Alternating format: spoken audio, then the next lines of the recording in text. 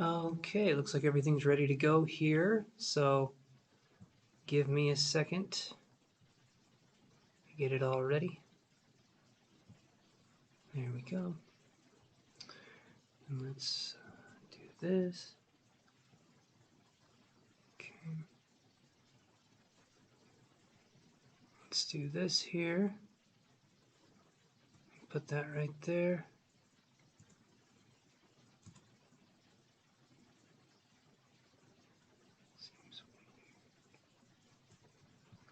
Alright, let's try doing this here. There we go. Okay, everybody, just getting started there. So let's get started with our chats here. Here we go. Hey, Kiru, how you doing? Can you hear me okay? Hopefully everyone can hear me okay.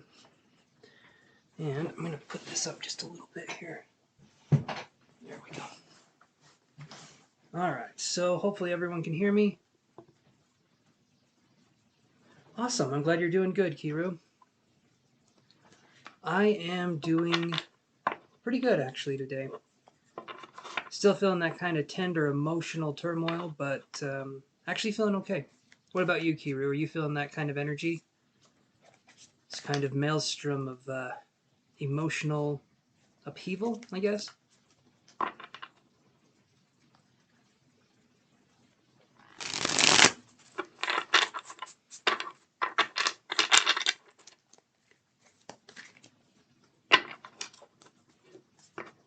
Yeah, I hear you. Having technology kind of crap out on me too, so hopefully nothing happens today, but I had my, was doing a phone call with somebody and I had it hang up twice. Astrologically, it makes sense. Perfect. Okay, as long as it makes sense astrologically, I don't care, right? As long as there's a reason for it, that's fine by me. Hey, Toto, how you doing, buddy?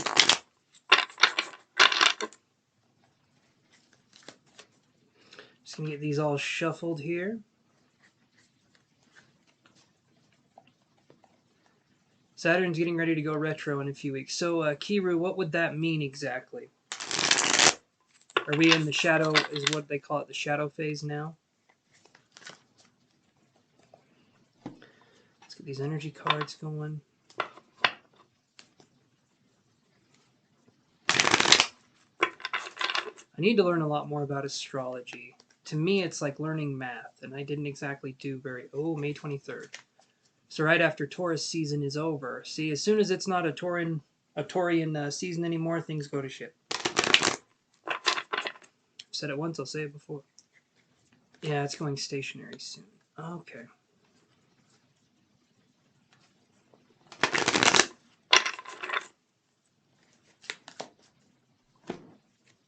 Let's shuffle these ones. I'm going to put these up for right now.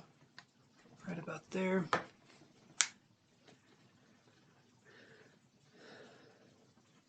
Okay. Give me just a second, you guys. There we go. Well, it's good to catch you on the lives early. Per Vedic, Taurus starts on the 14th. Oh, that's right. So things are different on the 14th. So that would mean I'm an Aries, right? In the Vedic? You go one back. Is that right?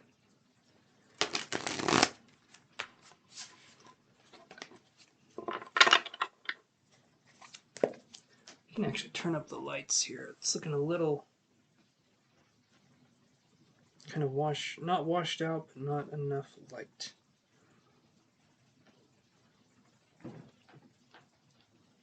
The sidereal, okay.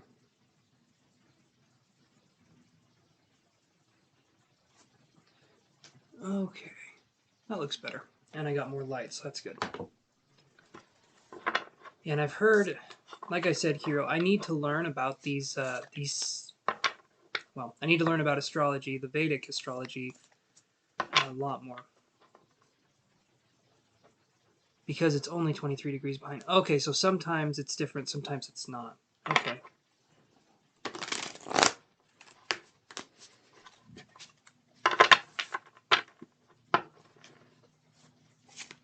I was thinking about it, Kiru. I may have to take up your offer to get a like a reading from you, right? You said something about doing that, and I've really been thinking about it. Okay, well, that might be sooner rather than later. I do need to learn. I had my birth time. I think it was 4:47 p.m. I'd have to look again though. Is it? Do you do it from a computer program, or do you actually like do it manually? Because I know there's computer programs that do it too. I think. I'm actually not sure how it works nowadays.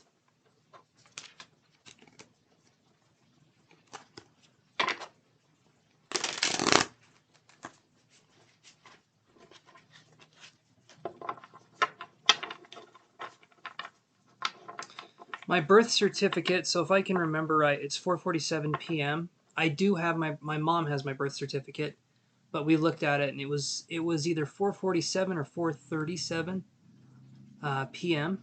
if I can remember right.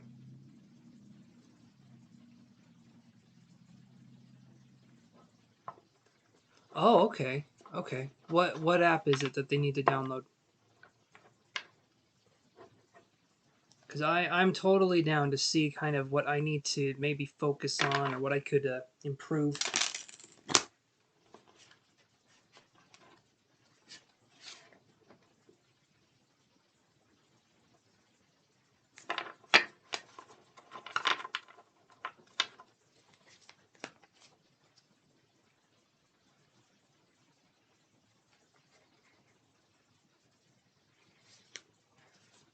Cosmic Insight, it's free. Okay, well then that's something I can definitely look into. I'm not just farting around here either. I'm actually pretty serious about doing something. Seeing, so when you do the Vedic astrology, does it give you lessons you need to focus on and stuff like that? Okay, we can do that. We can definitely do that. I do have. I think I have your email address. I'm pretty sure I still have your email address.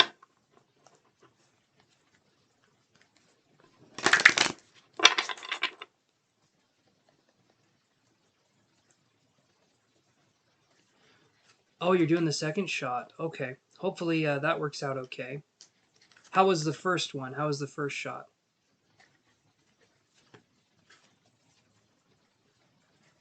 We talked about it for a second, but I got to you a day after you had the first shot. So how is that one? How did that one go?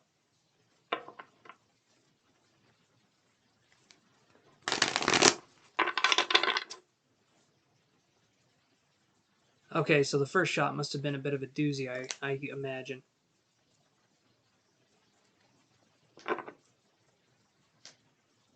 I've heard that. I've heard the second is bad.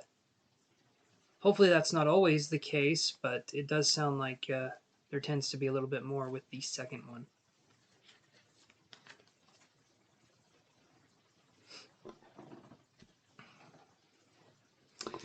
Okay, so let's do this here. Let me go.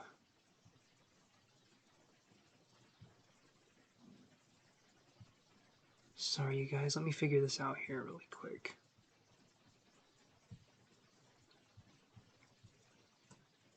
Okay. Okay, there we go. So let's start with our readings here, and then we can keep talking here, Kiru, if you want. But let's get this going. So we're going to do May 11th and the 12th. So let's do that really quick. So we got all of our cards shuffled. So let's do May 11th here. So this is tomorrow. This is Tuesday. And I'm actually just going to do this. I'm going to do one of each card.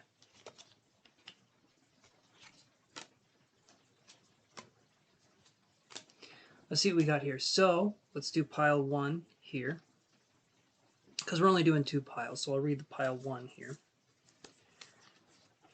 So this is for Tuesday, all right? And we got this going on here. So I'm going to see if I can turn up my brightness. Okay, that's up. Okay, that actually looks a little bit better. Okay, so here's what I got. We get carrying connections. You're lucky, Kiru, we're starting with pile 1. So we have carrying connections. Then we have 3 of Cups in reverse. Okay, and then we have the World card.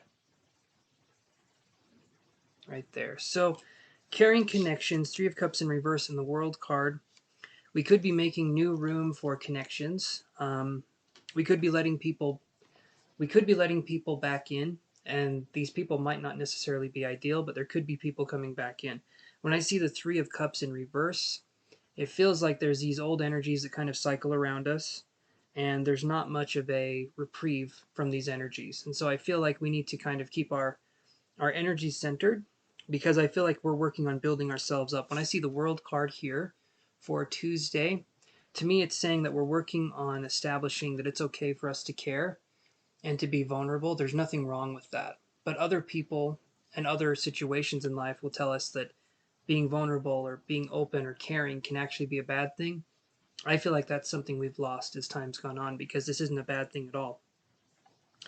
This is something we can use going forward to increase our the size of our circle that we have. It can increase kind of how we communicate with people, but we have to allow ourselves to be open to the possibility of being vulnerable, or else nothing's going to come from that. So that's what I'm seeing there, and I'm just going to go.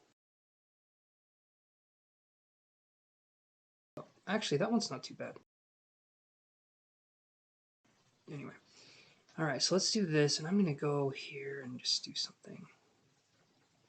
Let's go here and let's corrupt that.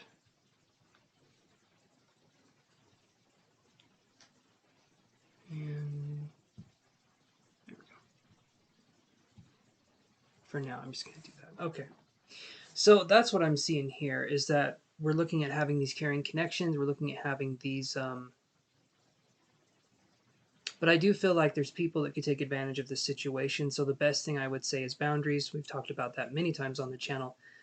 Boundaries are going to help us move forward in a way where we don't feel emotionally congested, was something Spirit was saying to me. So if there's no emotional congestion, we can actually go through life and have things come in and help us a little bit more than if we were to stay kind of stuck.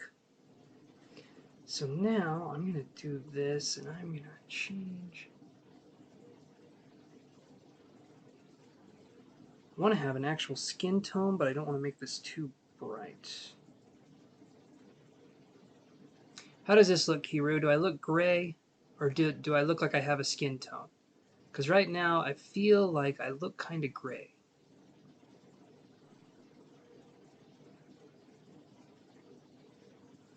I really need to figure this part out. Probably need to take the camera and mess with the settings more.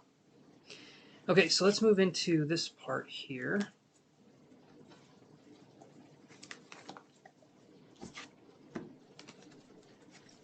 So let's move into the second pile. Let's see what we got going on. Okay. So pile 2 is first chakra Archangel Michael. Okay. Then we have the 4 of coins in reverse. Then we have the star card in reverse. So again, this is for Tuesday. This is a general read for Tuesday. So what I feel like is going on here is that we're starting with the foundation, okay? So Tuesday, I feel like we're feeling pretty strong, because the Archangel Michael card is not in reverse. This deals with the root chakra. This deals with stability. This deals with security. So I feel like we're feeling pretty good. However, when it comes to possible money, okay, because we have the 4 of coins in reverse, or when it comes to possibly traveling, maybe job-oriented travel, there could be something going on here where there could be some blockages. Okay, so what I'm feeling here, hey Molly, how you doing? What I'm feeling here, the best thing for us to do is to allow ourselves to focus possibly on building work relationships on Tuesday, or building relationships with those that we normally don't speak with. I feel like we're making connections, or I feel like we're going out and we're making, like we're networking. That's kind of the feeling that I'm getting. The star card in reverse, though, is feeling like there's not a lot of hope, possibly in this job situation. But I don't feel that there's not a lot of hope. What I feel is that there's a sense of feeling possibly drained, right? So that's what I'm feeling. For Tuesday, we could just be feeling very drained when it comes to financial kind of issues, right? Or feeling weary or overly cautious would be another way we could word that, but that's kind of what I'm feeling is going on there. How was your weekend, Molly?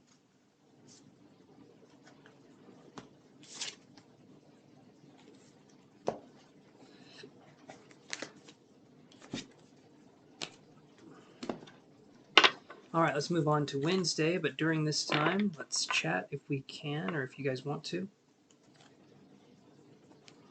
During any of this, you guys can feel free to chat. Not the best multitasker, but I'm getting better with it, so. Let's do this here. Really good, too. Really good. Kind of just, honestly, it was just kind of vegging out, which I think I needed. I tend to take on a little too much, and then I get a little too preoccupied, I guess, so it felt good to just have, what was it, 2 days where I kind of just chilled? 2 days and most of today where I chilled, so it felt nice.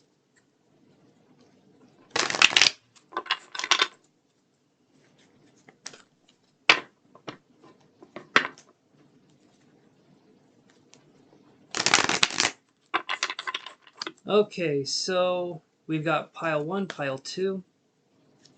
You guys can decide how that goes. Molly, if you want to pitch in, you can. If not, I'll just start with pile 1. 2 days is good. 2 days is a good veg out period, I think. Felt pretty good. So I do not mind that. In fact, I would say if everyone can veg out for 2 days a week, go for it.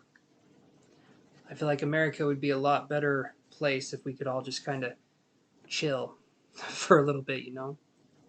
Is there a 3? No, I'm doing 2. I'm trying doing 2 so I can get to the readings a little bit quicker. So I'm doing, well, okay. Pile 3, Molly. Pile 3 is going to be a little hard to come by because it doesn't exist anymore. But we can combine pile 1 and 2 and make it 3. So let's do that. Let's do pile 1 and pile 2 still. But for Molly, she gets both of them. So hopefully it makes sense. I think we can do that, Molly. I think we can kind of go with that.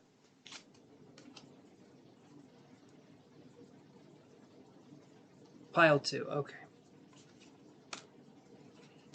That's the hard part. That's the hard part, is learning how to relax. Because you think you know how to do it. You think you know how to relax. And I know for myself, it's very hard sometimes to actually get there. Okay, you'll take both. All right, we'll do both for you then. So let's do pile 1 first, then pile 2, and then we'll combine both of them for Molly here, or she can combine them. So pile 1, we have this. We have the Ace of Coins, okay? Then we have this one is the Four of Wands in reverse. Okay. And then we have hostilities right here. And then I felt a lot of energy go through my fingers, so I mean, that almost hurt. That was like a snap on the tip of my finger of like electric energy. So there's a connection here. So we have Ace of Coins, Four of Wands in reverse, and then hostility. So Ace of Coins could be new financial opportunities coming to us, or a new physical kind of situation. Again, my finger is like crackling, or like, I don't know, it just kind of hurts almost. We could be looking at new ways of doing something, new ways of starting something. There could also be a strong earth energy or an earth presence coming into our lives. But this right here, Ace of Coins, is a big card, possibly for investing, possibly for a new job, or moving, or making a big purchase, right? There could be something there for sure. When I see the Four of Wands in reverse, this one is making me think that things aren't necessarily as stable as they could be. Four of Wands is more of a foundational card. When it's in reverse, though, things could be going well for us financially, or things could be going well for us kind of in a lot of ways, but we could be missing a step. We could be missing something that makes this kind of stable. So we could have had a lot of money come in recently, but not necessarily a way to keep having money come in. So having a lot come in one time is great, but having a medium amount come in regularly would be a lot better, right? Rather than getting, say, $10,000 every 6 months, having $2,000 every month would be a little bit better, right? So that's what I'm talking about. Well, actually, the 10,000, anyway, you guys get what I'm saying. A little bit coming in over time, or a medium amount coming in over time, is better than a large amount coming in whenever it wants, because we feel more safe, we feel more secure. When I see the hostilities card here, to me, I see these as self-hostilities, or like us not necessarily understanding the situation for what it is, right? So there could be hostilities, there could be self-hostilities, which is like someone not completely understanding the body's signals, or the way our I almost want to say intuition, but it's not that. It's give me a second here.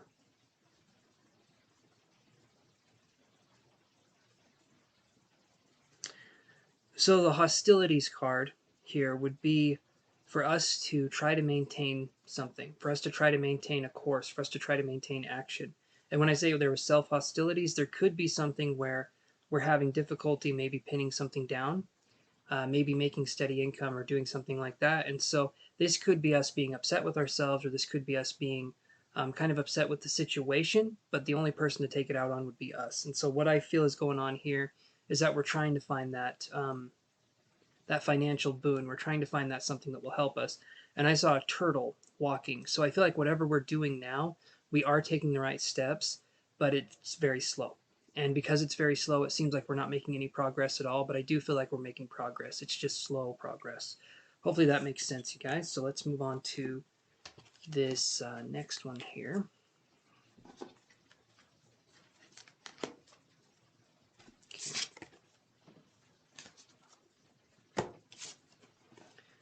All right, now pile two, because Molly gets both, so she can combine them. So pile two here, we have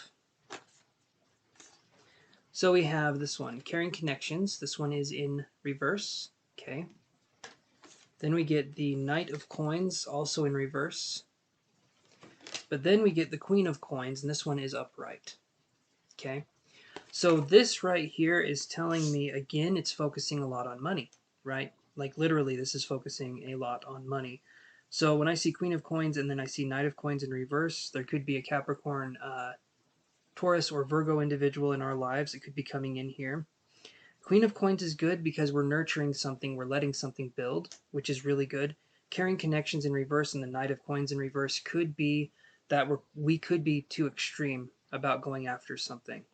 And again, this is dealing more with a financial nature. I feel like we could be too extreme, or we could be someone who's we're too focused on the outcome and not necessarily the journey. So that could be something going on here.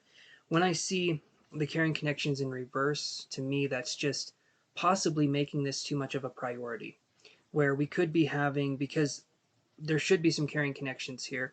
If it's in reverse, I feel like we're focusing a lot more on the finances than we possibly need to. I feel like things are okay, but I feel like there's a tendency to overthink, or there's a tendency to over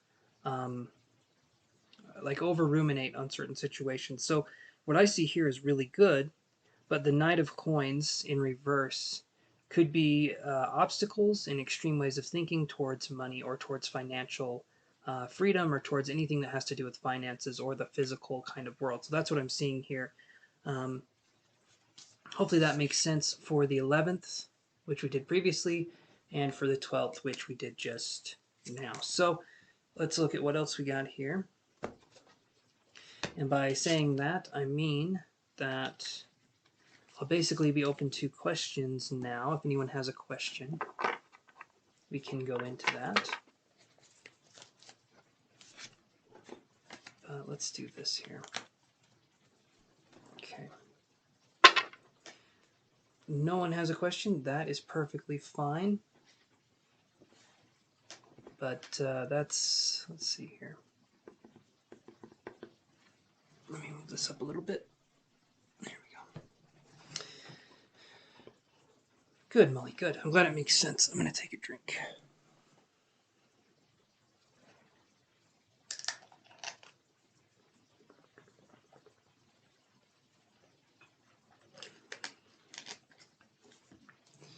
I am glad that makes sense, because that's sometimes with these readings, a lot of it feels like it's intuitive, and some of it feels like it's practical, or the vice versa. And yeah, I'm glad that makes sense. Sometimes it just takes a little bit of time, a little bit of I guess due diligence would be something I would say. But let me see here.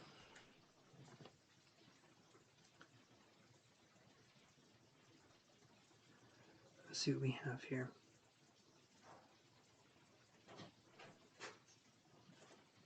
Okay. So, is there anyone there looking for advice or question? Anyone having a question?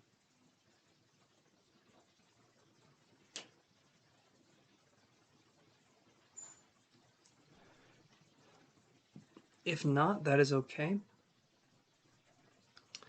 I'm just looking here and I'm trying to see what I have. Sometimes these lives start a little slow, so I'm just trying to give myself some time here. Let's see here.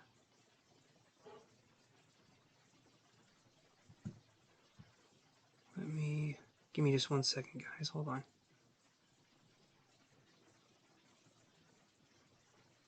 I have to look at something really quick.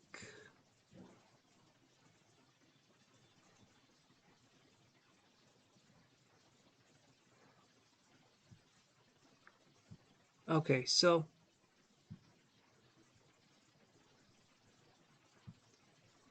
let me do this. I am so sorry, guys. I'm trying to figure out how to get this going. I have a new computer set up, and so I'm messing with it, trying to figure out how to get it going. But okay, so let's do this. So, Molly, are you still there?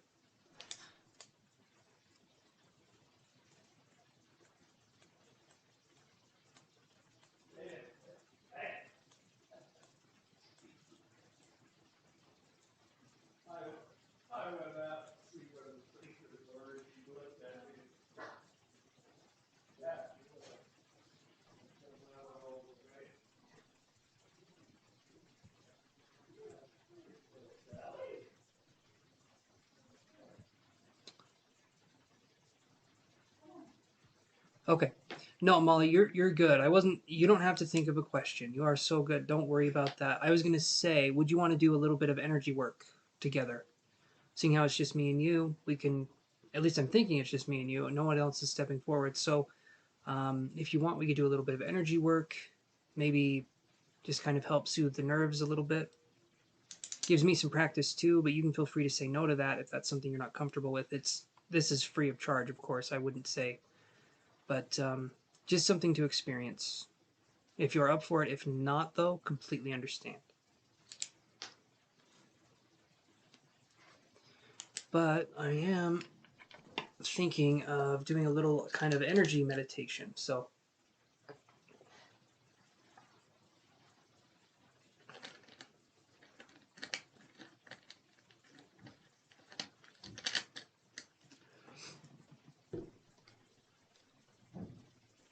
okay, so let's do this.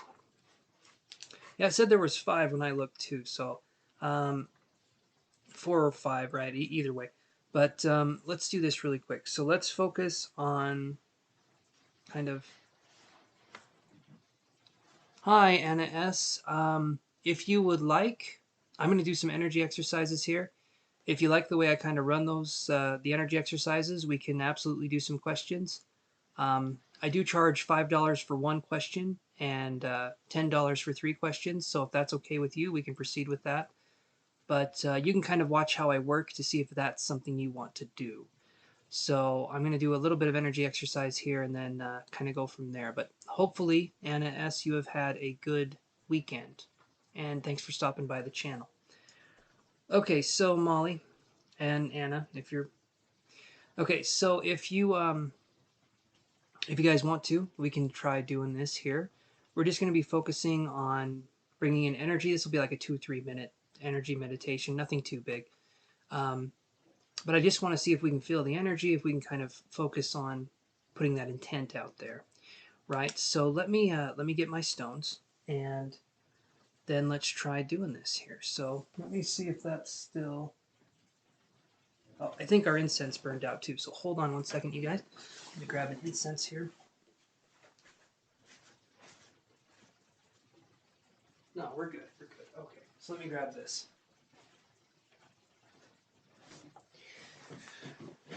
Okay, so this right here, this is what they call moldavite. And I'll show you guys. It's kind of hard to get close. That is moldavite. Uh, it's a green crystal. It has a very high vibration. That's why I use it. That's why I kind of have it in this little container. But it has a high vibration, and it's used for energy work. It kind of helps clear the senses, so to speak. You know how you can blow your nose and get stuff out? Well, this is like blowing your emotional nose. Okay, this kind of helps free the heart, kind of gets rid of that energetic congestion, so to speak. So, with that being said, okay, we're not expecting anything miraculous to happen here, but we are expecting to focus on bringing presence to ourselves. And when I say presence, I mean the kind, not the Christmas kind, but the attention kind. So let's focus on doing that just for about 2 to 3 minutes. And the only thing I want you guys to focus on is obviously letting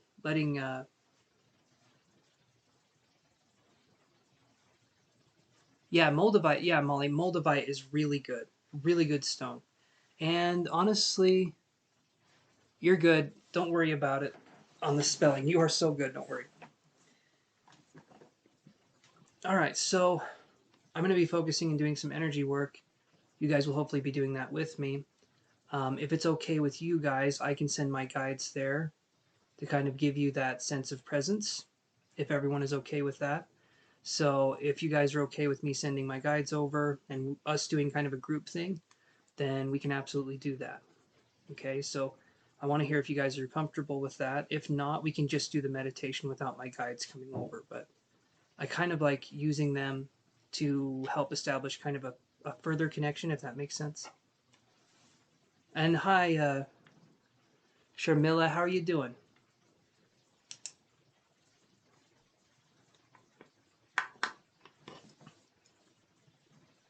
Yes, it's okay. Anna says it's okay. Alrighty.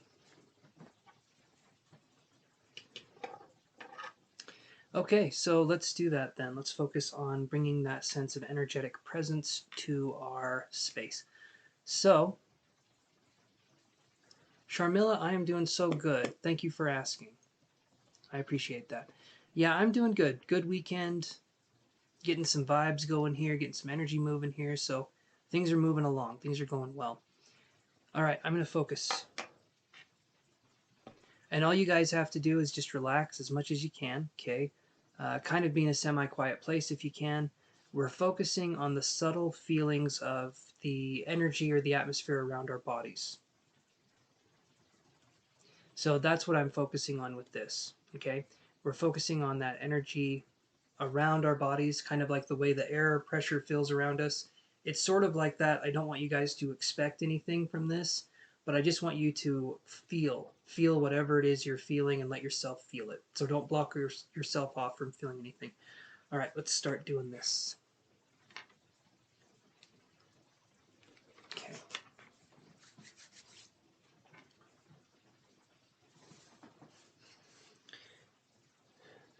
And if you guys want to, you can focus on a green, like a green spinning ball, kind of an energy, right? Because the chakras work on that kind of spinning energy. And focus on this spinning ball, okay? And it's right over the heart. And it's about the size of your fist, okay? So if you want to think of it like that. And I just want you guys to focus on that. And I'm going to send my guides over to everyone that said yes, which was Anna, right? And if anyone else wants that energy, they can feel free to take it. but you're not forced to take it, okay? You can decide to take it or not. So I'm just going to send the energy, the intention here.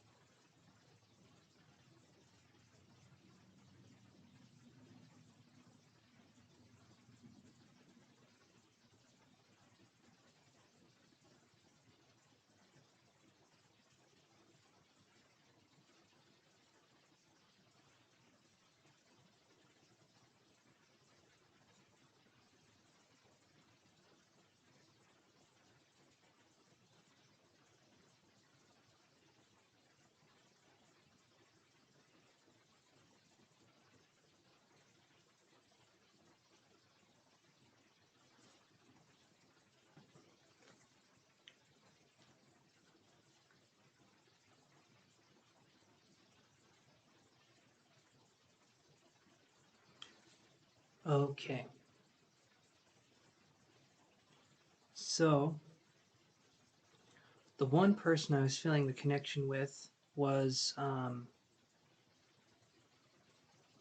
was feeling a connection with Anna, right? And I felt a draw towards the solar plexus kind of energy. I'm wondering, Anna, do you deal with do you have any stomach issues, or do you deal with stomach issues at all? Energetically, I was feeling a connection with the stomach there, and so I was curious if either there's stomach issues or there's something involving um,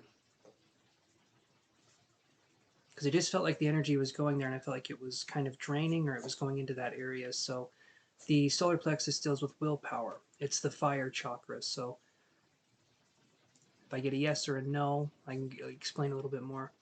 Yes, you do have stomach issues. Okay, so what I was feeling there was a sense of like the energy draining a little bit. I don't know, Anna, if you felt anything on my end. Hi, Rada, how are you doing? I don't know if you felt anything on my end when I was focusing, but I did feel an energy sense there, and it felt like things were kind of the energy was being taken and going down into the stomach. So, if that makes any sense. Um, I would feel like Anna from this stomach thing right here that I was feeling. There could be a sense of anxiety. There could be a sense of maybe fear from here because it felt like I was going down into my stomach and it felt like kind of a pit in my stomach, sort of a feeling. So I don't know if that's something you're going through, but that's kind of the energy that I got from focusing on that stomach area. So can you take that so far, Anna? I'm doing good, Rada. I'm doing really good. Just doing my Monday night live, which, you know, that's what I need to call it, Monday Night Live, because it sounds good. It sounds like a good idea for a show. Okay, you have bad anxiety issues too, so that explains it there. So there could be something here, Anna, where we're focusing on.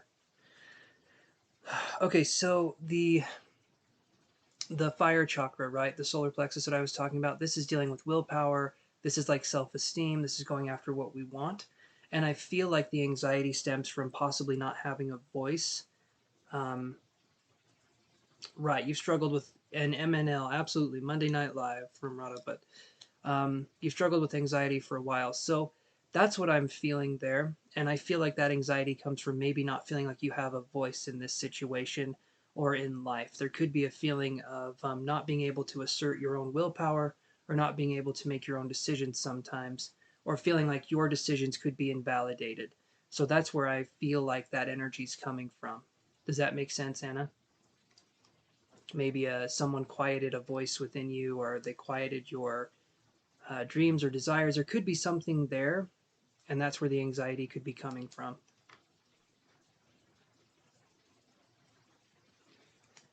That's just what I'm getting so far from that. So everyone else, honestly, the person I connected most with was Anna. So I feel like because she did say yes to the process, she was the only one that did. I could get other things. Thank you, Anna. It's just something I can do when we do the energy exercises. Sometimes I can tune into that kind of stuff. Um, why would the name? Hey, Elizabeth.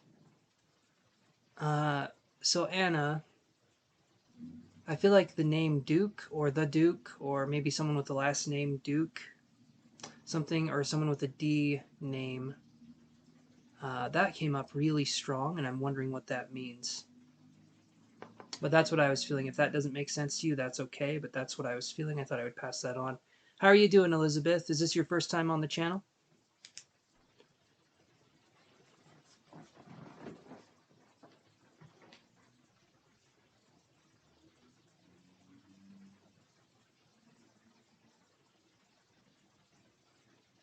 Hey, Denise, I had an amazing weekend. Thank you for asking. I just vegged out. Okay, I'm not going to be that person that's like, I was really productive. I wasn't. Your dad's name starts with a D. Molly, I'm connecting with you. Okay. So Molly, what would Duke mean? What would the Duke mean there?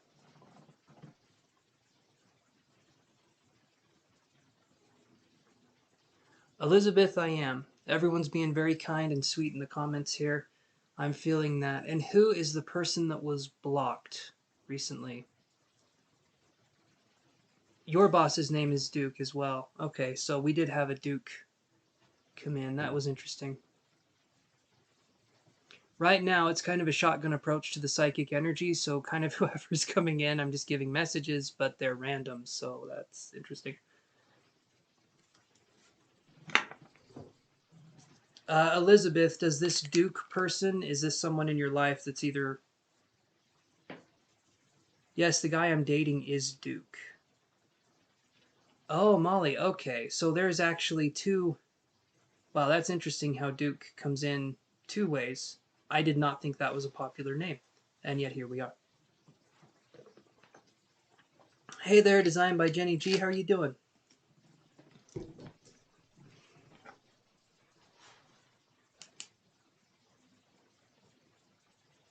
Okay. Okay, so Molly, that makes sense. So the Duke name. All right. And the way that came up was interesting. I was focusing on Anna's reading.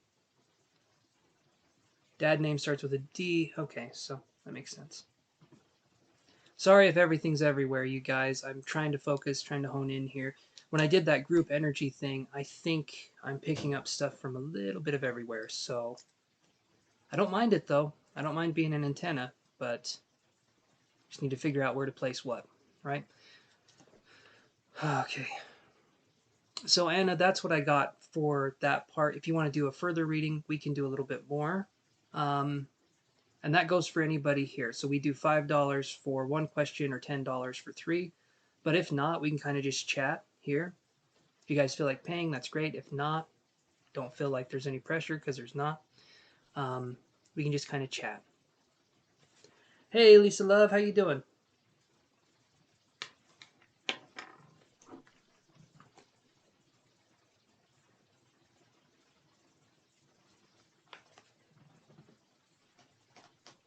You can donate through Super Chat, or I have a PayPal, or I have Cash App. So there's lots of ways to donate, and for everything else, there's Mastercard. So no, I'm just kidding. Yeah, you can donate through Super Chat, Elizabeth, if that's how you feel comfortable. Absolutely. Whatever you guys can do, however you can do that, we can absolutely do that.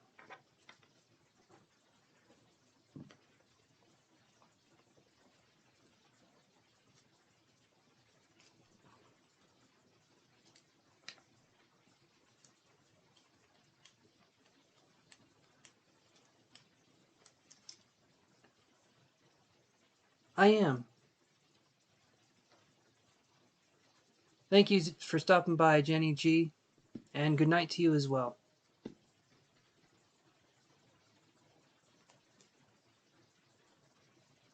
It still isn't working.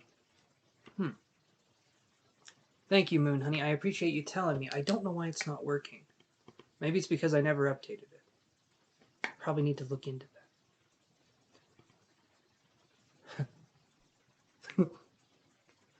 I'm sorry, Jenny G. You just, yeah, okay. Oh, I'm a 4-year-old, I swear to God. Just pooped by. Oh, gosh. Anyway. Yes, you did. And I appreciate you popping by. I appreciate you very much. Yeah, that was funny. I didn't mean to have that. Oh, okay. Let's see. So, Elizabeth, I'm looking to see where being led spiritually next. I recently went through a second awakening and I'm feeling lost again. Yes, you did make me laugh, but I didn't want to make you feel bad, so I was trying to hold back. But at least I'm glad you have a sense of humor. Okay, see you later, Jenny G. Thank you so much. I appreciate that. Guys, I swear I'm 5 years old sometimes. Stuff like that. It still gets me. And thank you for the donation, Elizabeth. So you're up on the reading here. I'll put you right here. You got $5 here. So let's go with you first, Elizabeth. Looking to see where I'm being led spiritually next. I recently went through a second awakening and I'm feeling lost again. Okay, so let's do this, you guys. Let's focus. Elizabeth, can I connect with you psychically and see what I can get? If that's okay. That's kind of like my go-to, is the psychic connection.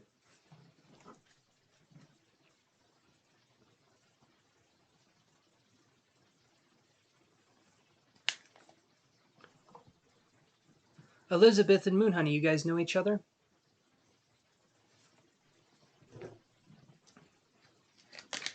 All right, Elizabeth, let me see what I can get here.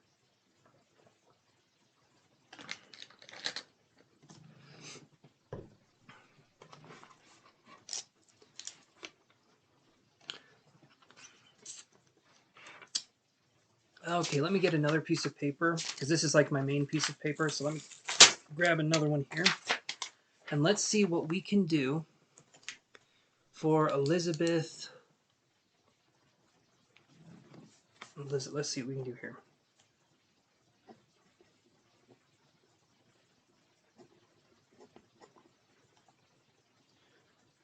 All right. So Elizabeth, with this spiritual awakening that you're going through, do you get pains? I was feeling like pains in my toes and in my ribs, or I was feeling like random shooting pains either in my foot or by my ribs or by my side. I was feeling like there was pain there. But that's something I was just curious. So ribs or toes or feet. Because it feels like the energy kind of builds up and it stops, and I feel like underneath the rib cage or around that area, I'm feeling there's something going on there, and then maybe something in the shoulders as well, but I'm not entirely sure. This awakening, though, feels more intentional. The second awakening feels like it's more of an intentional awakening, if that makes any sense. But that's what I'm getting so far. Intentional awakening. Okay, intentional awakening.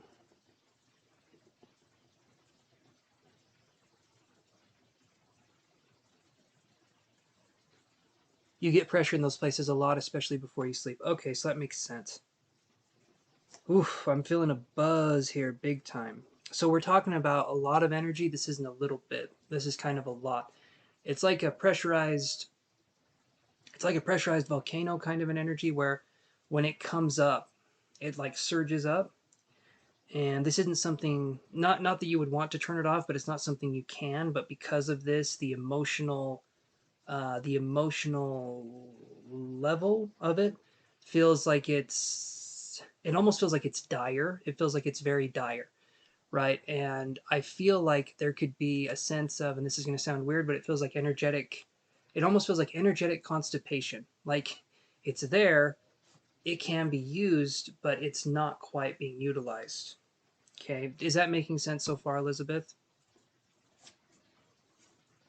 This is a lot of energy because I feel like I need to take a breath. It's a ton of energy that's coming through, so I'm trying to focus here.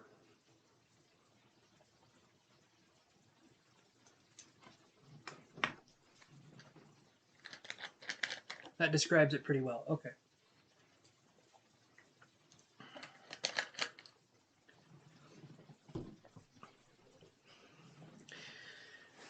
Okay, so it feels both natural and unnatural, this energy. It feels good at times and then it feels overwhelming at times because it doesn't necessarily shut off. So I feel like there's a constant sense of stimulation, and because of that things hit differently. If we're constantly being stimulated, it's kind of like a cat. What happens when you pet a cat a few times, they like it. But if you start scritching that one spot, they'll turn around, they'll bite you. That's what I feel like. It's overstimulating. And so,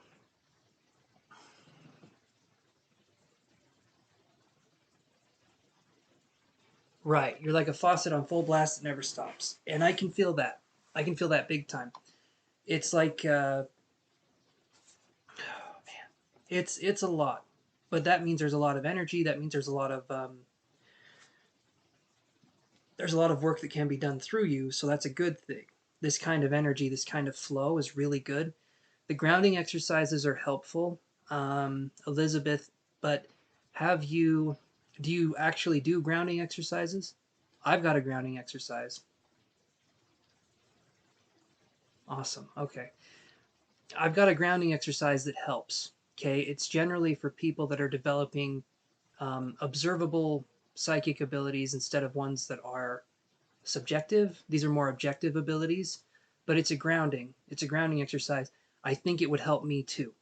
This energy is kind of a lot for me to handle, and my body wants to shake like a little chihuahua.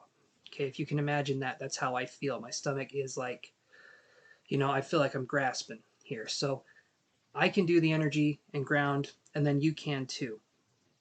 Elizabeth, would you want to see an exercise for that?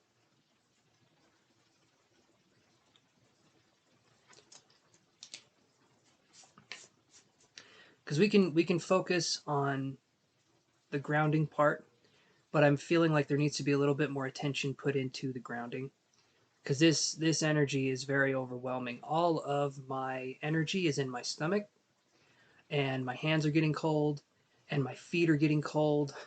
Everything is like right here. It's right in my digestive system. It's right here. So I feel like we need to transfer some of this energy to other parts of the body, and then we need to get rid of the excess and put it into the earth. So let's do that. Let's do that. And then let's focus on getting this going here. So let me move this over. Okay. All right. So what we're focusing on, so we're going to do this here. Okay. So we're going to do this right here. When we breathe in, and I've done this a few times, but when we breathe in, we go like this. We go up to where about the heart is. Okay, so we breathe in, we go up to where the heart is, and then we breathe out, and we put our arms up, and we go all the way down when we do that. Okay, and so we'll go back a little bit here, and then we go.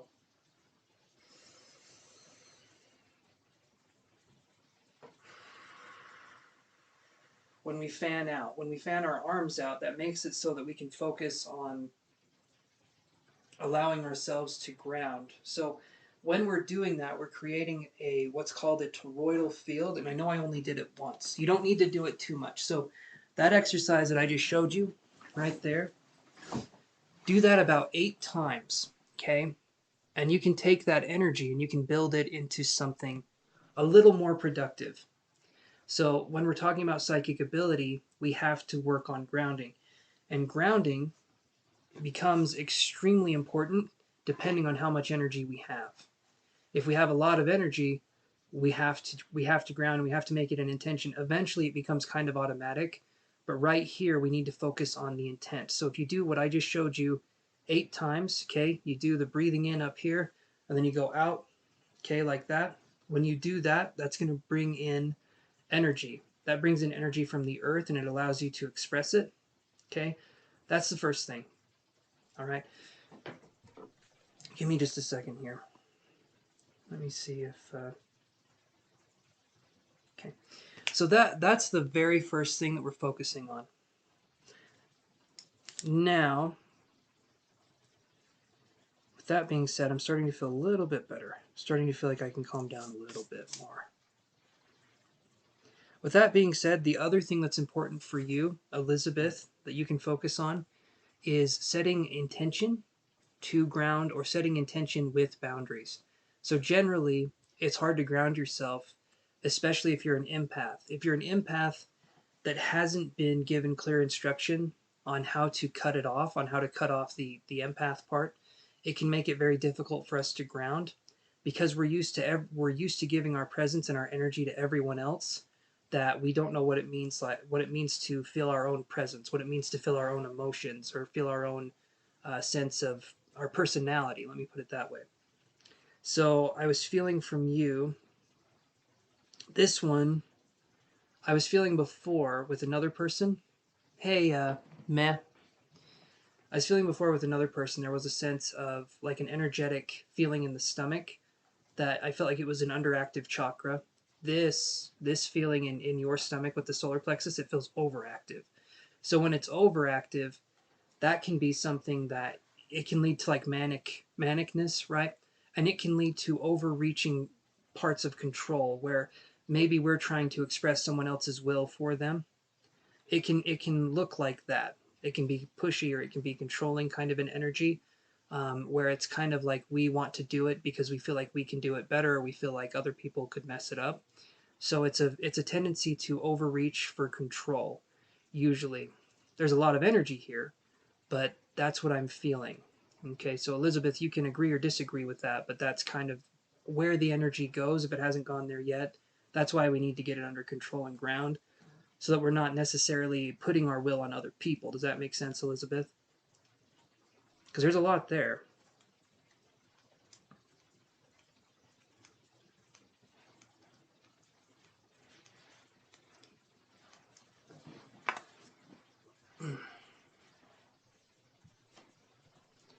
Just looking something up really quick.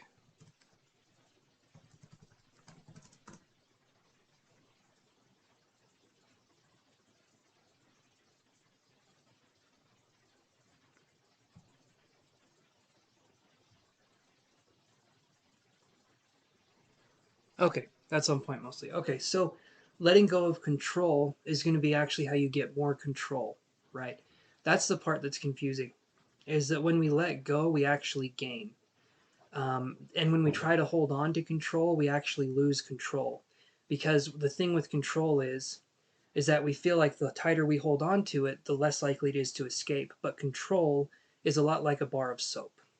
The tighter we hold on to it, the more that little slippery son of a, you know, is going to try to get out of our hands. And when it does, then it's kind of hard to get a hold of it again. And you know what they say about dropping soap. Anyway, so what I would suggest is that we need to get that under control. I'm already feeling more calm, which is good. I'm feeling like that's good. You're very welcome, Denise, and it'll help with that too. The main thing that we can focus on is boundaries, and the solar plexus also deals with the sense of purpose. So if we have boundaries and we have a purpose, it makes it a little easier for us to go through the day, if that makes sense.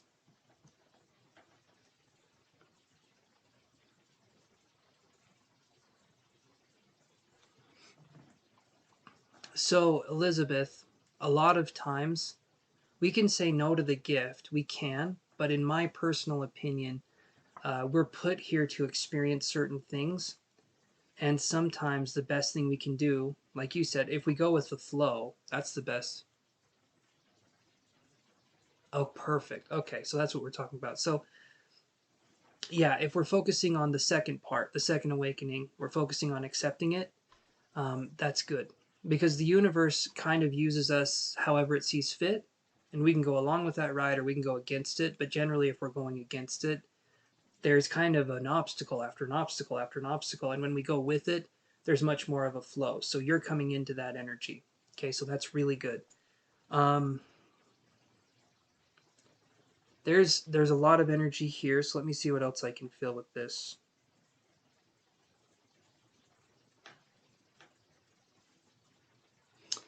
Do you oh, give me a second here.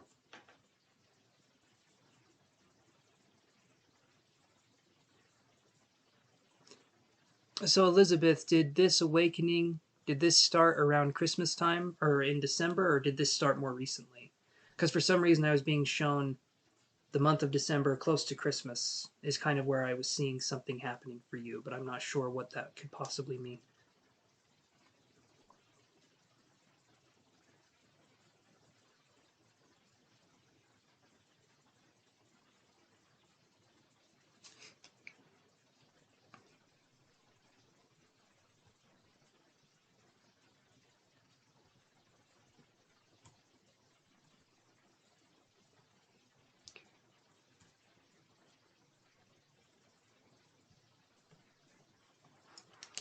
And having a psychic teacher during this is perfect. Around December is correct. The awakening happened during a dark time in my life. Okay.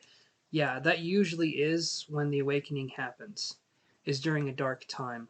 And I feel like your awakening, the way I was shown in my mind, your awakening was an awakening by fire. So it makes sense that it was in December, that Sagittarius kind of energy. But it felt like it was a burning kind of desire for this awakening. And I feel like when it happened, it's like trying to stoke the flame, trying to make sure there's enough fuel for the fire. But it feels pretty intense. This fire kind of feeling. So does that make sense so far? And this, I feel like this awakening happening at a dark point in your life and this fiery kind of energy sort of acted like a torch or a beacon for you to understand a little bit more about our reality or the spiritual nature of our reality, I suppose. Does that make sense?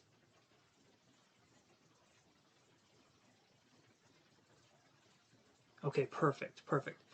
Okay, so what I feel here is it's going to get easier. The energy I'm feeling now is softening. Okay, when I'm talking about softening, you're going to have you're going to have control, or rather, you're going to have a new perspective on what control would feel like. You're going to have a way to flow with it a lot better. But right now, your only purpose spiritually that I can feel right now is for you to focus on getting this under control and then going from there. Because this could be used for healing, this could be used for integrative work, this could be used to help people in a lot of different areas. But right now, your energy needs to be centered and not flinging and flying off everywhere. Does that make sense? It's strong, it's a good energy, but if it's flying everywhere, you know what I mean? It's kind of like saying, um, it's kind of like telling a fire, you stay in this area and you don't go anywhere else.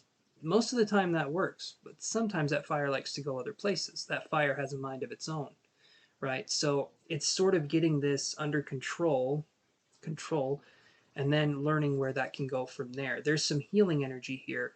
There's some strong healing energy here, but there's a sense of having to go through kind of our own grief before we can do that. So right now this energy is helping us to focus on clearing blockages regarding grief.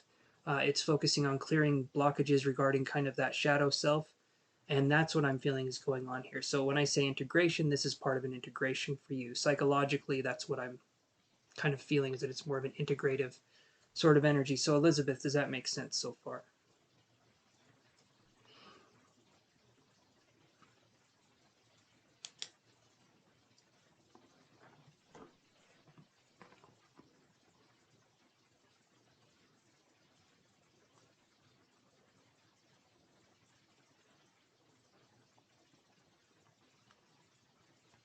Yes, it does. Okay. So have your journey, okay? Have your spiritual journey. Where does it go to now? Okay?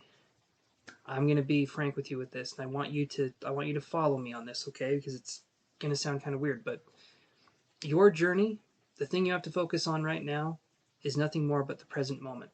As long as you give yourself the attention you need in the present moment and you listen intuitively to your body, that's all you need to do right now. There's nothing else that needs to go on other than you listening to the intuition that you have. You kind of listening and focusing in on that, harnessing this ability, letting yourself feel this energy, feel this power, and then kind of calling it back and gaining control, right? That's going to be what your job is. And the only thing you have to do that is you have to let yourself focus on each individual moment. Bring your attention to the moment. Let yourself experience life in all that it has to offer, and just bring yourself the attention that it needs. Bring yourself your attention into this world.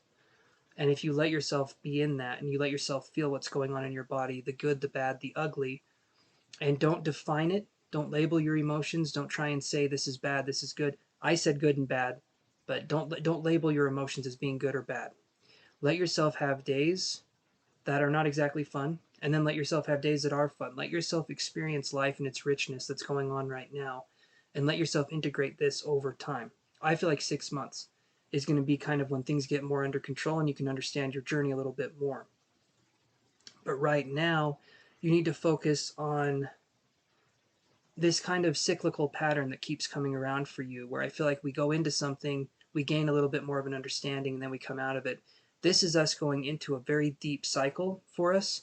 We're understanding parts, some big parts of ourselves, and that takes time. So I would say give yourself time to focus on the everyday of life that you're focusing on now. Don't focus on making big plans. Don't focus on having huge goals. Focus on letting yourself live each moment day by day, minute by minute, moment by moment, and focus on allowing yourself to be in that zone. Does that make sense, Elizabeth?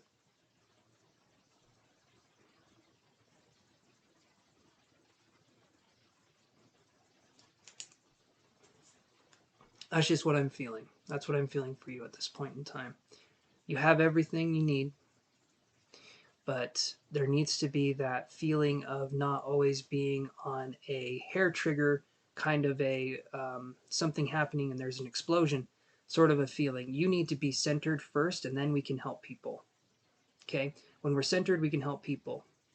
And while we're focusing on this journey, I want you to focus on putting yourself first in your life. I want you to focus on getting enough to drink, getting enough to eat. I want you to focus on getting enough sleep. I know they sound like basics, but a lot of people don't do this. Trust me, I've been one of them many times. Focus on taking care of you so that you can take care of others when the time comes, if that's something you choose to do with this newfound kind of ability and these energies that are manifesting themselves.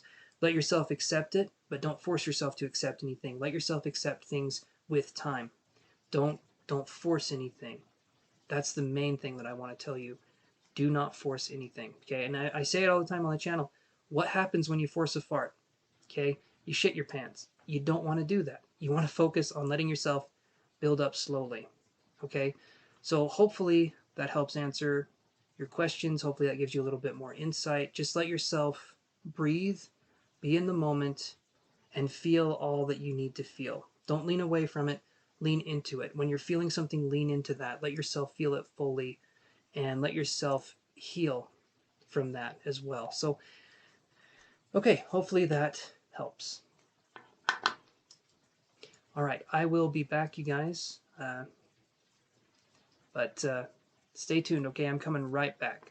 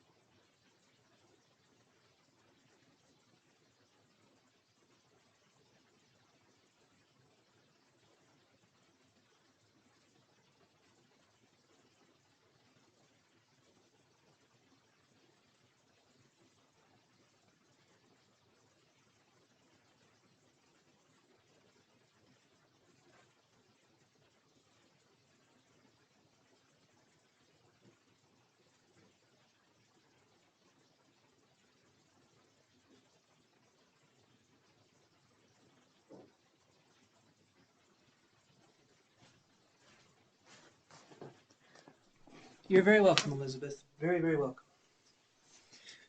Okay, so Moon, honey, are you still there?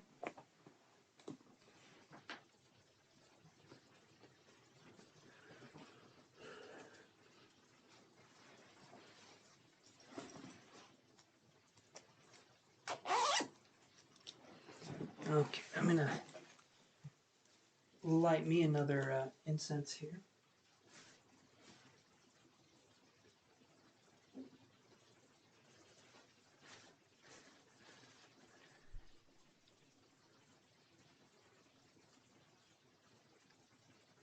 Ah, okay. Okay, so sounds like I've been tuning in with a few people, and I think I was tuning into your energy too.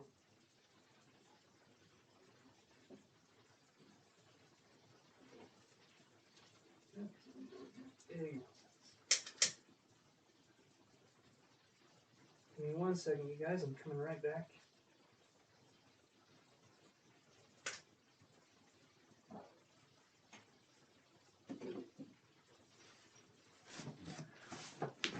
Okay.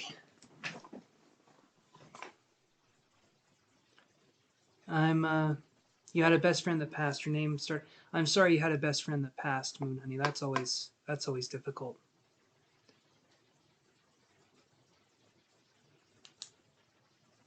And I was picking up. We did a group meditation kind of a thing, and so I think I was just picking up a little bit of everyone's energy, and there seemed to be a lot of similarities. Two people named Duke, which for one is interesting, uh, as well. You get up there, buddy.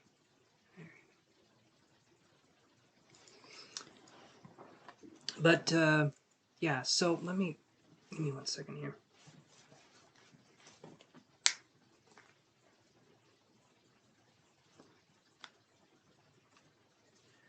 Okay, Moon Honey. So I got your money here. So let me do this.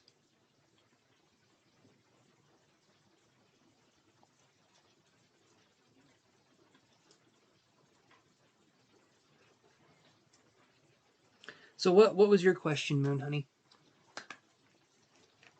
And thank you so much for the donation, you guys. You're awesome. And right now on the list, Moon Honey is the next one in line. Well, she's going to be the one I'm reading now. If anyone else wants to donate to be the next in line, please go ahead and do that. In fact, I will do this to make it a little easier. Let's see. Oof.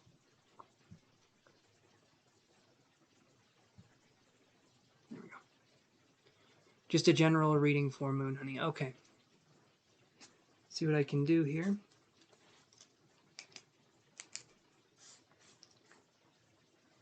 All right. Let me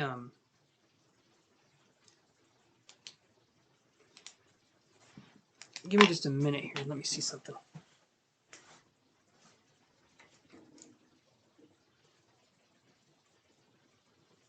Now, how do I? Oh, okay.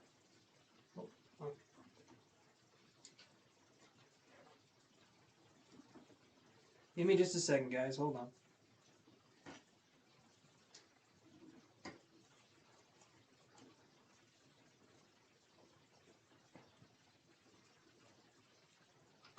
There we go.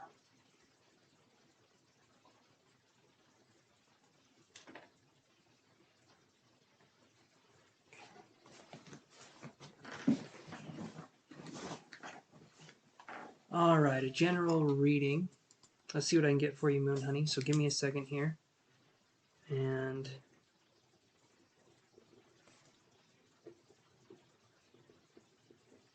first thing that comes up, Moon Honey, that I'm feeling is, and it could be because of this little creature right here, but I'm also feeling, I feel a dog's energy kind of around you.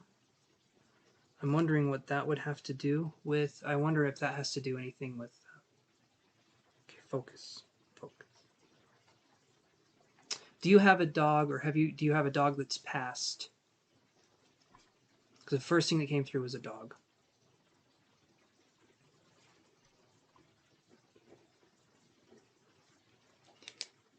not, that's okay. It could just be more symbolic than it could be literal, but I throw the... Your dog did pass. Okay. Was this recent?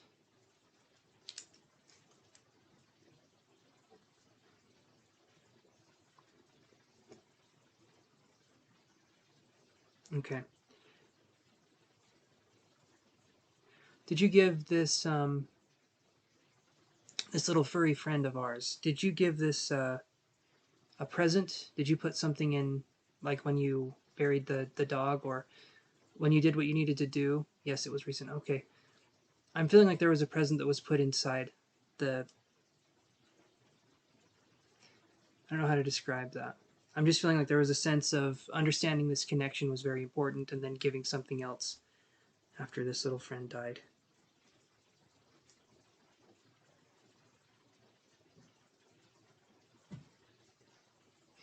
Was it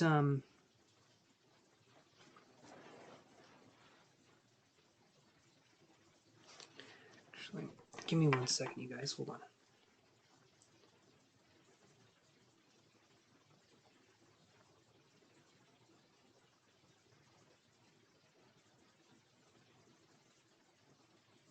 One second, you guys.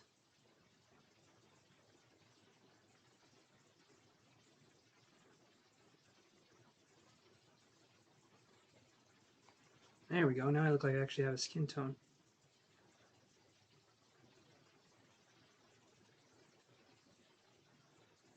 Okay. There we go. All right, so Moon Honey, what is the M? Okay, so that's what I was seeing. And that's why I was saying I didn't see a box necessarily. It felt like there was something else, but I felt like I put something in or took something out or whatever. So that makes sense. I still have her ashes. And that's a beautiful thing. That's a reminder. Um, did the dog's name start with M? Or was there an M name? I had an M come up, so I was just curious, but it doesn't necessarily have to. That was just something that came up. I mean, obviously your name is Moon Honey as well, but the M came in. I'm just curious what that had to do with anything.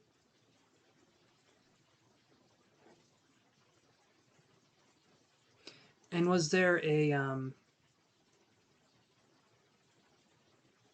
so the dog I feel like is coming through, and I feel like I'm seeing... No, it starts with an L. Okay. Starts with an L. The M coming in was interesting. Did this little furry friend here, did this... I'm feeling like there was a quilt or there was a blanket that this dog particularly loved, which isn't like... That's not super evidential, but I do feel like there was something this dog had. Do you still have the quilt or the blanket?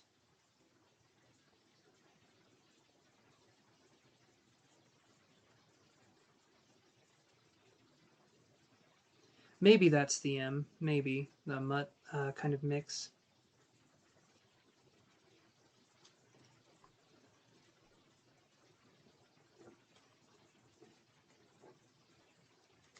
Did you have to put her down, or did she die of her own kind of causes? Like, did you have to put her to sleep?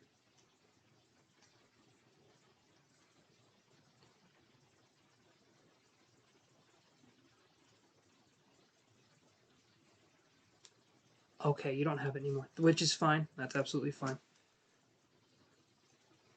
So the main thing was that keepsake that you had, that I was getting. Okay. I'm going to take another drink here. Hold on.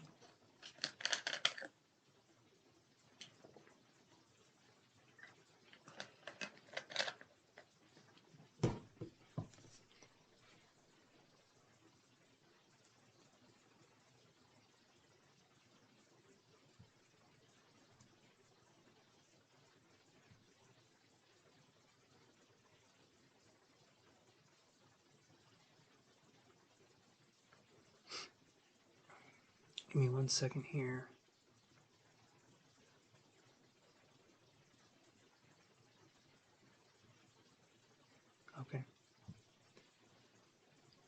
All right, let me see what else I can get from the connection here.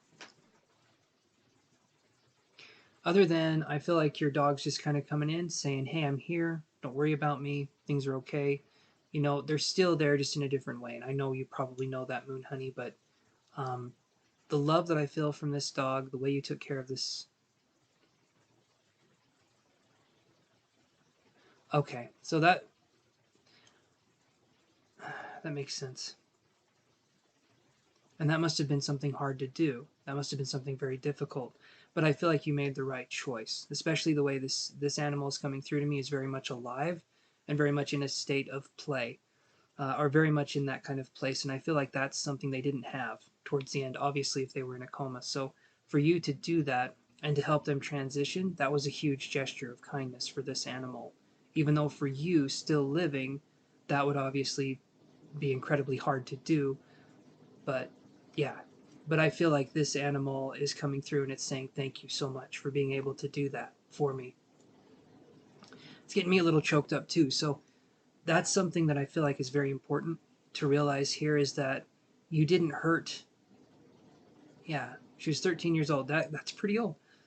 And you didn't hurt her. You helped her on her journey and what she needed to do. She was here to, I feel like, bring a certain kind of energy into your life, and she loved you very much. And I feel like there's a sense of still having that companion around. And yeah, obviously, it's always very hard to lose our loved ones. Yeah, she went downhill overnight. And at that point, you had to make a decision, and I want you to know that you made the right decision. Okay? Right.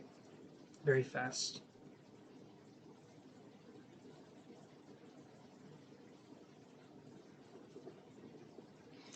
What was uh, what was our little furry friend's name?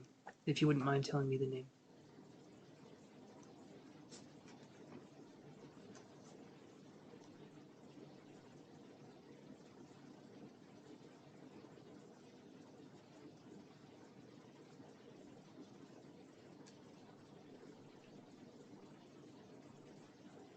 A tumor rupture in her stomach. Yeah, that would. Oh, I'm so sorry that happened. Her name was Lady. Oh, that's a beautiful name. I like that. And honestly, I don't feel like there was anything else you could have done. You made the right move. Um, I do feel like from this, there could have been my left shoulder, this shoulder here started hurting. I was wondering if after you put her to sleep or anything, if you experienced any pain anywhere on your body, in the shoulder or in the upper body, specifically maybe dealing with the loss of this friend. Because I felt a strong pain. I felt something coming in on this side.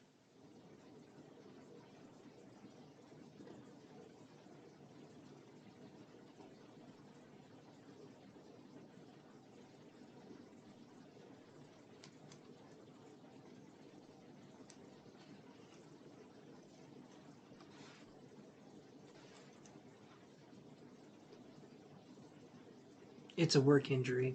Okay, so that makes sense.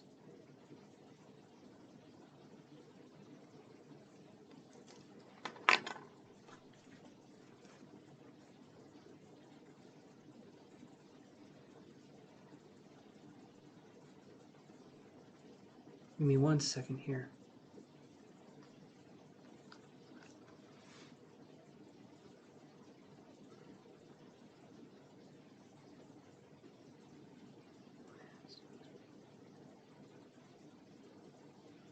Oh, that's better. Okay. So, like I've been saying here, you made the right call.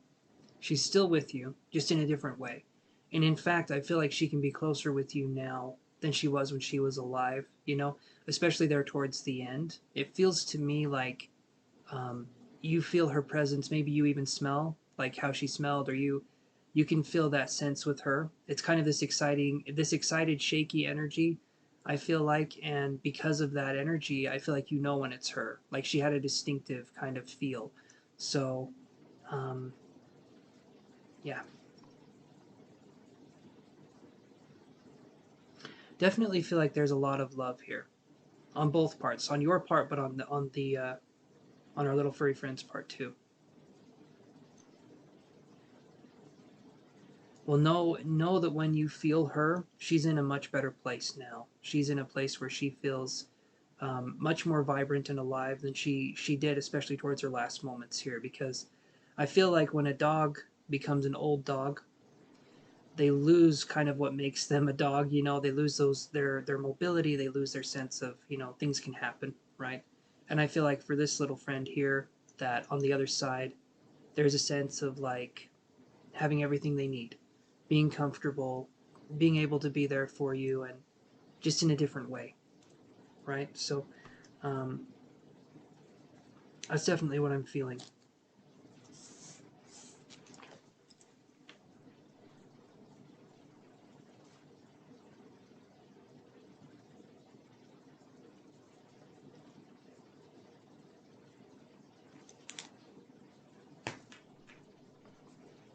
And if you want to, Moon Honey,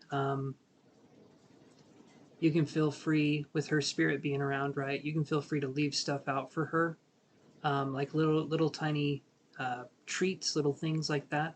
I think she would still like that, even though she's on the other side, because it's you giving her something. You know, it's you acknowledging there's still a connection there, which I feel like would be a very powerful thing. Um, kind of a um, Dinah.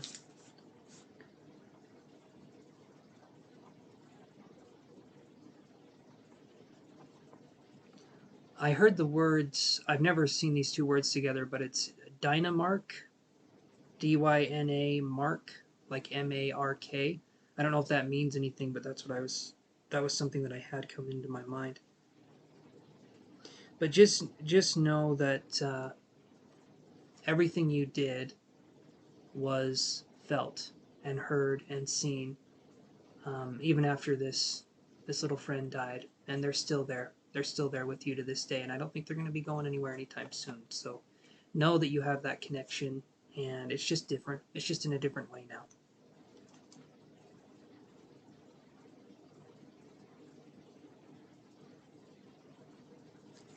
Does that help you, Moon Honey?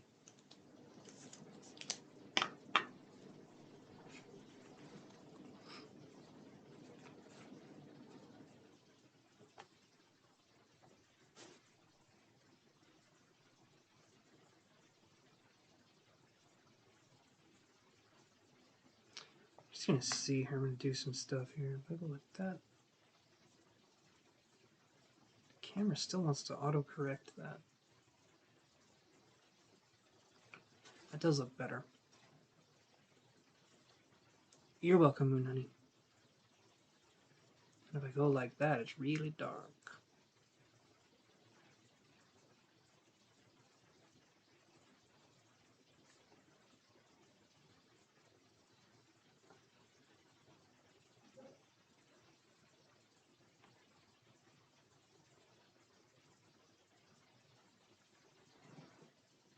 Okay, there we go. Let's try doing this for a minute and see how this looks. Okay, does anyone else have a question? It doesn't have to be a paid reading. If you guys just have a question about psychic ability, or if you guys have a question about tarot or anything, we can focus on that too. If not, though, that's okay. I can just scream for 5 minutes. That's what I do anyway. So,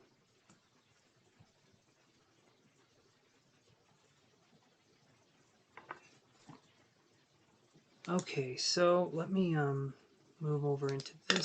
So, we talked a little bit last time. Let's see, where did we leave off last time? We were talking about shadow people. We were talking about fear-based, fear-based things, right? When it comes to shadows. Um, I feel like the best thing to do for hey there, Lex. What's your question?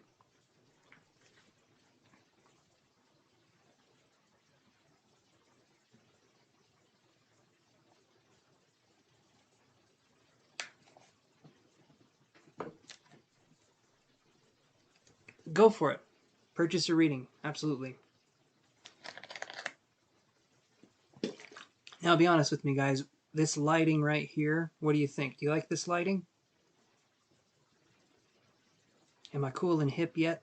Is this like it for me, or is it too dark?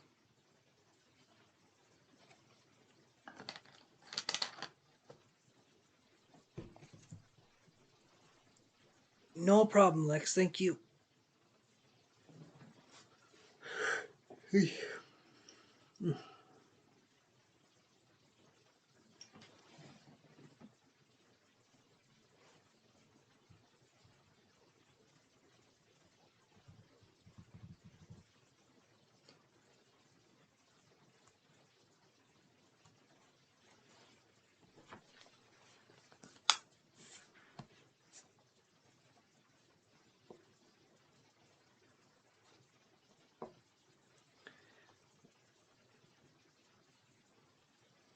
Okay, Lex, I got your payment here.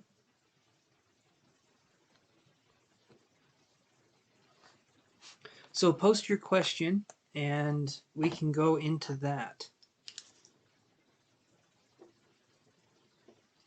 Just post your question. I will come right back. Okay, your lighting is good. Awesome. Okay, I'm going to keep it this way. I feel like it. Yeah, okay. I like this lighting. So post your question. I will come right back and we'll go from there, okay? Just give me a second. Got to go to little boy's room. Hold on.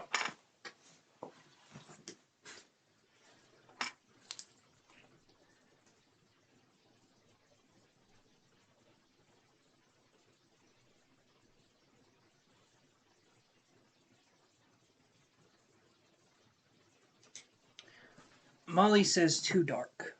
Too dark. Alrighty. I will up the lighting. Let me go. I'll be right back.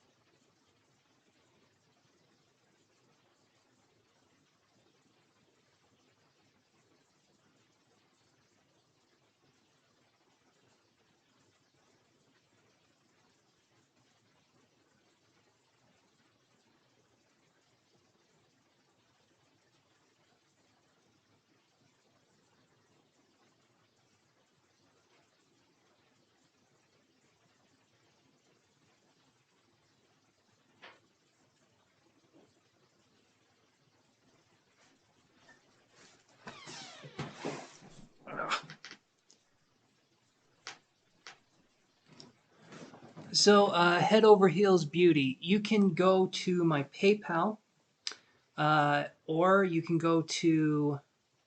There should be links in the description where you can look to purchase a reading.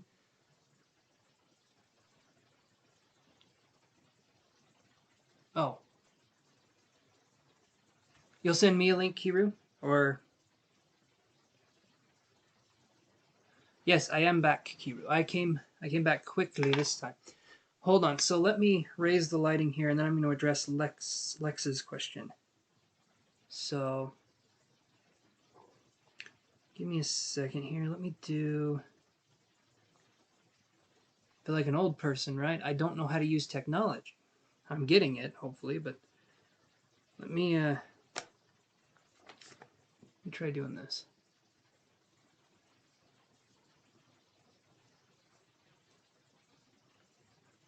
If you want to, Kiru, you can send the link. This is the issue I'm having. When these lights are a little bit brighter, it washes me out. It makes me super shiny on one side.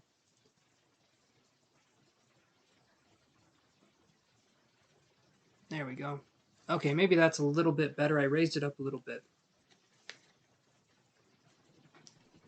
If you want, Kiru, go ahead and send her the link. And if it doesn't work, we can go from there.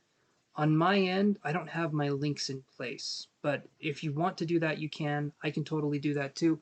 If not, you can just do this here. That's my PayPal link. Okay, do I pay first? Yeah, so pay first, um, and then we can go from there. Okay, head over heels. If you do PayPal, right, then I feel like that works better. But you can do through Cash App, or you can do uh, uh, Super Chat. But okay, so Lex, what can you expect on the month of May? So let's look at that. Let's look at that. So let me put you down here. Lex, is it okay if I do... Okay, PayPal, yes. Awesome. Is it okay if I connect with you psychically, Lex, and see what we can get?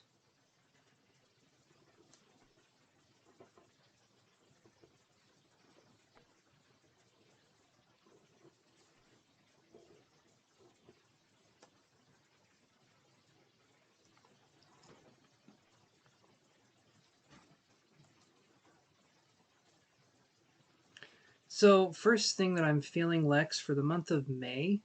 I actually should wait until you say yes or no, because I should ask first.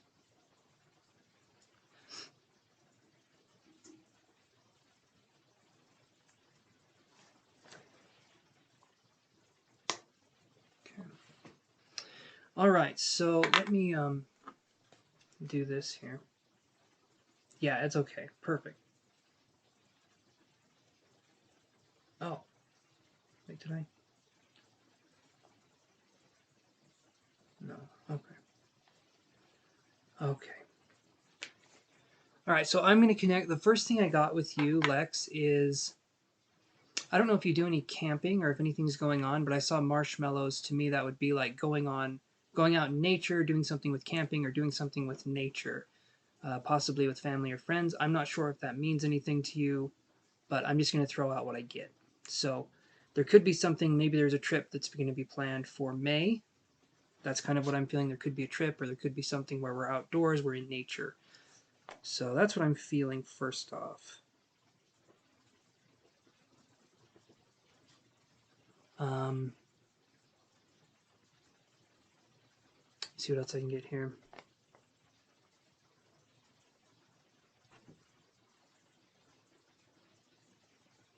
I'm feeling like we're going out in nature more for some reason because I keep seeing like camp foods. But that's what I'm feeling is going out in nature, doing something with nature. So hopefully that makes sense.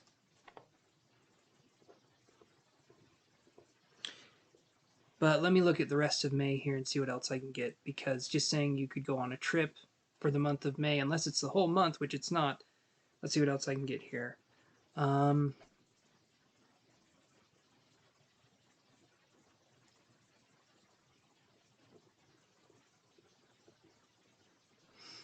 hmm.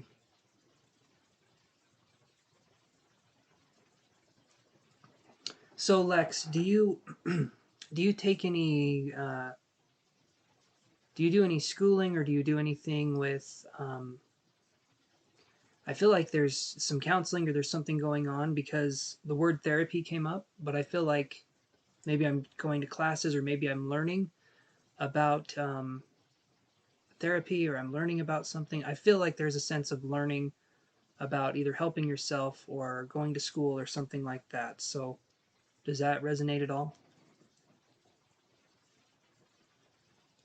She's having a fire pit for me. Okay, so that makes sense. I saw a marshmallow, roasting marshmallows over the fire pit, so that would make sense. So, okay, that makes sense.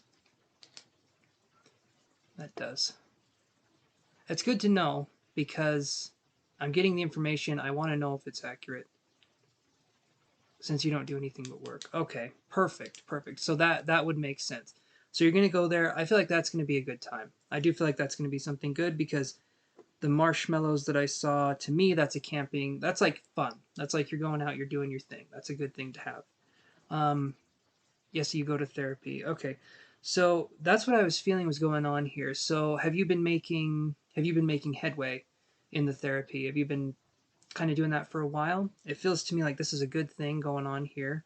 Um, and I saw someone chewing bubblegum and then they're blowing it, so I'm feeling like we're making some breakthroughs. Okay, there could be something with breakthroughs, or there could be something with kind of understanding things more.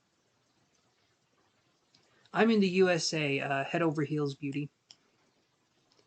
The US of A.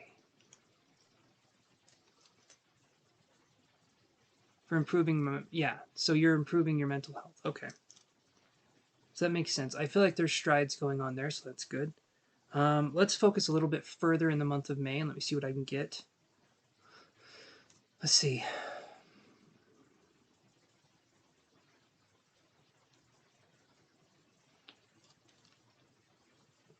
So, going with the theme, apparently with you. Thank you so much, Head Over Heels. I appreciate that. Apparently, with you, what I'm getting is I'm getting a sense of, do you have a sister? Do you have a sister you don't agree with? You've been grounding yourself. I'm wondering if there's a woman in your life you don't agree with, or if there's a sister. It feels like it's a closer family relation. Um, and then I'm feeling like there could be someone coming up in May, kind of introducing themselves back into your lives, possibly in the later part of May. So I'd say a week and a half from now, someone possibly coming back in your life that I don't necessarily feel like you would enjoy their presence. But I also see them as being someone who, if you leave them alone, they'll leave you alone kind of an energy, but it feels like there's some guarded energy here, Lex. Does that make sense? It felt like it was a sister, but it also could have been a mother as well, but it felt more feminine.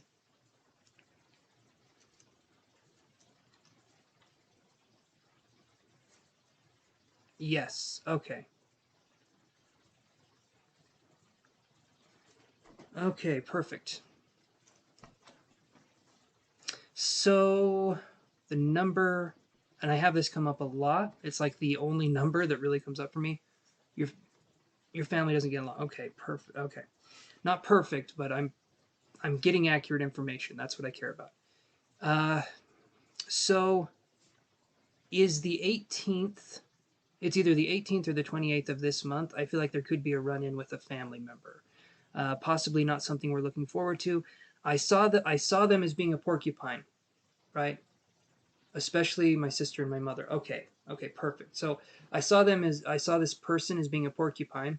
How I view this as they're going to kind of come in. They're going to do their thing, but I feel awesome. I'm glad you like it, Toto.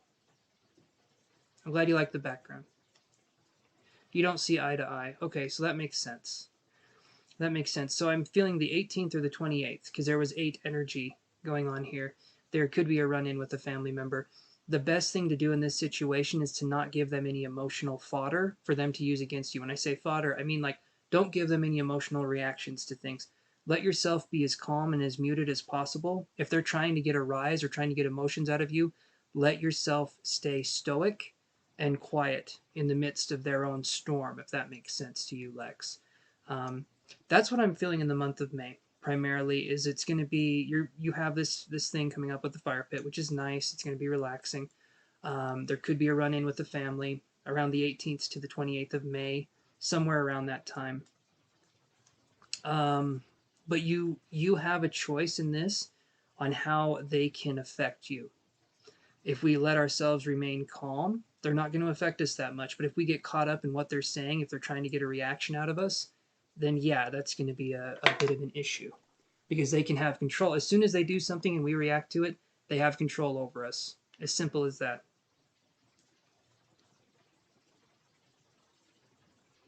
Okay.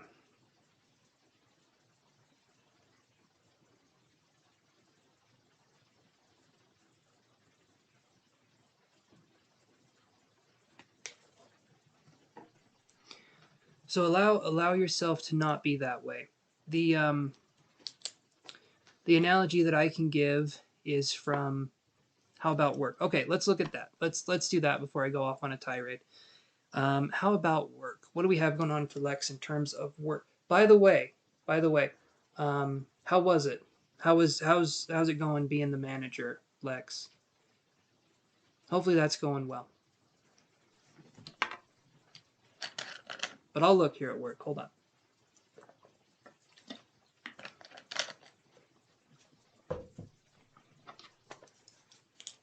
First thing that comes up for work is the name. So I'm getting the name Chris or Christopher. Don't know if that has anything to do with anything. Um, Feels like it's a younger person, but I'm not sure. But the name Chris or Christopher.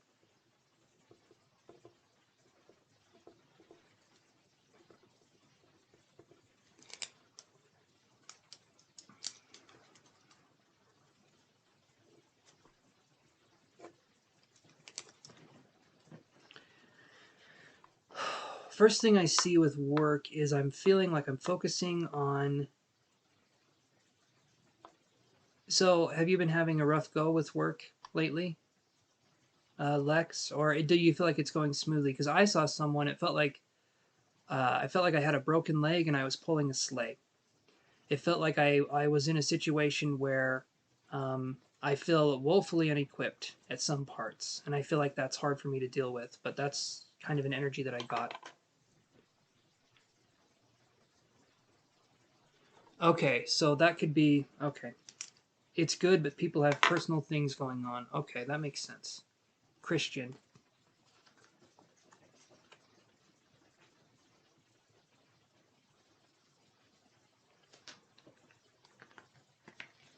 Okay.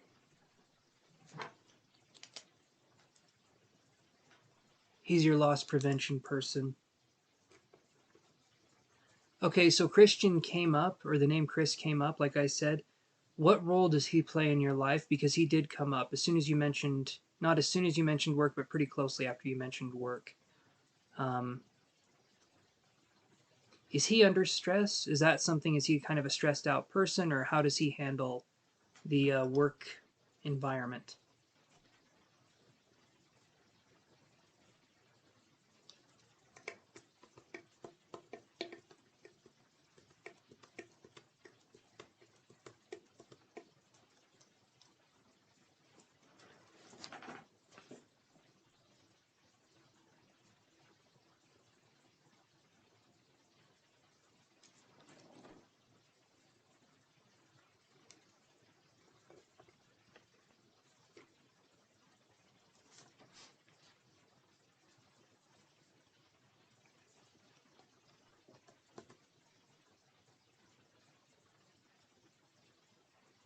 He's younger, he's 21. Okay.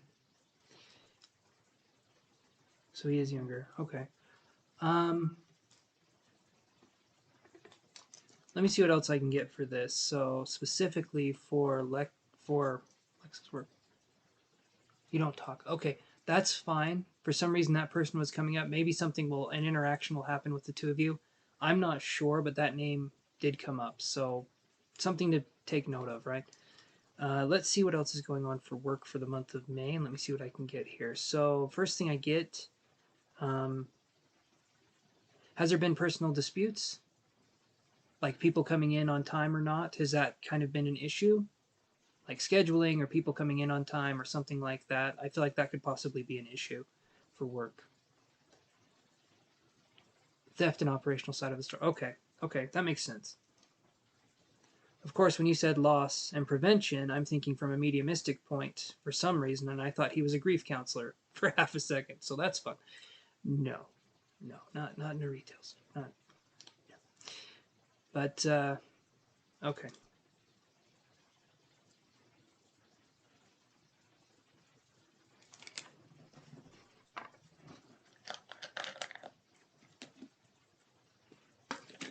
I definitely will head over heels.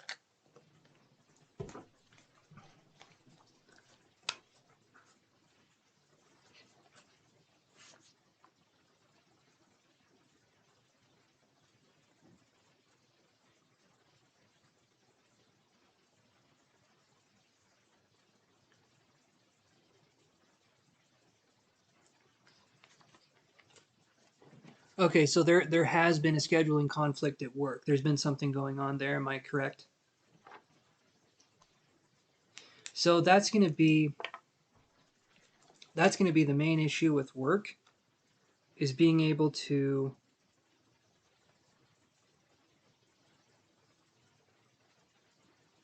And thank you, Head Over Heels. We have schedule issues. Okay, perfect. Okay, so that's what I was seeing here.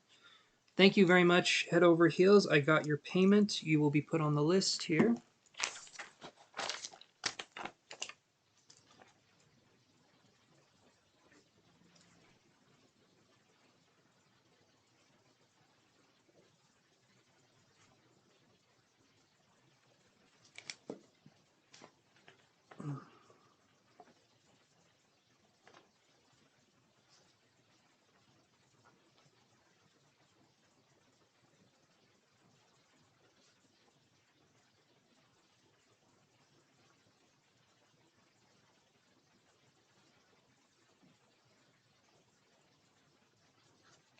Annie? Yeah. Is everything okay? Okay. Okay, so primarily in the month of May, it's going to be dealing with the scheduling issues. That's going to be one thing. The other thing is going to be, I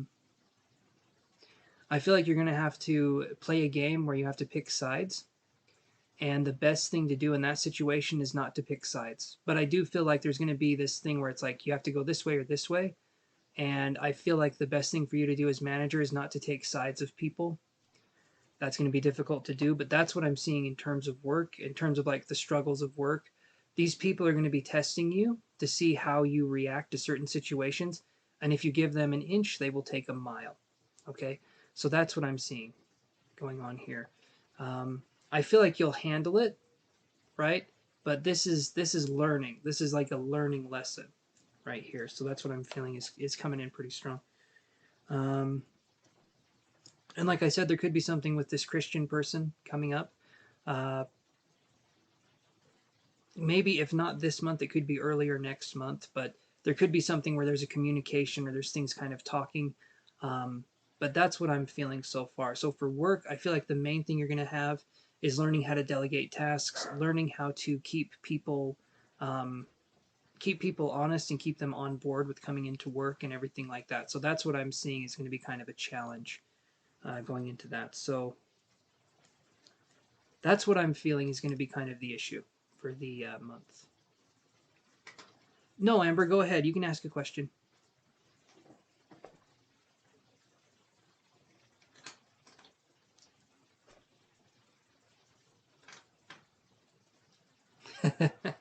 Lex, I know. But if there was no problems in life, then we wouldn't be here, right? There has to be something. Trust me, eventually the problems become not exciting, but it kind of gives us something to do, right? At least that's how I see it. So I think you have everything here, Lex. You just need to let yourself adopt, adapt to the role. Does that make sense? You're already it, but I feel like you need to fully immerse yourself in it more and realize that you do have that sense of power in this situation. And I feel like people will listen to you, but you have to show them that you mean business, kind of a thing. And I think you got it in you. I do. Okay.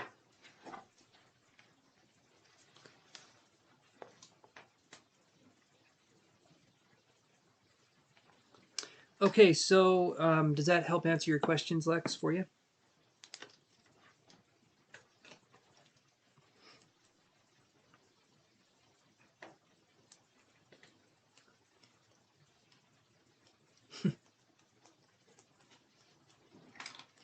As a psychic, Lex, that's one of the things I love to hear. Absolutely. Validation. I love it. But yeah, you got this. You do. And thanks for coming by again and stopping by the channel. I always appreciate that. I love seeing people coming back. It makes me feel like I'm doing the job right. So head over heels. Would you want to go with your turn here? 3 questions.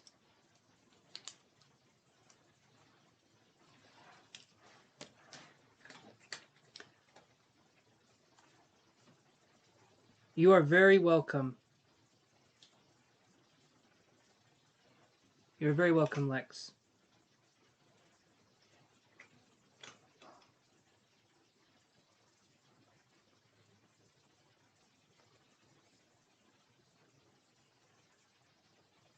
Okay, head over heels. You go for it. You tell me what's going on. Ask your questions, because you did pay for 3, so.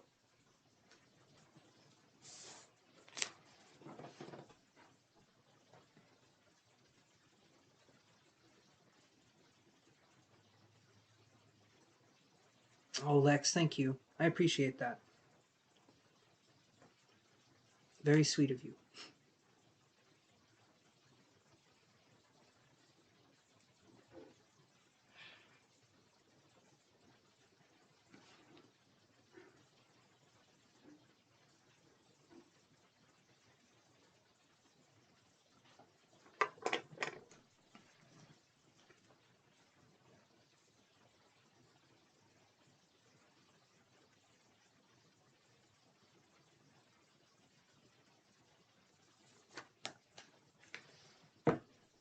Okay. Who's your guardian angel?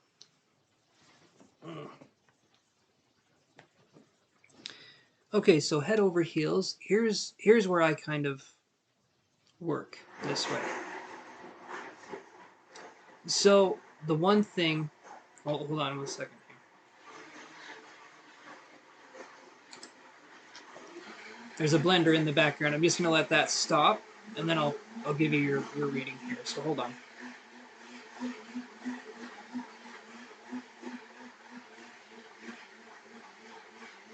It's kind of something you can dance to. No, okay. All right. So what I have here is guardian angel. So this is an interesting question. So I believe that we have guides and we have these kinds of these figures on the other side, right, that kind of help us. So when we're talking about a guardian angel, I feel like that would be probably someone who was living and who has now passed, more than likely, but it could also be someone we haven't met in this incarnation on Earth, okay? So these are my thoughts, okay? I do mediumship, I do the psychic work, but anything that I'm saying, if you guys don't resonate with it, you don't have to take it as truth. This is my truth for me. It doesn't mean you guys have to believe it too. It's just what I feel is I believe in right now. So with that being said, let's look and see what I can find out here. So head over heels. So is it okay if I connect with you psychically, head over heels?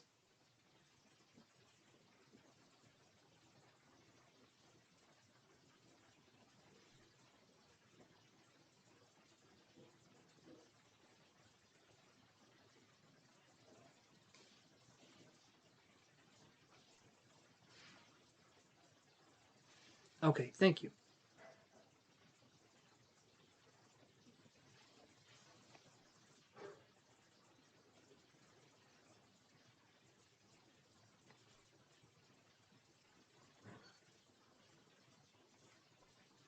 So we'll see what we can find out here.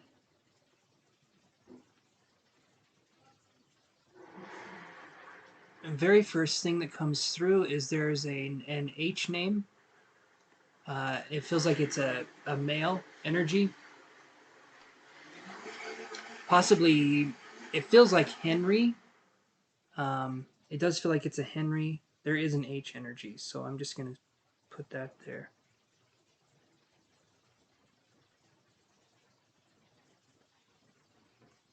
So far, you almost lost your life a few years ago and you're wondering who's watching over you. I'm curious too, so let's look at this together, okay? The name Henry comes through. This person is kind, diligent, loyal. I don't know if you knew this person. It feels like this person is someone who's kind of just in the background. But I get a sense of a kindness with this person. That's the first thing that I'm getting. So the PayPal link really isn't working. Okay, so Amber, let me grab another link here and do it. Let me see here. Well, actually, just do this. So Amber, if you wouldn't mind, could you just do this for me?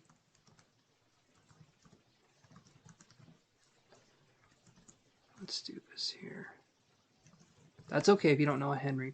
Don't know any Henry. That's what I was getting though, is it felt like it was someone named Henry. Sometimes our guides present themselves in different ways, but Amber, if you wouldn't mind just sending a payment to that email address, that would work. I don't have the link right on hand, so hopefully that helps. Um, we don't have to know this person to understand that they could be watching over us, because this could be a person from another life, but they present themselves as Henry, and it's this male energy, and it feels like they were in their 30s, um, maybe when they passed, and this could be from another life. I generally don't do these kinds of readings, but that's what I'm getting for this. I'll see what else I can get, just because that's one of the things I feel. It's this kind, compassionate male energy is what I'm getting. But let me see what else I can get to. So head over heels beauty, guardian angel. Let's see who else is watching over you.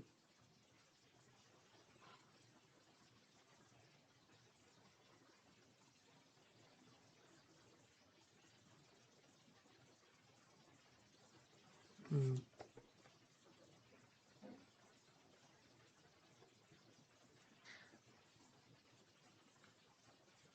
Would you know anyone, head over heels beauty? Would you know anyone that had a D name that's passed over? Um, they could be a little bit older, but that's what I'm feeling. I'm not getting their full name, but it's like a D name, and it feels like a. This one feels like a woman.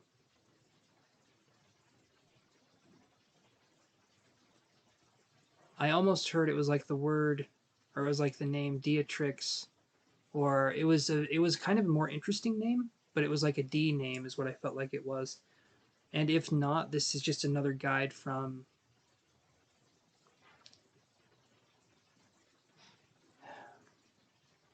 This one feels more familiar, so I'm just curious. This one feels more familiar.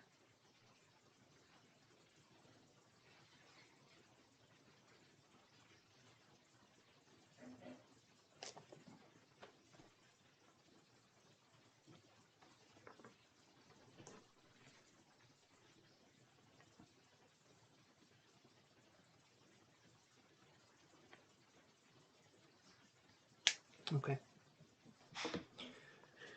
Let me see what else I can get here.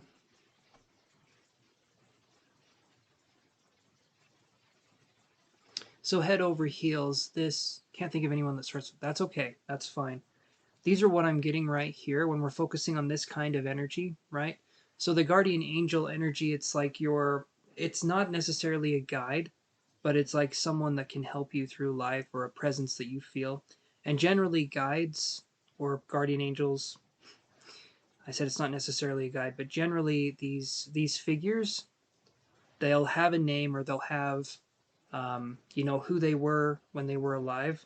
But generally, these kinds of figures like to be known by an energetic signature, which is like a feeling you get when you sense their presence. So, um, when you almost died, head over heels, did you feel a presence around you when you almost died?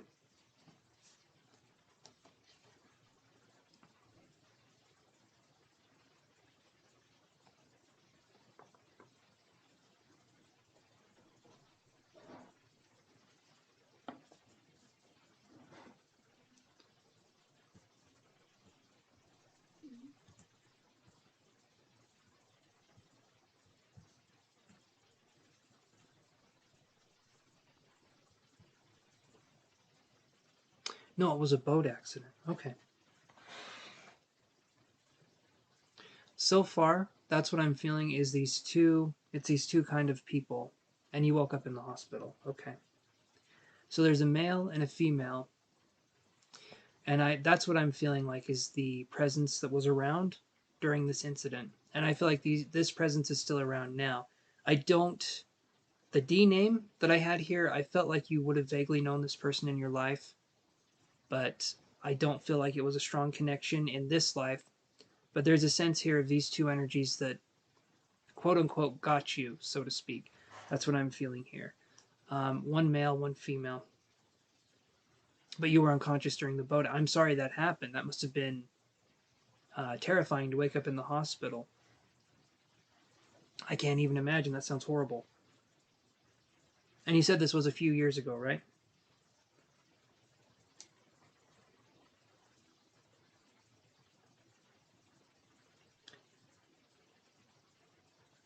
Yeah, so the guardian angels I feel like are just energies, and we may have never known them in this life. I honestly believe that that could be something that we may have never known them. Doesn't mean that they don't have any presence now. It doesn't mean that they weren't important to us, but it was probably a past life connection with these energies, is what I'm feeling more than anything. Um, but with this kind of energy, right? I feel like head over heels with this question here. Your guardian angels that we're talking about here. What is it you want to know? Do you want to know anything specific? I mean, is there anything you're wondering about specifically with this energy?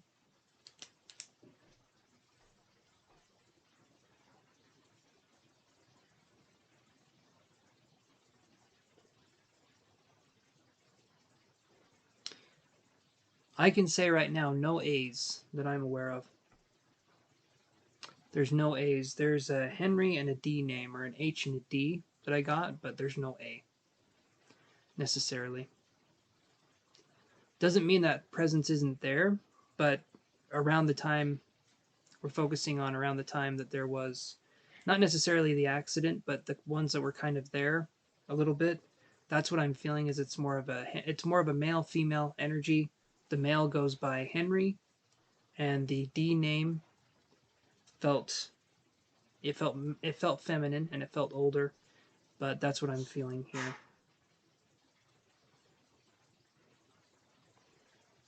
It doesn't mean that who you're thinking about, if there's someone you're thinking about, doesn't mean that they are not there. It just means that's what I'm picking up right now. So maybe these energies come in. Started experiencing paranormal activities a couple of months after. Okay, okay, that makes sense. Like you could feel energy. Okay, so generally this happens when we've been through a head over heels. If you don't mind me talking about this, when we've been through a harrowing experience, like a near-death experience, or we've been through something traumatic, we can go through what's called an awakening, and generally during that, things happen that would have never happened before. Like you said, you could feel energy, and it probably happened spontaneously where you could feel energy. You didn't have to force anything. Things just kind of came to you, and you could feel things. Am I correct in saying that?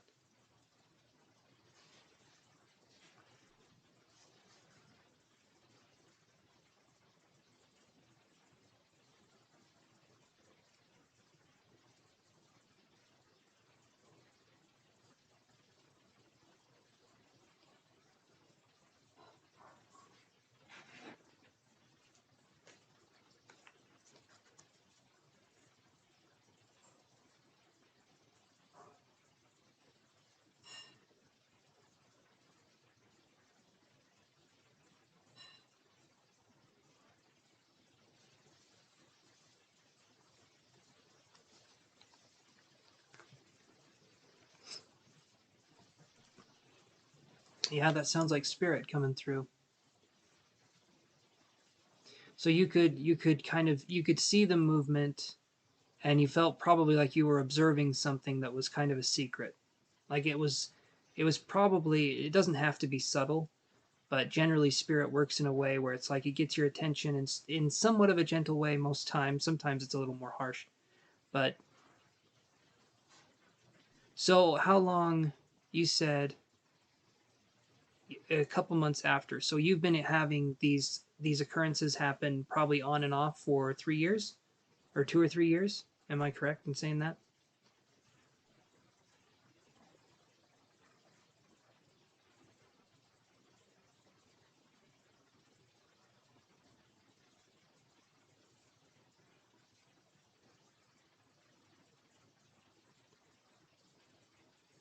The hair on the back of your neck stood up. Yep. That can be a sign from spirit too. There can be cold chills. No, Toto, Liz didn't come this time. She'll be here on Wednesday though. That was the only time. Okay. So that was the only time you felt energy, but you can feel energy more as well. If we welcome these experiences into our lives, then we can feel more of it, right? But if it was scary, or if it was something that you didn't feel comfortable with, but you felt the energy lingered in the living room for a couple of months. How did that make you feel? Head over heels. How did you feel when you felt this energy?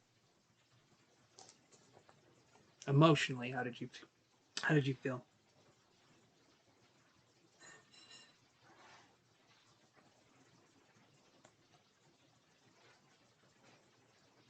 Okay, so it was an unsettling feeling. Is that what you were, or it just didn't feel you were scared? Okay, okay. Is the feeling gone now in the living room? I would imagine if it was a couple months after. Creepy. Okay, okay. So hold on, let me this here.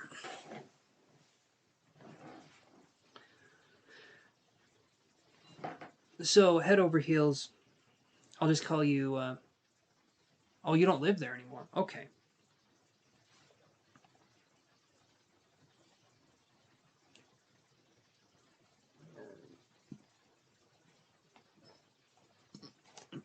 Is that the only? So that's the only experience you've had with energy since this happened, and it was a, as you said, a creepy experience. So would you want to focus on feeling energy in a way that's not creepy, like maybe a little more neutral or a little exciting?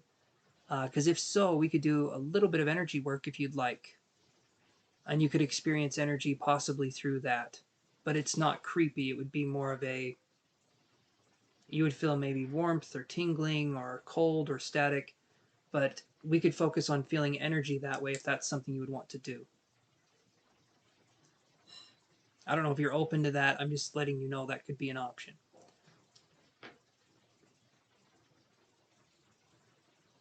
You woke up in the middle of the night by a man whispering in your ears.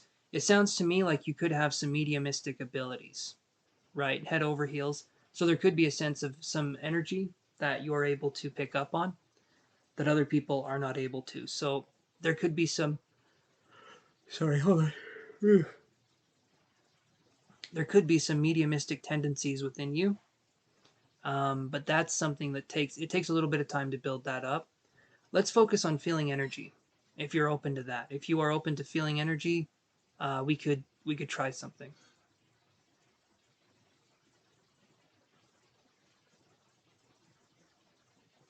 If not, I completely understand that, but it's just something we could try. Okay, you want to? Okay. So I'm going to do this. I'm going to slide on over here, grab this. Okay. So this is Moldavite. I brought this on the channel a little bit earlier today, but I'm going to try it again with you. And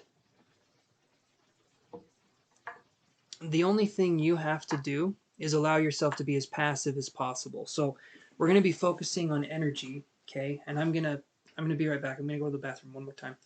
But when I come back, and while I'm gone, actually get yourself into a relaxed state. Let yourself get really relaxed as you can. And then when I come back in here, we'll do about 2 or 3 minutes of energy work, and then I will talk to you after that, and we'll see kind of what happened. Okay? Does that work for you? I'll be right back. So just give me a minute.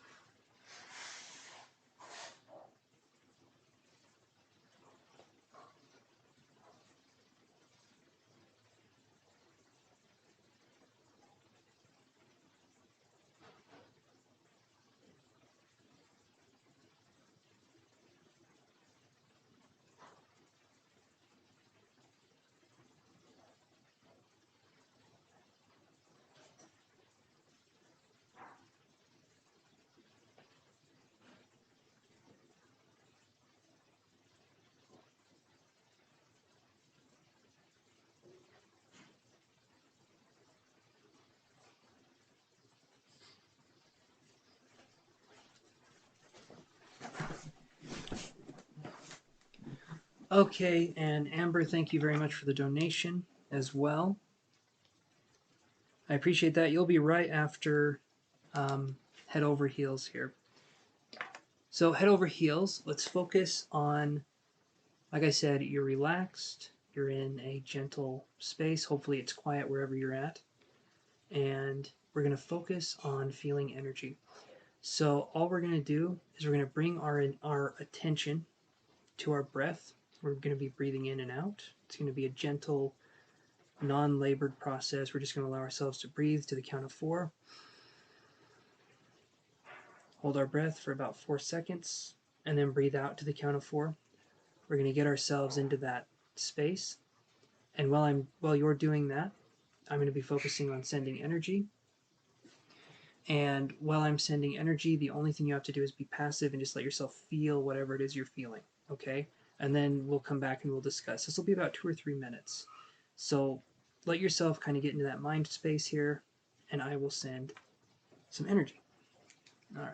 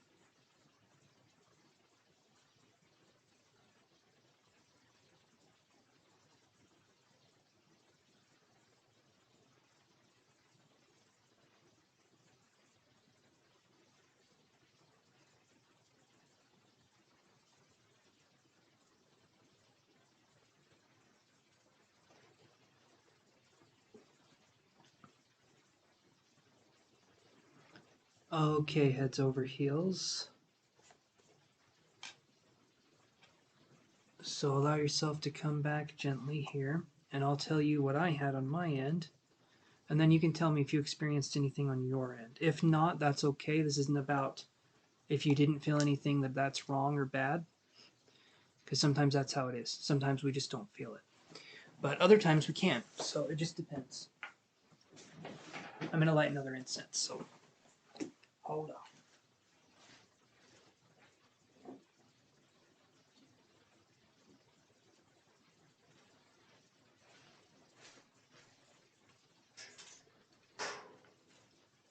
I mean, look at this thing. Okay, this is an incense holder, and it's huge. It's an incense boat. I don't mean to sound insensitive, but it's not a very good boat. Anyway. Yeah, buddy. Yeah, I hear you. I hear you, buddy.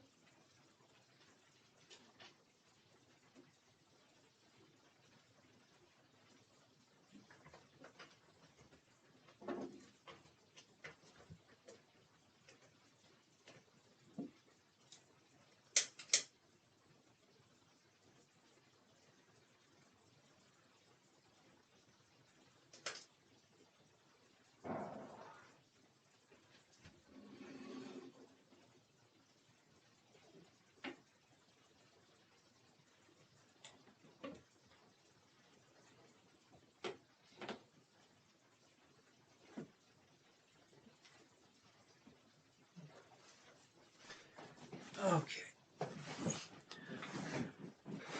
Feel a little sorry. Was a bit distracted. That's okay. That's okay. I'll tell you what I felt on my end. Okay. So this is it really interesting. So we were talking about guardian angels, and that is not something that I usually deal with very much. Not in the way that the namesake, right? The name guardian angels. I feel like I just call them something different. There's nothing wrong with the name. I'm just anyway.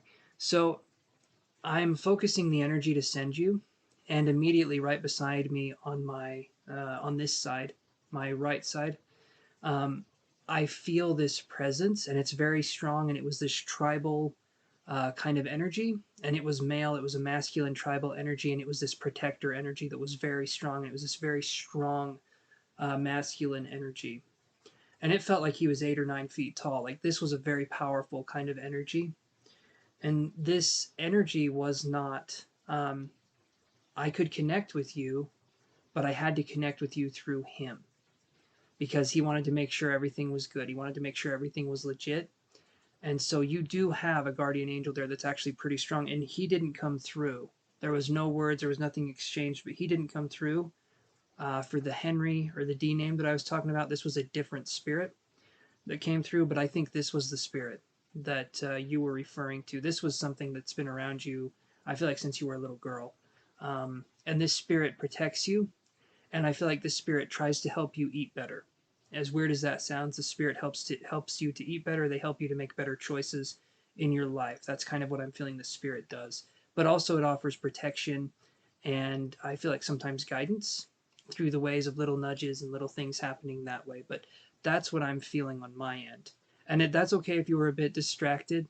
That's fine because I understand doing energy work sometimes it doesn't quite sync up to a perfect quiet room. So I understand that. Sometimes when I'm doing energy work, this little muncher right here, little Yoshi, he'll start chomping on his food real loud, and it's a little hard to focus when there's little chomper right behind you going to town. So I understand. Anyway, I feel like that answers the question. Your guide that's around you, it is tribal. I feel like it is a tribal. It's a strong guide, um, but that's what I'm feeling for you there. I didn't get a name from him, um, other than this person would want to be called. It does go with the A name, but I feel like I'm contriving the information you gave me earlier. But the only name that I got from this person was Angel. But I do feel like there's another name for this spirit, but it just would want to go by Angel or kind of a signature that way. I don't feel like you knew this one. This energy felt like it was old. It felt like it was a very old energy. Um, it felt ancestral, I guess would be the way I would describe this energy. I feel like you knew him, but not in this life. Does that make sense? I feel like you knew him, but not in this current incarnation, would be how I would put that. The name Angel, yes, but I feel like that could be kind of a catch-all. Like I was wondering what the name for this spirit would be, and I got Angel, so I don't feel like that's its actual name, but I feel like that's a name that it wanted to convey to me to you. If this spirit felt more protector energy than I've ever felt doing this work. It felt very strong. I felt this presence on my right side that was just kind of Your grandpa's name is Archangel. Oh, okay. Well, maybe there could be something there. I did get the name Angel, but it didn't feel like I didn't feel like. Did you know your grandfather growing up, or did he pass before you arrived? Because to me, it felt like something that felt distant. It felt more distant. It did feel ancestral though. So he was 62 when he passed away in '96. Okay, so you did know him. Did you have Was he that kind of person? Was he this strong protector type person? Okay, you did know him. All right. There just felt to me like there was. Okay. All right. You did know him though.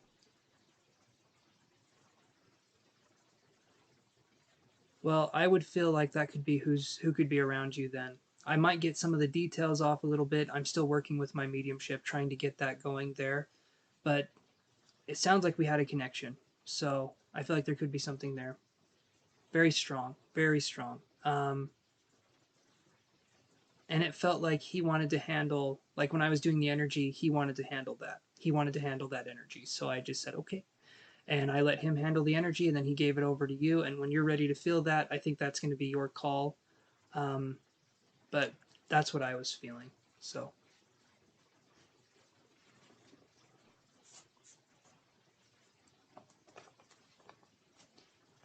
hopefully that helps answer the question for you, head over heels. And yeah, I don't feel like that spirit's going anywhere. That spirit's been there for a while, but that was what I was getting, was the name Angel. And I've never heard of someone, your grandpa's name being Archangel. I've never heard of that as a name. That's very unique. So that's cool. That's really cool. You are welcome, head over heels. Very welcome. Happy I could be of assistance, and happy I could connect with this energy here. And I thank Archangel for visiting with me and being there as well. So thank you very much, Spirit. And yeah. And I don't know, Heads Over Heels Beauty, I'm getting another name coming through. Um, I think is more of an evidence thing. This one is the name Bella or Isabella coming through. Go for it. Yeah, you can ask your second question.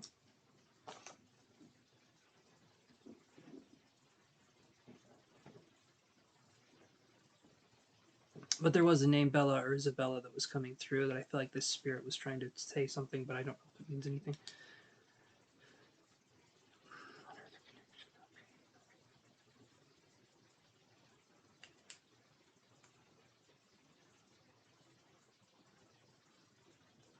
But yeah, go ahead and ask your second question. I'm right here. That's okay. That's okay. That was just something that came through. If you can't think of it right now, that's fine. And if it doesn't resonate right now, again, that's fine. That's okay. You go ahead and think of that question.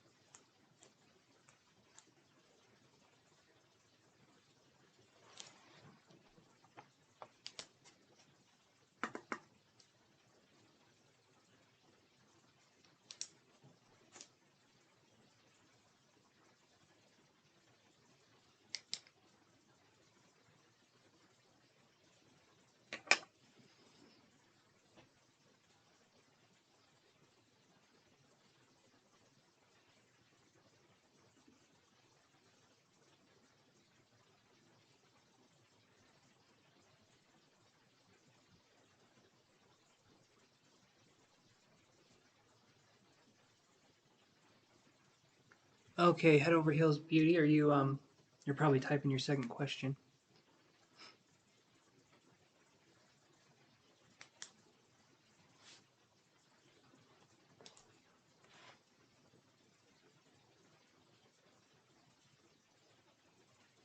Okay.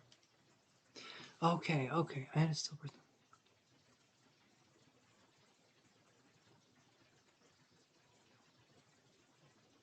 No, you're good. You're good. I'm sorry that happened. I'm very sorry that happened. So the white butterflies, you are so good. Don't worry about it.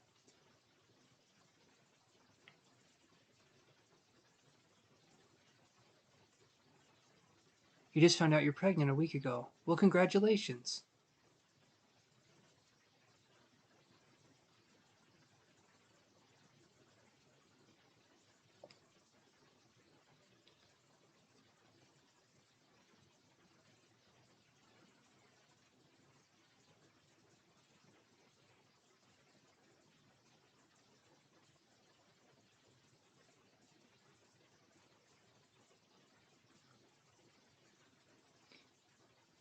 I've never heard that term before. A rainbow baby?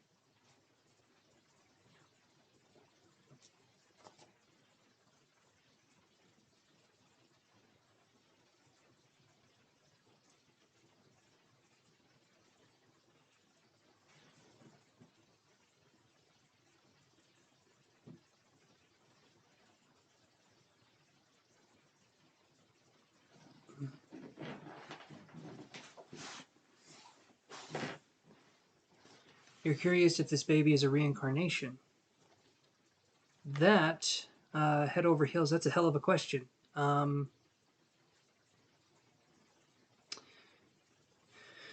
whew, I can look. I mean, we can see. What I feel is, you know what? Let's look at this. Rainbow baby is the next baby you have after a stillbirth. Okay. I can see that. Okay, that makes sense. I was thinking that's what it meant, but I didn't know for sure. Or losing a child. Okay, I see that. Okay, that's beautiful. I like that rainbow baby. I really like that. Would the name Alexander mean anything to you? It's another A name, but I feel like the name Alexander or Alex came through. Um, I feel like I'm starting to get emotional a little bit. It feels like if again the name Alex, Alexander, maybe Alexandra, but it felt like Alex or Alexander came through. Um, but let me see what else I can get for this question. So hold on a second. Will this baby um, be a reincarnation? So let me see what I can do with this here.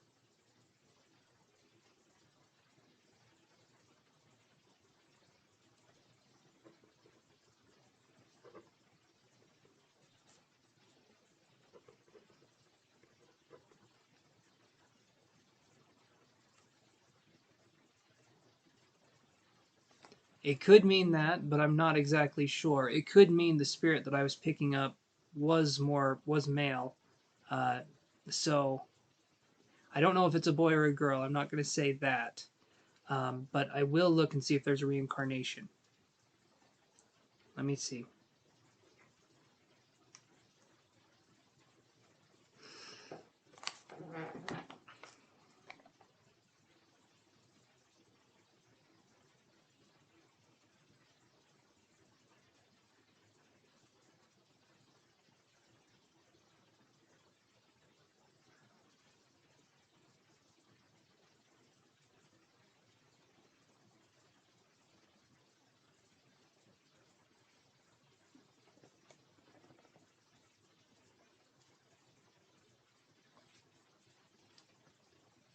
That's a good question. The only thing I can get with this right here that I'm feeling is I felt like there was a bow hunter.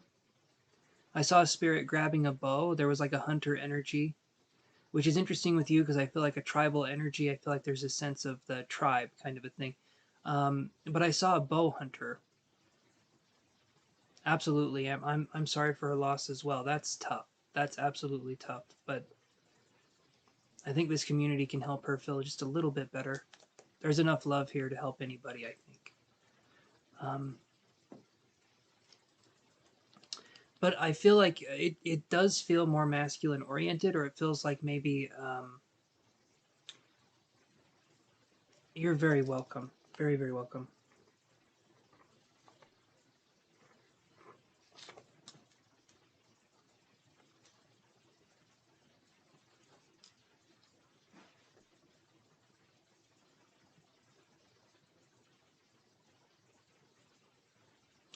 It feels like a warrior spirit, is what I feel, head over heels. That's the only way I can describe this kind of energy. It feels like this warrior energy. So it could be male or female. It does feel more masculine, but doesn't necessarily mean it's going to be a male baby, right? It doesn't necessarily mean it's going to be a boy. It's how I'm feeling these energies. You could have a masculine baby that could be feminine or a female. Anyway, but it does feel like there's this warrior energy with this baby, and it feels like it's older. Again, we're going back. I feel like it's a reincarnation of an older ancestor. I don't feel like it's more recent. Um,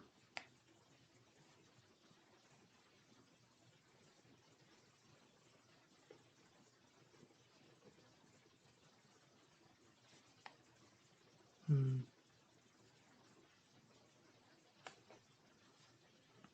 That's what I'm feeling so far, though, with this baby. It feels like it's the thing I'm hearing is it's time for me to step out into the world with this baby. So I'm hearing it's time for me to step out in the world. So it feels like it's been a while since this spirit has incarnated or reincarnated, I guess you could say. To them, though, time is very different. But it feels like to me the spirit's ready to get its legs moving again. Um, and possibly the spirit would be good with plants as well. A green thumb, I feel like the spirit could do something when it's older with gardening or with like having plants. Your ancestor or hubby's ancestor? Let's see. Okay, so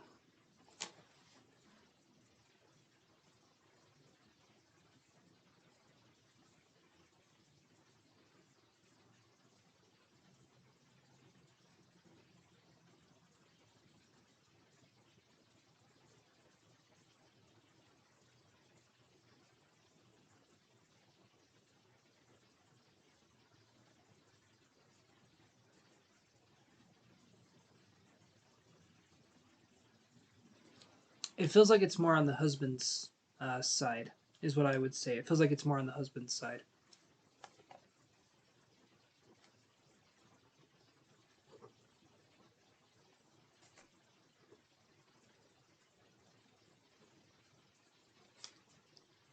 So that's what I'm feeling there. It feels like it's an older spirit, husband's side of the family, more of a warrior kind of a feeling with this energy, and then it does feel more masculine.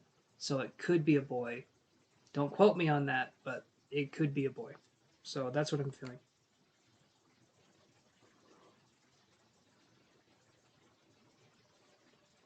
Do you have another question?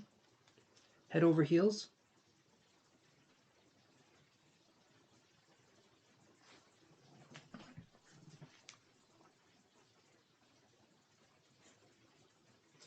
It feels like it's going to be a safe pregnancy. The warrior spirit coming through. It feels like it's a stronger spirit. Okay, head over heels. It feels like it's a stronger spirit, but it also feels like uh, there could be slight complications to be aware of. But I don't feel it's going to be anything that's like um, maybe you'll have to go in for an extra exam, or maybe you'll have to go in for an ultrasound a little bit more. But I'm feeling like it's going to be relatively safe because this feels like a pretty strong energy that's coming through. So. But go ahead and ask your next question. Kind of with this baby, be expecting the unexpected, but in a gentle way. I don't feel like it's going to be anything too bad in terms of money and career. All right, so ask. Do you want to ask one question or on money and career? Or you're just thinking kind of a general on money and career?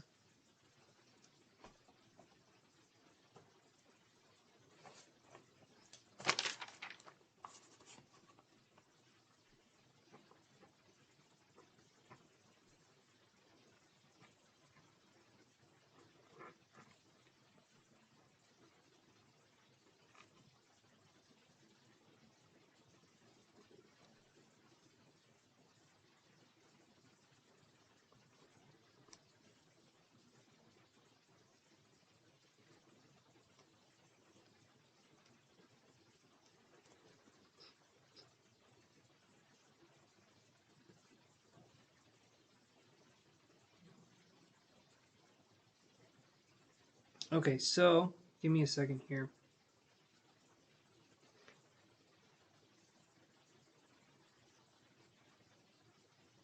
You started a business, but you're trying to go to school to consider, or you're trying to pursue another career. Okay, so let's look at that.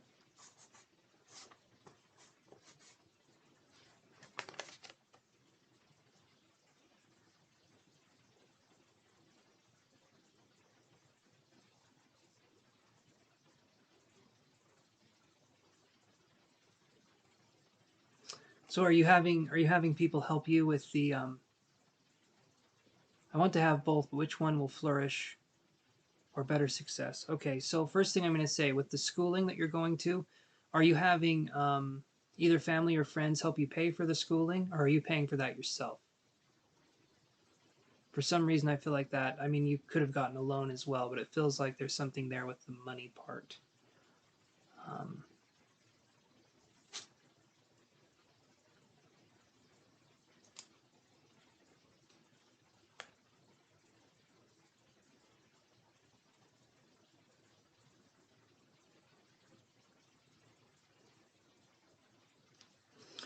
so let me look and see which one would be more successful.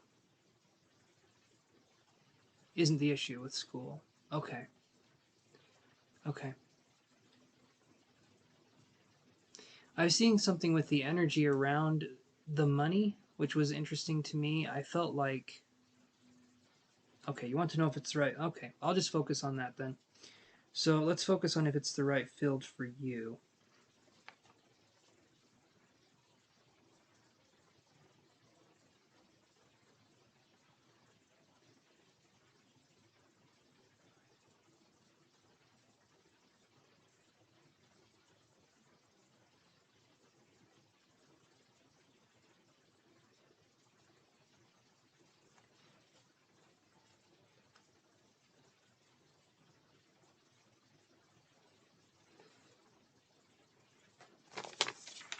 For some reason, when I'm focusing on the schooling part, are you doing something in the health field with the schooling? Because for me, it felt like it was health oriented, but I could be wrong. Career readings are sometimes a little difficult for me. Well, okay, I'm hearing you. I'm hearing you. I'm gonna focus on one, and then we can get to the other. Business and career, real estate. Okay, I don't know why I felt like it was health, real estate. Okay, so let's do this then. So give me just a second here, and let me see what I can do.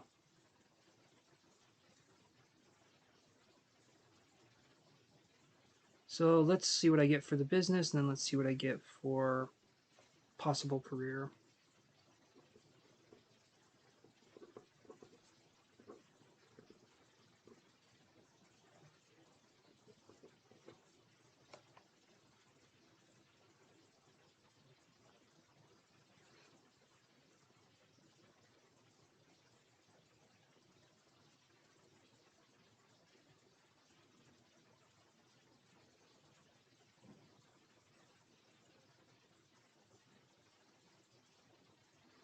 So this business, right? You started your lash business this year. I'm going to take real estate course next year. Okay, so is this business starting to take off right now? The lash business that you're doing? Was it a slow start, or did this kind of take off right from the get go?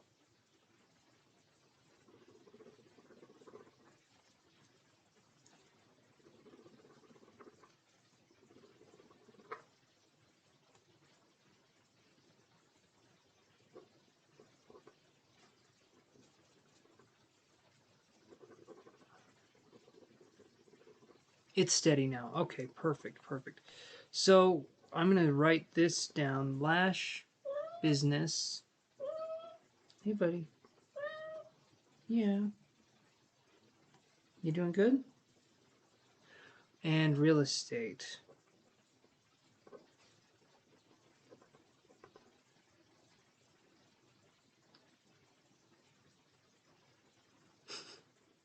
Thank you, Laura. I appreciate that. Lash and makeup. Okay, I figured. I figured it was lash and makeup. So lash business. And then we have real estate. I don't see why you couldn't do both, but I'm feeling like while you're focusing on one, the other one's going to suffer. So I feel like when you're starting to focus on the real estate part, you're doing the schooling or you're doing whatever you need to do, the other business is going to suffer. But I feel like once you're through the schooling part, you're going to be able to do both. Um, um, it will be hard to manage at times. It's not going to necessarily be easy, but I feel like you could do both. I feel like this is something that you could do both in. So I don't see why you there's no reason why you couldn't do both other than some days it could be pretty exhausting depending on what it's looking like. Seeing as you are working from home or not working from home, seeing as you're your own boss, you're starting your own business, I feel like you're going to be able to go. You're going to be able to schedule things around okay. You're going to be able to schedule things around each other. Okay. Will you be rich? That is a very subjective question. Will you be rich? I feel like you'll do well. I wouldn't necessarily say rich, but you'll be well off. I do feel like things will be coming in. But this part right here, the next year and a half or so, it's going to be very kind of bumpy. Okay, so you do make your own schedule. I didn't want to assume anything. It's going to be very bumpy at first, but once things are taken care of, you'll be able to make time for both. However, being a mom on top of that to a new baby would be, let's just say it's going to be jam packed, full of action, to put it in a nice way. It's going to be difficult, but I feel like it's going to be something that you can do. It's just going to take some effort, and you're going to have to schedule things. You're going to have to learn really how to work a schedule and what that looks like. But I feel like, yeah, you'd be able to handle it. I don't see why both couldn't do well.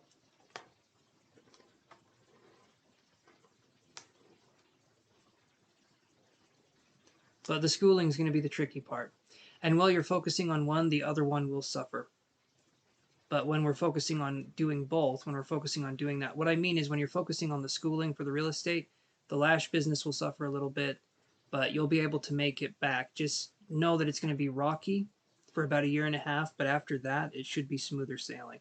And you should be able to do both. I don't see why not.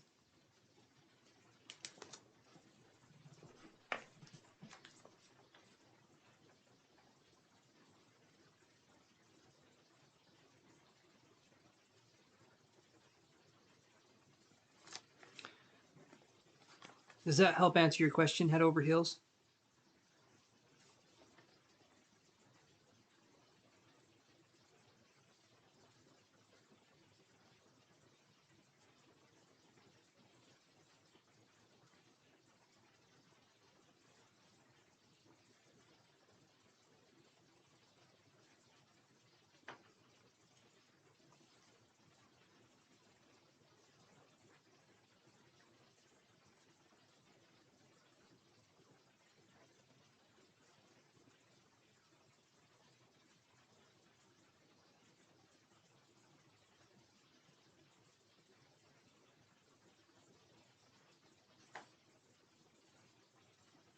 You're very welcome, head over heels. Okay, so moving on here. Amber, are you still there?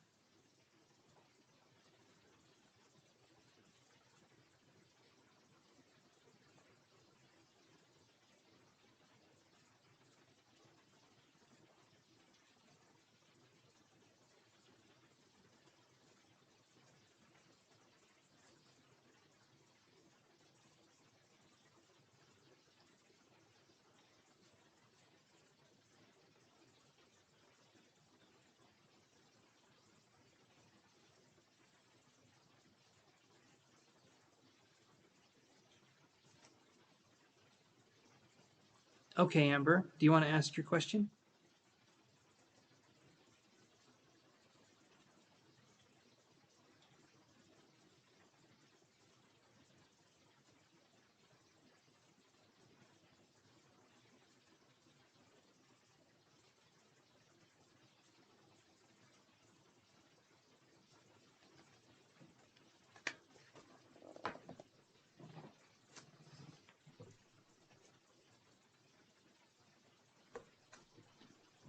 Oh, okay, one. What is blocking me from love? Okay.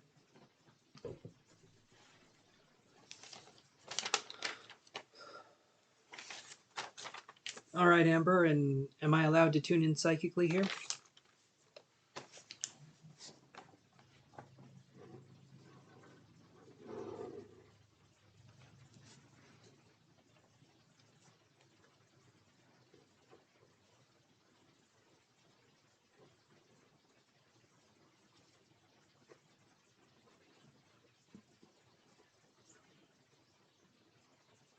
Okay.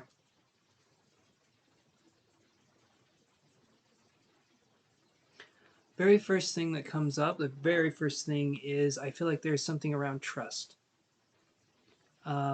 We don't trust ourselves to make the right decision, or we don't trust a person to be the right person for us.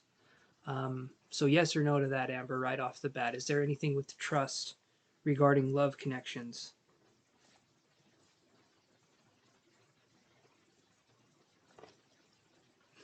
It it feels to me like there was once an Amber that was more open and trusting, and now that feels like someone who's more further away. Um, Hopefully that's making sense. That's what I'm getting here. So trust.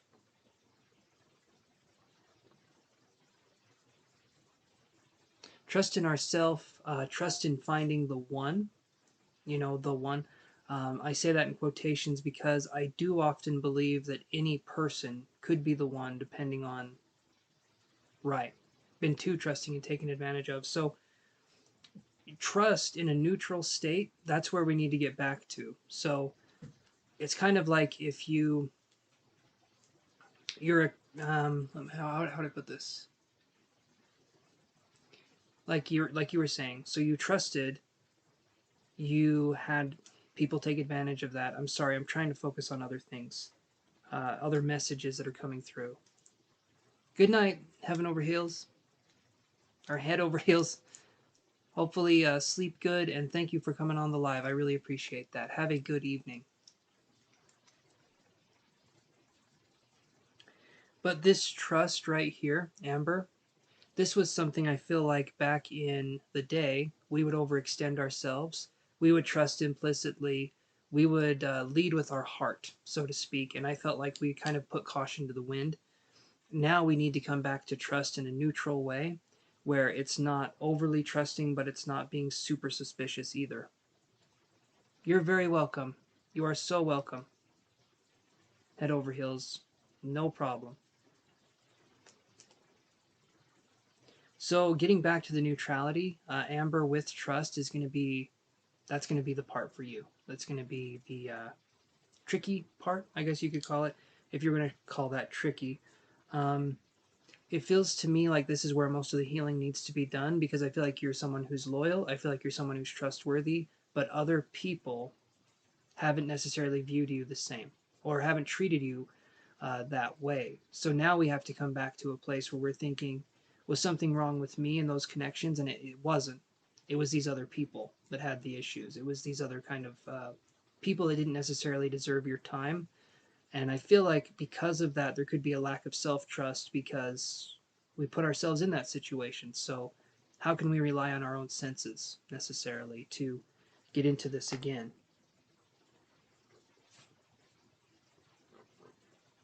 Is that making sense so far, Amber?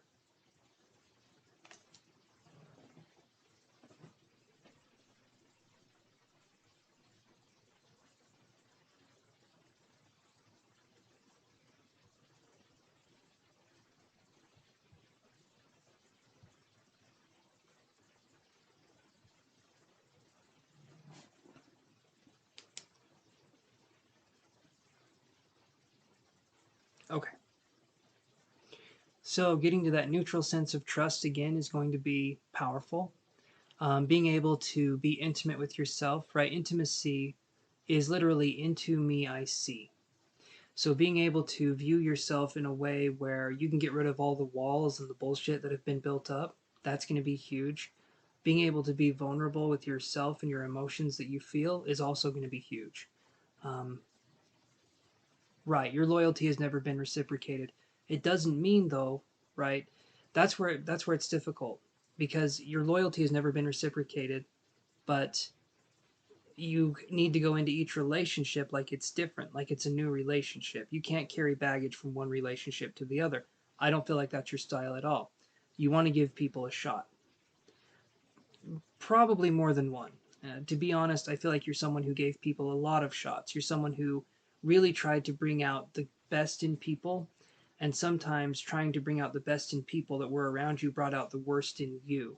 I feel like because it's not your job to help other people with their issues, they need to help themselves, right? I feel like you want to be there and you want to help, but again, that's their call. That's something they have to do. So, trust is the first one that I'm feeling like is kind of the this one is the overall underlying theme is trust. Um,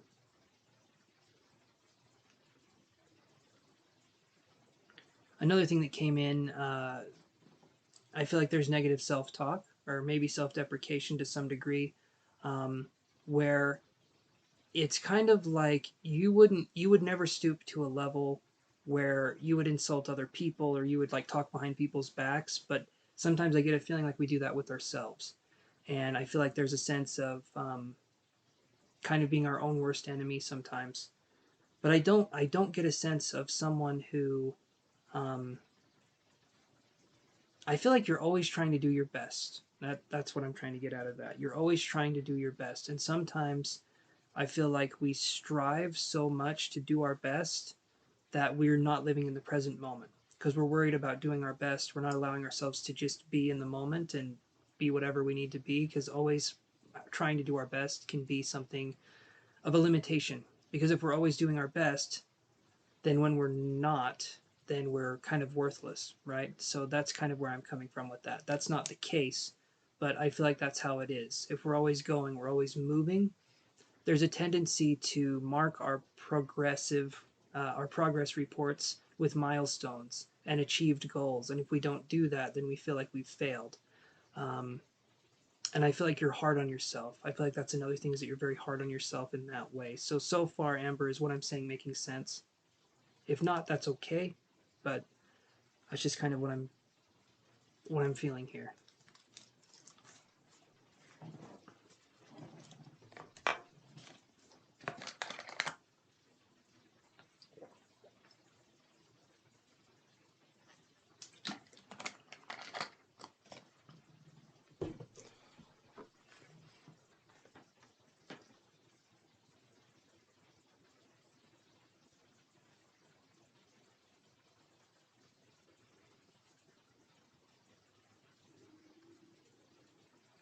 Okay.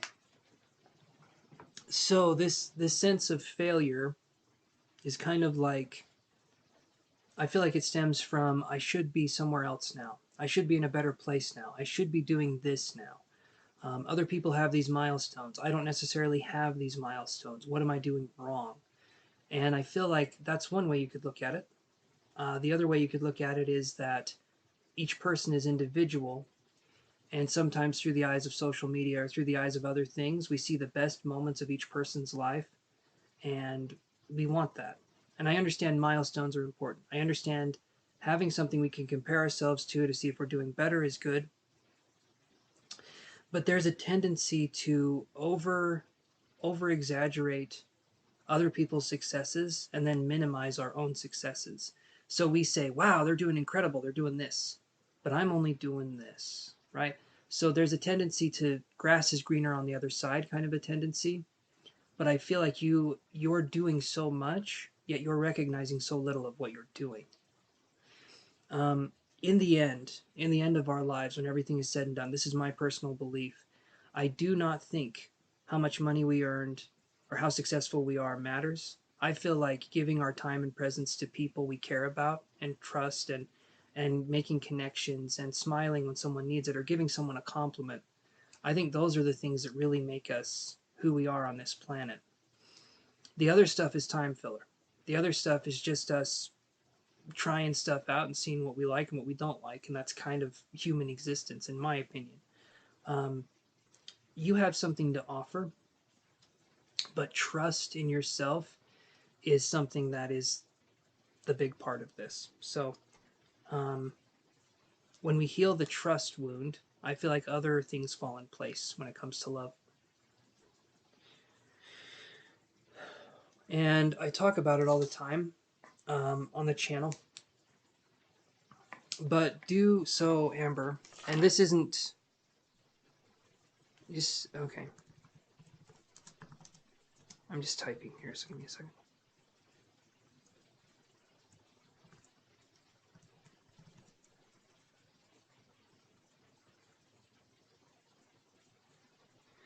Good night, Kiru. Have an awesome night. Thank you for stopping by and for keeping us all company.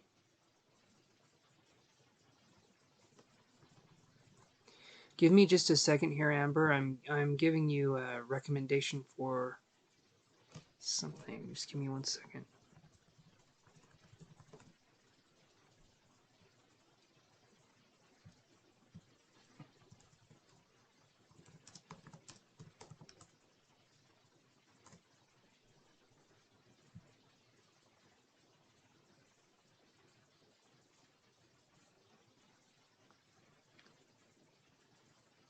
Okay,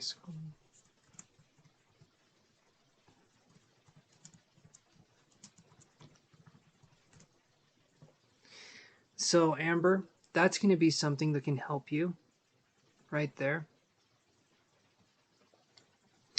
In this, so that's a book recommendation. Okay, just search that up on Amazon. It's going to be the yellow book of the guy with the hat. It's kind of this older illustration style. I like it. I think the cover looks interesting. But that book talks about love being a skill that we learn instead of something that we implicitly know. Human beings, we tend to think that we know all there is to know about love and that it's not something we learn. But true love over time, because I've had a partner I've been with for 13 years, is it is a feat in itself. And in order for us to get there, we need to understand that love is a skill. Love is something that we learn. And a lot of us, I feel like, have learned how to love from movies, or we've learned how to love from TV, or we've learned how to love from our parents, and maybe the parent relationship was dysfunctional. There could be things that happen there. And because of that, our way that we love or how we view love is kind of skewed. That book, in my opinion, Amber, helps.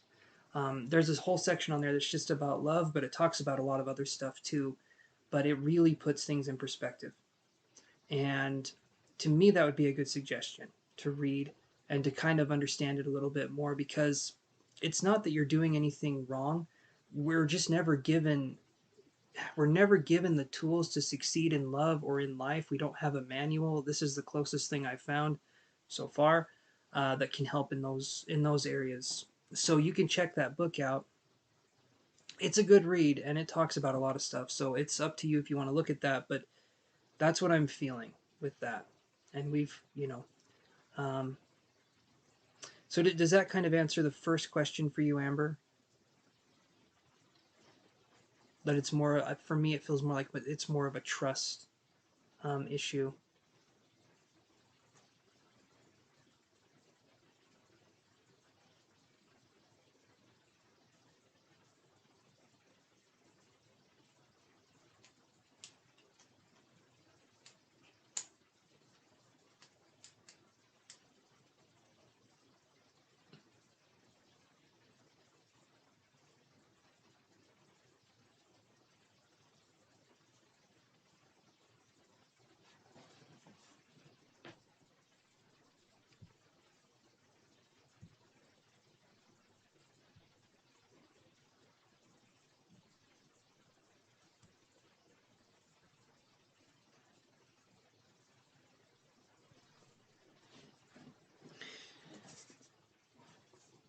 In my opinion, Amber, I feel like it was being more trusting in a relationship when the other person doesn't have those same intentions. That's actually the hardest part. Is that you said it was harder when you were more trusting. That's because I feel like the trust you had was kind of, and forgive me if I'm being frank, the trust you had, I feel like, was more naive trust. It was like an implicit trust in people that they will always do the right thing. You have a high set of morals and standards, and the people that you were with at the time did not have that same set of morals and standards. So, what you were doing, in my opinion, is you were comparing your sense of your morals and standards and you were putting them on these other people. And so it hurt even more when you realized that these people did not have your best interest at heart. And then that closed off the trusting.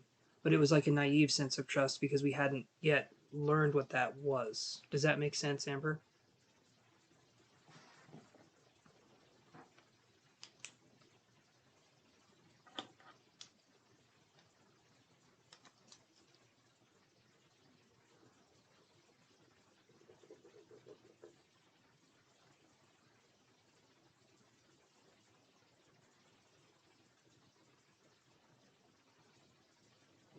Okay. That's always how it goes. The good people in this life, okay? The good people in this life take themselves as a blueprint and they project it onto other people and say, well, these people are good too. Not everyone is good. Not everyone is on our side. And that's something that we learn through harsh experience. That's not a fun thing to learn. That's not a pleasant thing to learn, but it's something that's out there that we learn. Um, and I feel like that was a particularly painful lesson for you. So that's something that we all kind of go through. There's no shame in it. Everyone goes through that, in my personal belief. Um,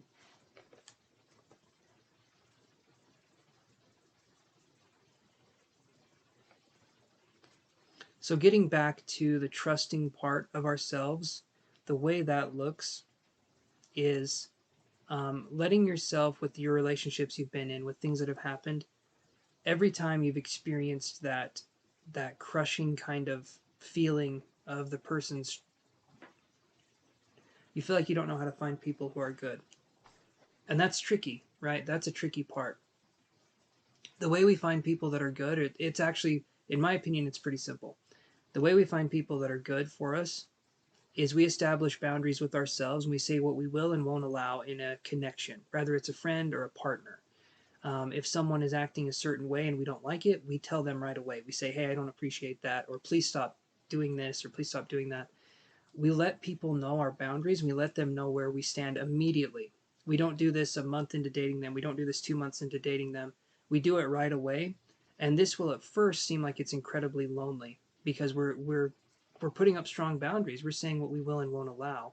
But ultimately, this will lead people that are right for us to come to us if we have these boundaries, if we have these kind of standards, right? So that's one thing that we can do. And the more we work on establishing boundaries, the more we work on establishing what we will and won't allow, the more we can see when a connection is not right for us because we'll see red flags.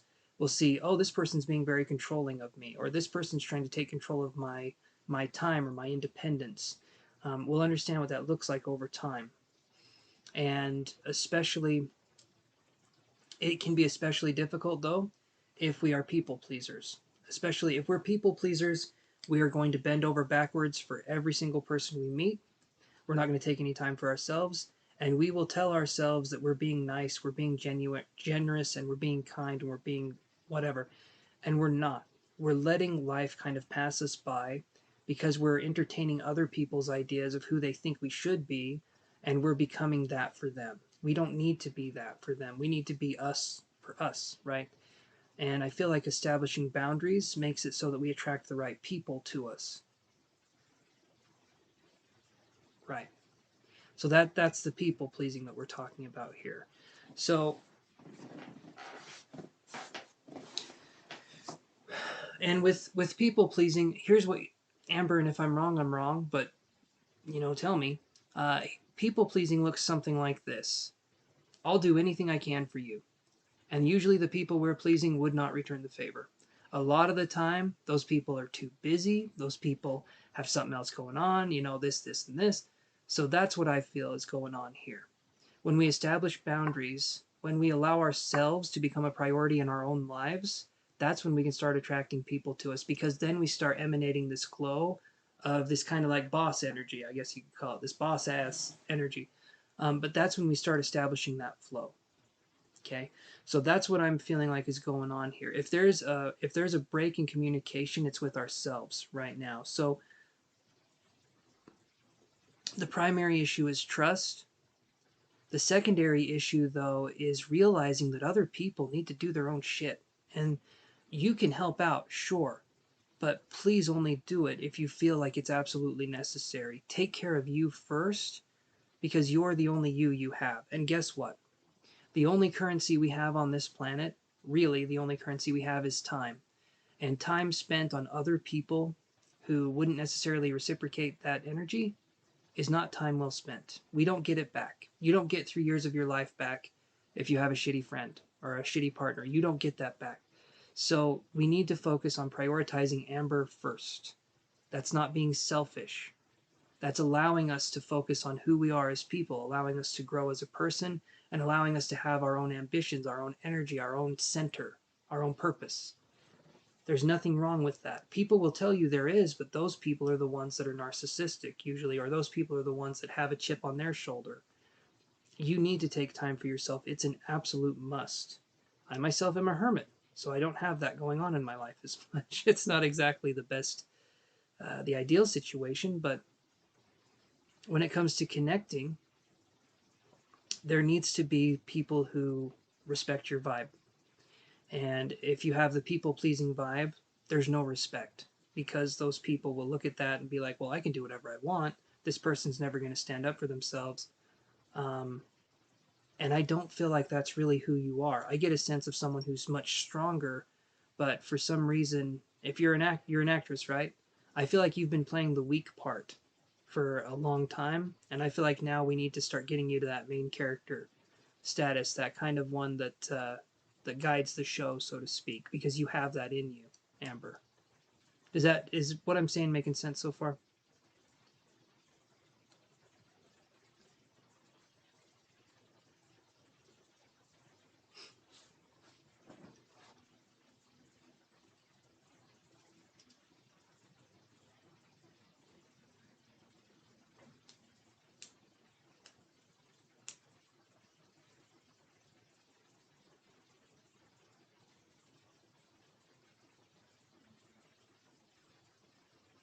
When you start, Amber, I'm going to say this right now, okay, so that there's no surprises. When you start putting yourself first, you could lose a lot of friends, um, but they're not friends. They're friends in quotations. They're not really there for you. If you lose people during this phase of you standing up for yourself, they were never really there for you in the first place. Okay? Exactly. That's exactly what I'm saying. The more you stand up for yourself, the more pushback you get. And it's from people who want to keep you small. Because if you're small, you can stay in their supply, so to speak. When you start demanding respect, when you start pushing, like you said, when you start pushing back, you're saying, I'm worthy, I'm valuable. And those people that are around you are saying, no, you're not. You need to stay small. Shut up. That's the kind of energy that you're getting there. And you don't deserve that. Nobody does. But what I'm feeling here is that when you stand up, people will push back. Those people are not important. Those people can say things, they're not important people. They are people that are trying to bring you down. They're people that are miserable themselves. They don't know what to do in life, and the only way they can get validation is to make another person feel worse. So those are not the people you want to have in your life anyway. It might be lonely doing this, but you would rather be alone doing this than feel isolated in a group of the people that are fake friends. I would feel. That doesn't seem like a fun time. And yeah, you will have pushback. That's usually how that goes. And a lot of people will not understand what you're trying to do, but it's not for them to understand, it's for you to understand, right? Mm.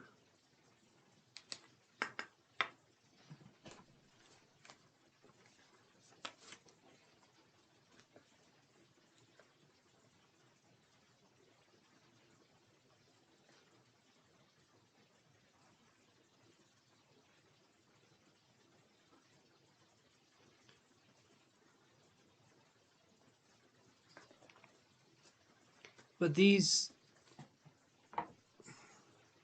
aren't easy lessons. These aren't fun lessons, but they are lessons. And you seem like someone who would want to. I feel like you're someone who desperately wants to introduce yourself to the world, possibly for the first time in your adult life. And I feel like this is a time for you to do that. But we have to understand who we are first. We have to understand how um, we have to understand how we present ourselves, and the only way we can understand that is to do it, right? You've done acting before, obviously, so you're introducing yourself to that character. You're introducing yourself to the main character right now. The script is being written, okay? We know what the character is going to say. We know the environment that they're in, but we don't know what the delivery of that character is going to be. We don't know how that character lives their life necessarily. So this right here is you exploring that.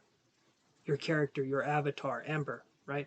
You get to explore that. You get to have fun with that. This is reality at play, right? This is focusing on creating the real you, focusing on letting that part of you shine. Does that make sense, Amber? I don't know about acting analogies, but hopefully that made sense.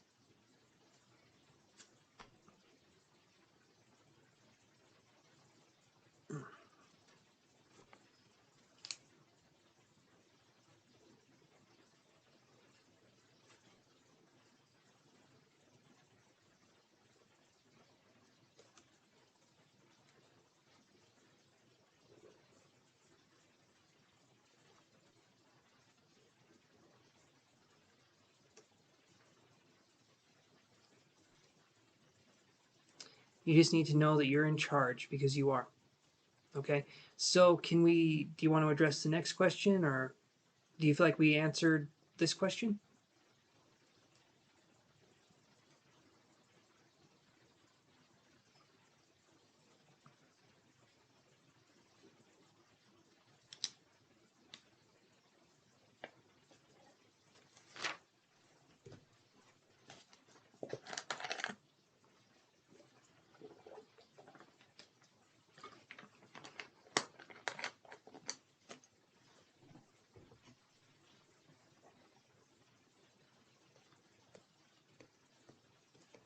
Yes, let's do the next one. Okay, so you were wondering if you should move back to Seattle, right?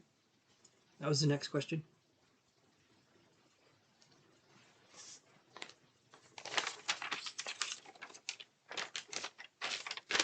Just going to do this really quick.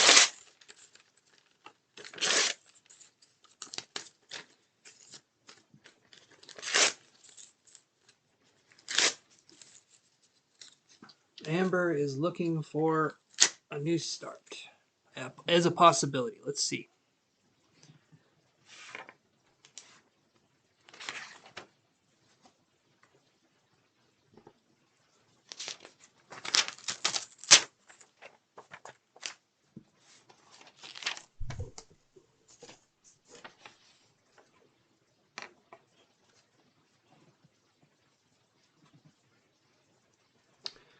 Okay, so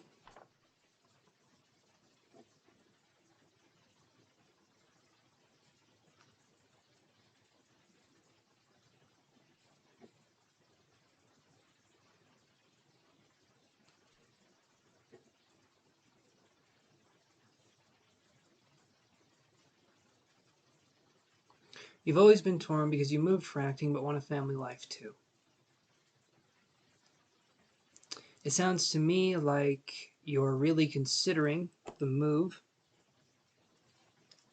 Obviously there's conflicting. Okay, let me see what I get here.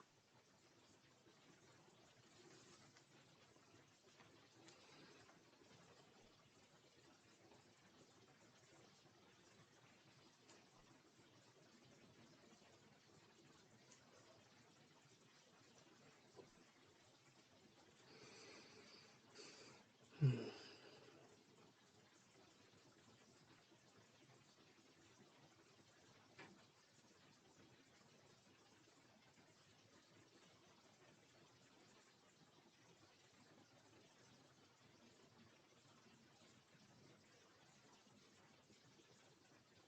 Would you possibly be going back home to take care of a parent or to take care of something? I felt like I saw someone who was kind of weaker.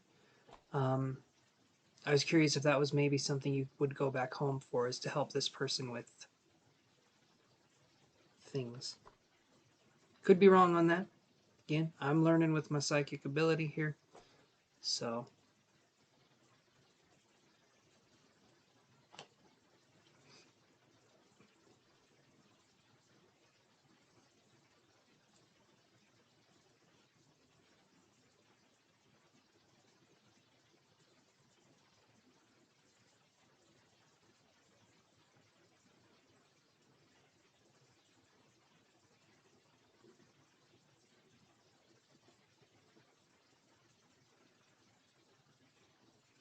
your mom's retiring next year and she's all by herself. Okay, so that would make sense.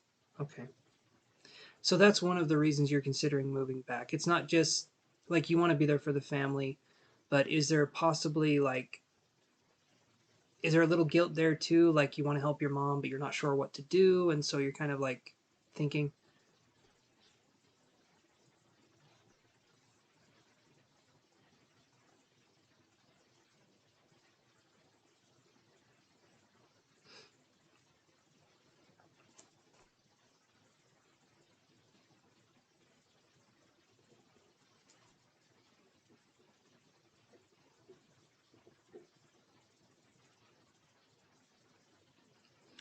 So the other thing I got with going back to Seattle is, yeah, it gives you that family life. The first thing that came through was the words group effort. So focusing on a goal. When families are together, you focus on this kind of goal of survival of the family or that kind of thing. So a group effort here. You're kind of all on the same page with the, that kind of effort. So that's good. Um,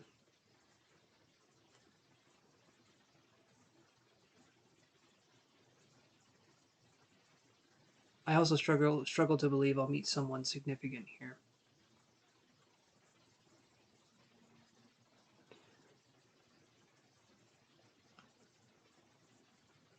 Something in me, Amber, you're telling me this right here. You're already thinking about moving. I mean, I feel like it's more of a you're gonna do it than you're wondering about it. I know you feel guilty. I That's what I feel. I feel there's guilt here, but I also feel you're strongly considering moving. And I feel like you've thought about this for a while. So then the real question is, you're wondering, okay, maybe I'm wrong in this, Amber. You're wondering if it's guilt that's making you go back to your family, or if you actually want to be, like, you want to have a family life, right? But with the guilt being there too, it makes it kind of difficult to go between the two worlds of, do I want to do this or do I want to do that? You feel guilty about going after your dreams, but there's also a guilt of not necessarily achieving something when we go back. It feels like there's just guilt. That's kind of what I'm getting, is that there's more of a guilt feeling here. Um,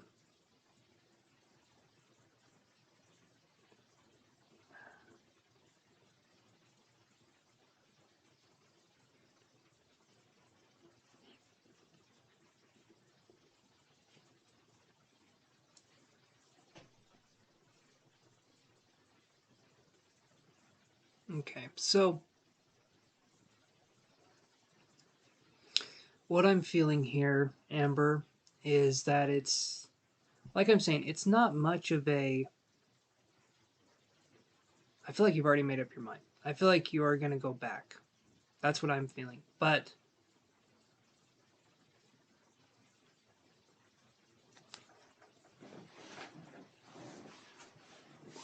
and that's hard. That's hard to feel that way. That can be hard to feel that way. But I'm feeling like it's.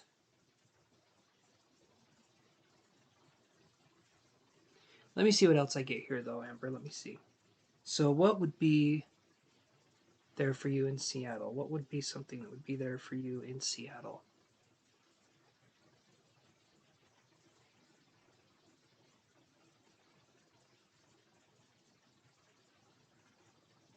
Could there be acting? Could there be agencies? I'm sure Seattle's a big city. There could be agencies there. It's not necessarily known for its agencies, but it does feel to me like there's a presence here. My hand was twitching. I feel like there's a creative presence in Seattle.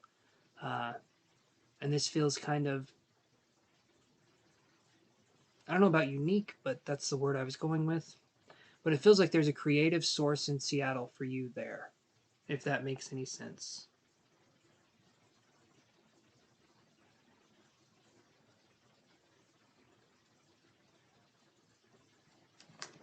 Hmm.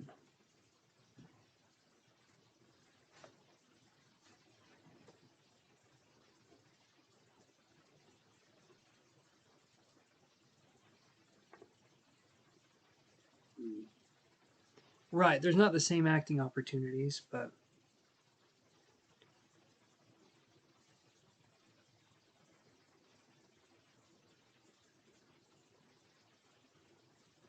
hmm.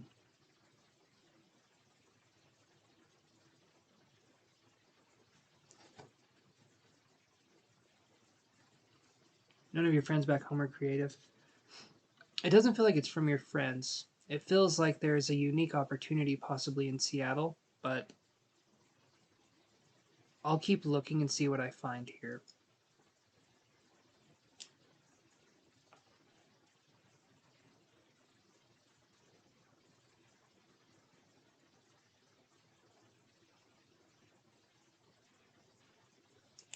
Let's do this, Amber. Okay. I've been tuning in psychically for a minute. Let's use the cards and see what I can get. So I'm going to do two kinds of things here. Let's do one for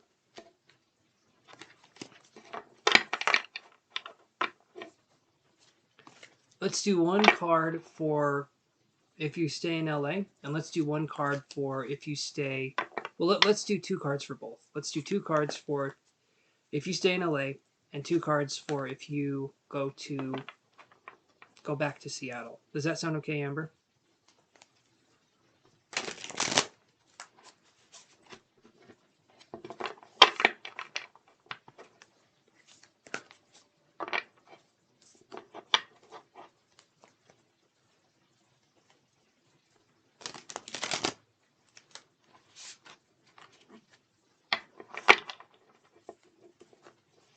Okay. And I just want to say thank you again for coming on here and helping to support the channel. You have been, well, you've been very supportive, and I appreciate that.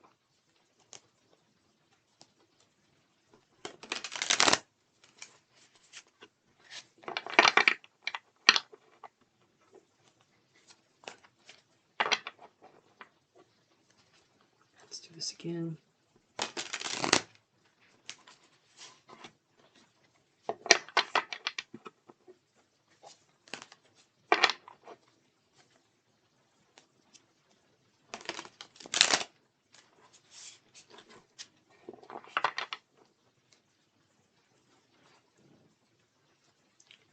Of course, Amber, of course.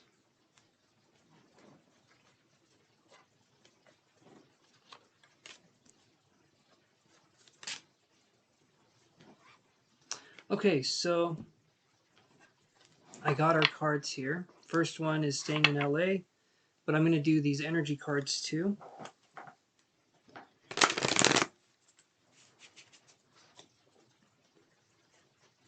What's more important to you, Amber? Is it more important for you to...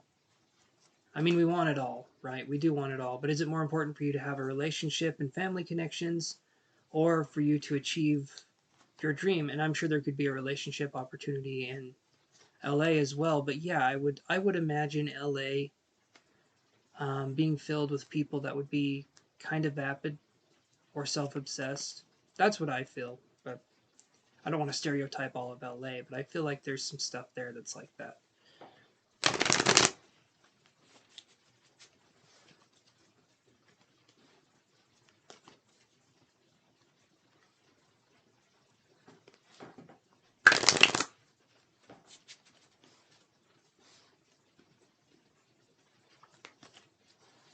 Okay, let's see what we got here. So let me see.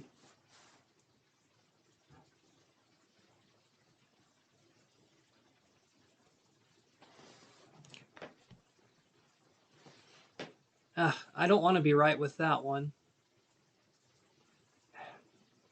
That's not a fun thing to be right about. I want to be right on, like, saying, are we making chocolate chip cookies today? And the person's like, you're right. I would love that. But if it is how it is, that's shitty.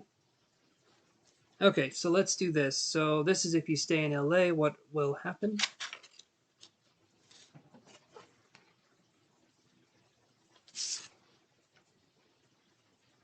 We get the 8 of coins in reverse, and then we get the woman holding a coin in reverse. So as we've talked about before, there's opportunity in LA, but I do feel like it's going to be just that. In LA, it's just focused on achieving the dream. It's just focused on achieving the money, right? That's kind of what we're doing. I feel like there can be luck here. I feel like there can be a sense of success here, but I don't know if it's something you would be. Now, let's look at the other card. So if you go to Seattle, what will be like the expectancy if you go to Seattle, and then I'll go back to LA. Go to Seattle, we get, okay. Seattle is this.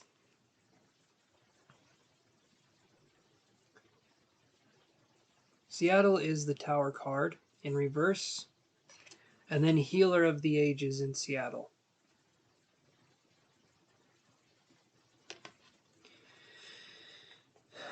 So you go back to Seattle, Amber. Here's what I'm seeing is going to be the situation. You go back to Seattle, you're going to be dealing with life-changing situations. I mean, obviously, you're moving back there. I feel like it's going to be a lot to take on. I'm not saying don't do it, but I feel like when you get to Seattle, there's going to be a lot to take on. And I feel like there's going to be a tendency to ignore how big of a deal this could possibly be. And I don't mean big deal as in like it's this huge thing. I mean, like, I feel like there's a tendency to oversimplify moving back to Seattle. I feel like it's going to be worth it, but I do feel like there is going to be moments that you're going to question why you're there because it's going to be difficult to move back. When I see Healer of the Ages, though, to me that seems like a good call. It seems like something where you could focus on healing yourself. Maybe you could go to Seattle for a little while and then come back to LA if that's what you want to do and pursue acting. Um, but that's going to be ultimately up to you. But what I see here is that either way you're going, you're going to hit a point that's going to be kind of difficult. Either way is going to guide us to the same lessons, I feel like. So it's up to you if you want to have possibly family around with those lessons. Hmm.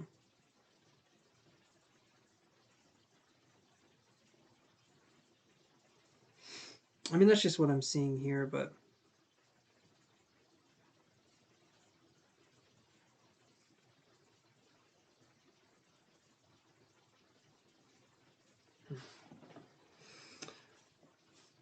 does that kind of make sense, Amber?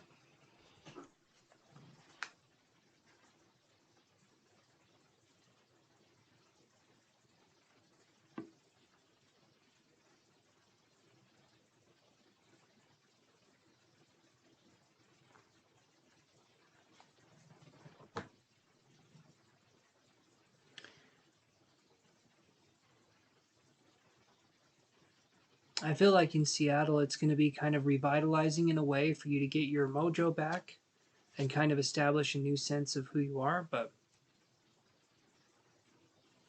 see, and that's why this could come up too. You're losing that freedom and identity. It's tricky either way. I do think in LA there's options. But here's the thing, Amber. If you move back, and this is something I'm going to say. Okay, see, and that's not right. If your mom's controlling over your life, that's not right. So then here's where I would go with that. Okay? And I was going to say this regardless of your statement of your mom being controlling. If you move back to where you're from because of guilt, That's not the right reason to move back. You want to move back because you feel like you need to, or you feel like there's a calling there. If your mom is very controlling, that's not right. You should have autonomy over yourself. But if you're moving back for guilt, that's not necessarily a good thing. I feel like good things could happen if you move back, but if you are moving back because you feel guilty or you don't know if there's a relationship for you in LA, I feel like let's do this here. There's nobody else live right now, so I can take my time. Or there's nobody else asking for a reading, so I can take my time here.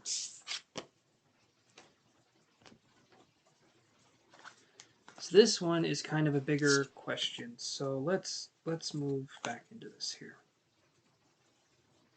That could have been why we got the Tower in reverse.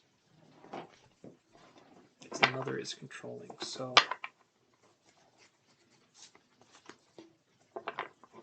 you're welcome. But Amber, do you agree with me when I say that moving back because of guilt wouldn't necessarily be a good thing? There's reasons to move back. I don't feel like guilt should be one of them. To me, it feels like it feels like we have to admit to ourselves we did something wrong and then we move back home. And I don't like that. I don't like that idea at all because you're not doing anything wrong. Does that make sense?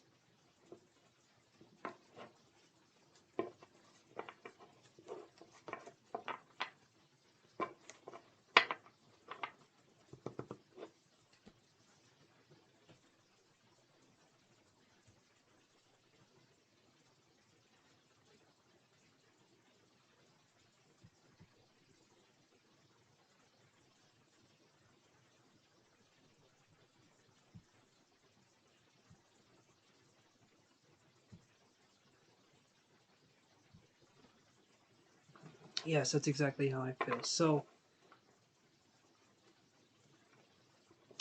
my vote in that arena would actually be to stay in LA then. I mean, even without looking at the cards, knowing that the mother can be controlling, that's no way to live. And if she is controlling, she can handle the family situation. I don't care if she's retiring, whatever. Let her do that. That's the controlling thing for me is a main point.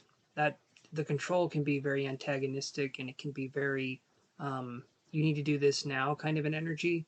That's not good. You don't want to lose control over your life. And I feel like with her energy looming over you, that's kind of what would happen. And you've already become generally, if, and maybe I'm wrong in saying this, Amber, you can tell me if I'm wrong, but people that grow up in possibly narcissistic households, they generally become people pleasers or they become narcissistic themselves. And where you said you did the people pleasing stuff, that to me says that maybe the household wasn't necessarily ideal for bringing up a child that has a voice or that has their own personality.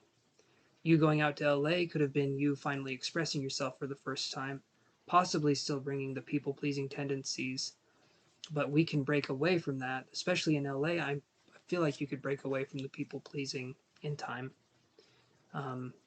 But generally, it comes from like a narcissistic parent will make it so that the child either becomes narcissistic themselves or they become people pleasing. It's like, well, you feel like the lower you make yourself, the more people will love you because you have no, you're very submissive. But that's what the person has taught us to be, is very low, very like. Does that make sense, Amber? That's kind of a sensitive topic. I don't want to say something that's uh, hurtful.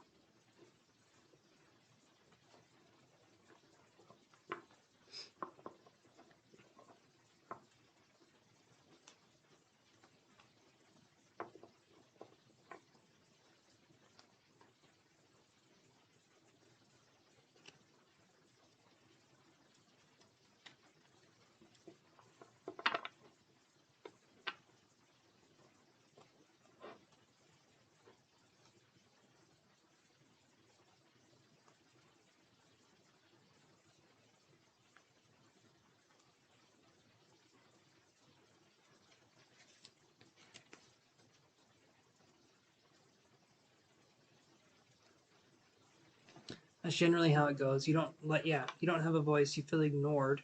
You go to LA to make something of yourself. You find out it's probably a little tougher than you thought it was going to be, but you still wanted to do it.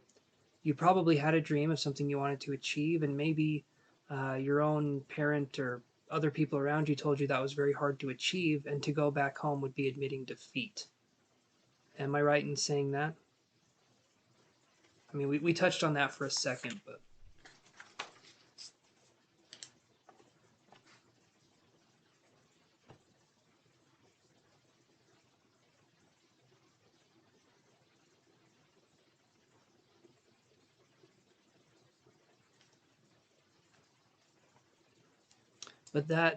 that little spark of defiance in you and wanting to go out and do something and wanting to go out and create something for yourself, that's what we need to instill more of in you. We don't need to diminish the flame. No. We need to let it grow. We need to give it some fuel, right? And the way we do that is boundaries. Now, being in LA, the boundary thing is going to be difficult, but there are other options. I mean, you could stay in LA and try your luck there. I mean, there's other places in the country too. You don't necessarily have to go back home. If LA isn't doing it for you, you could try another place that's not back home. Um, because to me, it sounds like as soon as you would get back home, you're engulfed. You're engulfed, and you're someone else's puppet for a while. I feel like you need to understand who you are yourself first. You need to understand who Amber is, independently from anyone else first, before you even think about going back home. For a visit, even, I would feel like be very careful if you go there to visit people, um, because that needs to be something that you.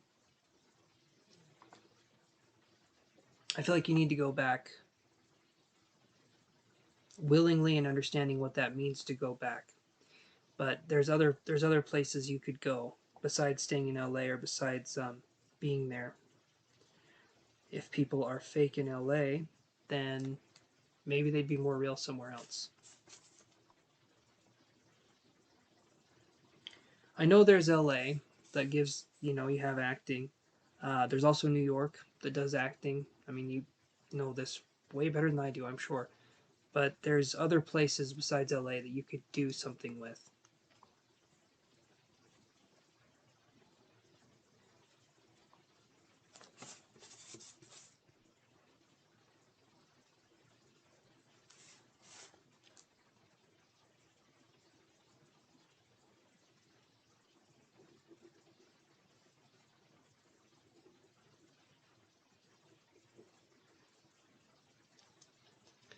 Okay, so I feel, Amber, that you're on the verge of wanting, possibly, maybe, and I could be wrong with this, maybe going back home and having someone else kind of control our life. Maybe that would feel better than trying to make it on our own and feeling like we're failing. I could be wrong in saying that, but it might be something you're thinking about. Maybe that's the easier path. And that is the easier path, in my opinion. But what you're establishing now and who you're becoming as a person, even though it's harder, I feel like it's worth it. I feel like there's a part of you that's more courageous and that's been out there in the world, that if you would have stayed in Seattle, you wouldn't have had that, you know?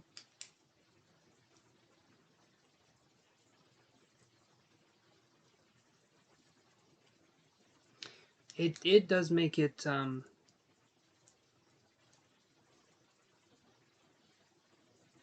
makes it hard to,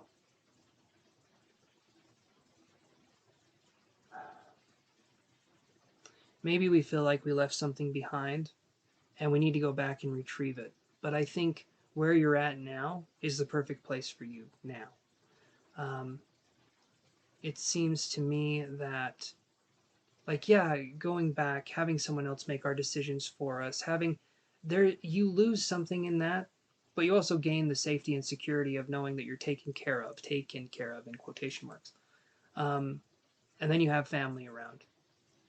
But if the family of origin, right, is non functioning, or has issues, that's not necessarily a safe place for you to be, because again, your voice will be ignored and you'll be submissive again. And the Amber the Amber I have felt, the Amber I have been talking to, you're not that. You're not. You're someone who has a lot more chutzpah in you than I feel like a lot of people don't even know that.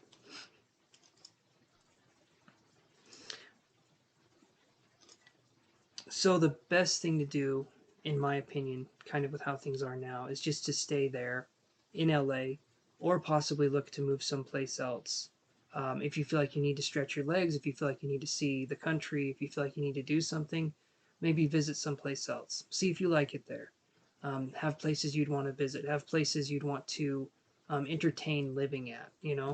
But I feel like that would be a good idea, because you're discovering your voice, and right now you're in the middle of it. Right now you're in the very middle part of it, and the funny part with the middle is that it doesn't look like it's going to start anytime soon, and it doesn't look like it's going to end anytime soon. You're right in the middle. You're in the middle of the ocean. You can't see land, and you're telling yourself that you haven't moved an inch.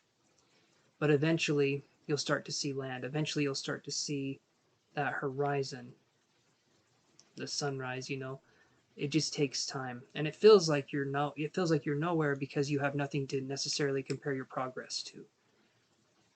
You don't have a good person meter, right above your head, and when you've leveled up. That I wish that happened, but it doesn't. So you're stuck sitting there thinking that I honestly just feel like you're too hard on yourself, to be honest. And that can happen from the people pleasing as well. We tend to go out of our way to help others and then beat ourselves up when we fail to meet their um, criticisms, or when we fail to meet their needs that they were thinking of but not necessarily saying. And that's another thing, is um, you over people pleasers tend to overthink other things, and they tend to think that they should be able to read the other person's mind to give them everything they need right when they need it. And that never goes well for the person, the people pleaser. That always ends up badly, because you can never read someone's mind. Not like that.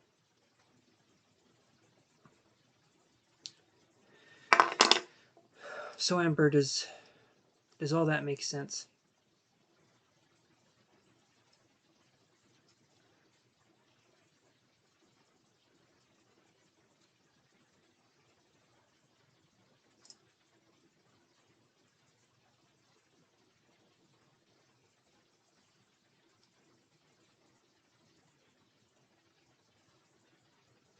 Hey, Christina H. Go for it if you want to. I'm talking with Amber here for just a second longer, but you would be the very next person after Amber if you have a question.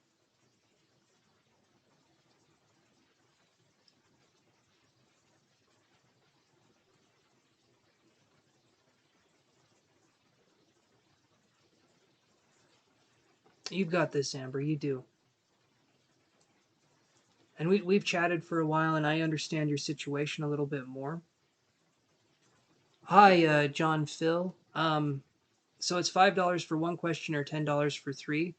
Um, you guys can ask if you want.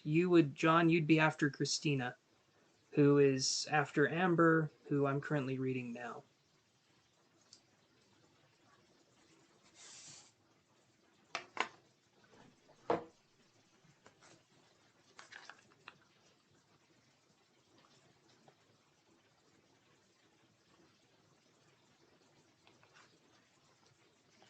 So hopefully, Amber, that helps. And no, John, it's not free. It should say right down here on the screen. It should say. I'm hoping that's still up there.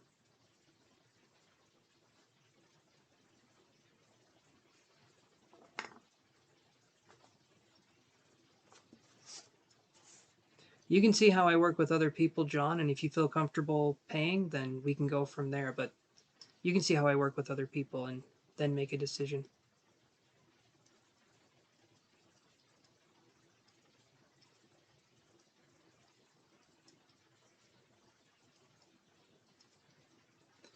And yeah, Amber, it is a lot to process. It's I feel like it's a core or like a core wound, you know, so it is a lot to process.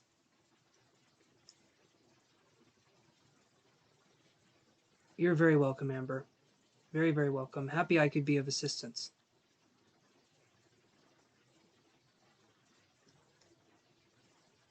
Hopefully you have a good night. I'm sure it's getting late. Hopefully you're able to get some good sleep, Amber.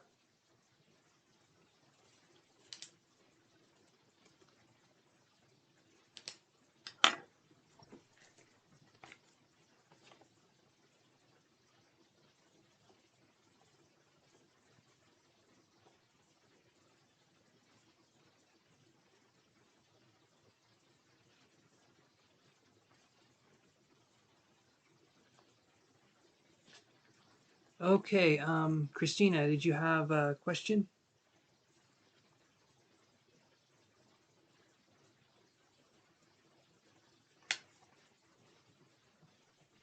You're very welcome, Amber.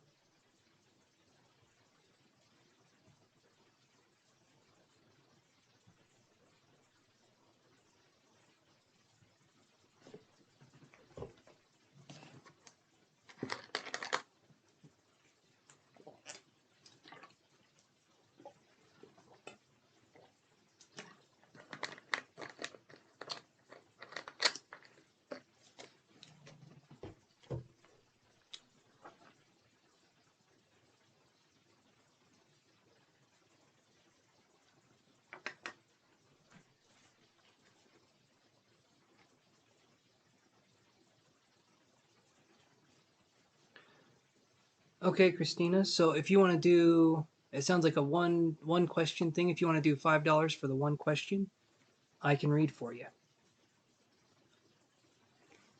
We can look a little more into that. I'm going to go to the bathroom really quick. I will be right back. So just give me a second here.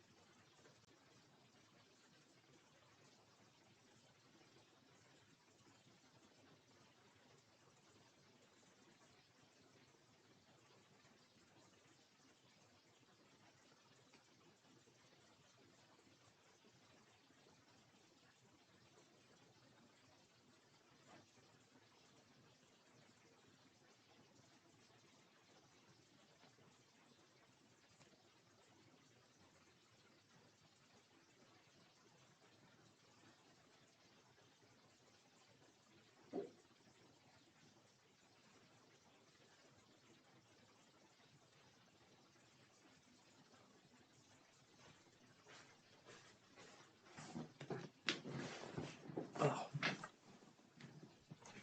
okay.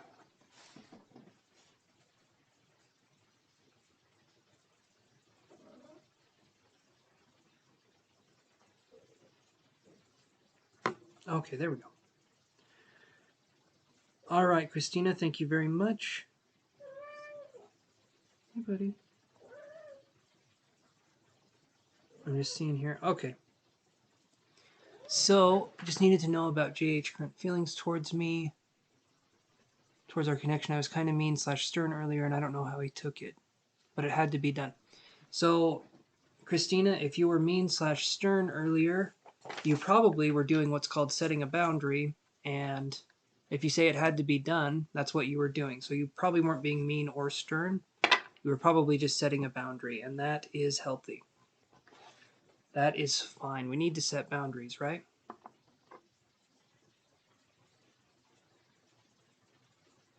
Not sure how he felt about what I said. Oh, okay. I guess want to know more about, did my actions change the dynamics of what's to come in the connection?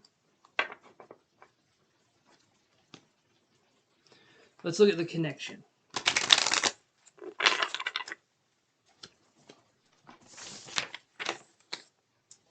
Let me do this here.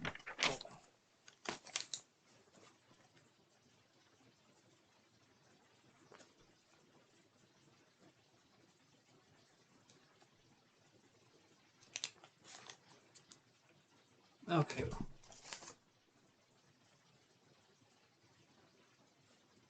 Right. I set a boundary and made things clear as to how I feel about our current situation. Exactly. Exactly. If he made you feel mean or stern or whatever, all you did was set a boundary. You just said, I don't appreciate that, or I don't like that, or could we do it this way, or however. Trust me, that's normal. You should be able to feel like you can make. Anyway, let's do this.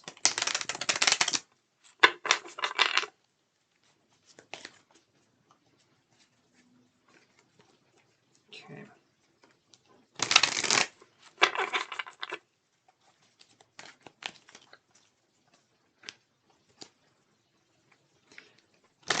What is the connection? What does Christina H's connection look like with JH? Right now.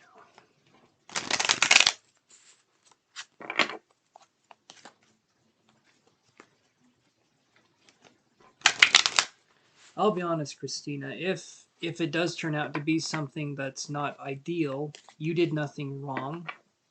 Some men are just weak and they can't stand a strong woman, or some people are just weak and they can't stand a strong woman. Anyway, let me see though. Let me know for sure.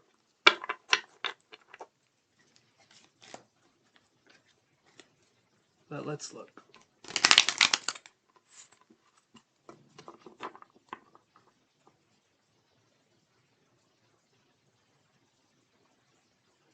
Well, that's not good.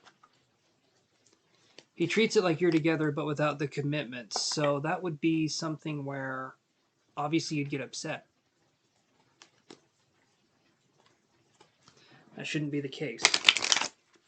Let me look. Let me see how he perceives the connection.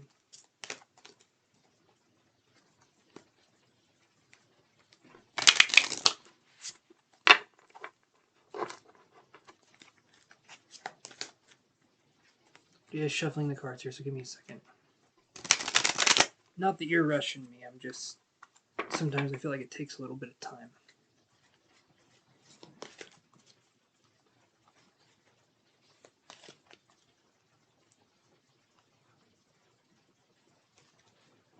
Okay, Lillian, thank you so much. Hopefully I'm saying that right. Let me put you down on this list here. So I'm reading Christina now, and then I can do your reading here. So give me just a second.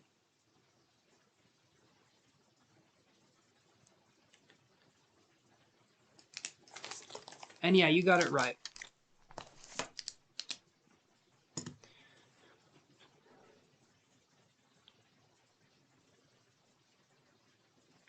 You're together, but without the commitment. Emotionally speaking, not physically speaking. Okay, so Christina, let's see what he thinks of the connection. Just give me a second. Almost done with shuffling these cards. And thank you so much for your donation, Lillian. Again, hope I'm saying that right. Okay.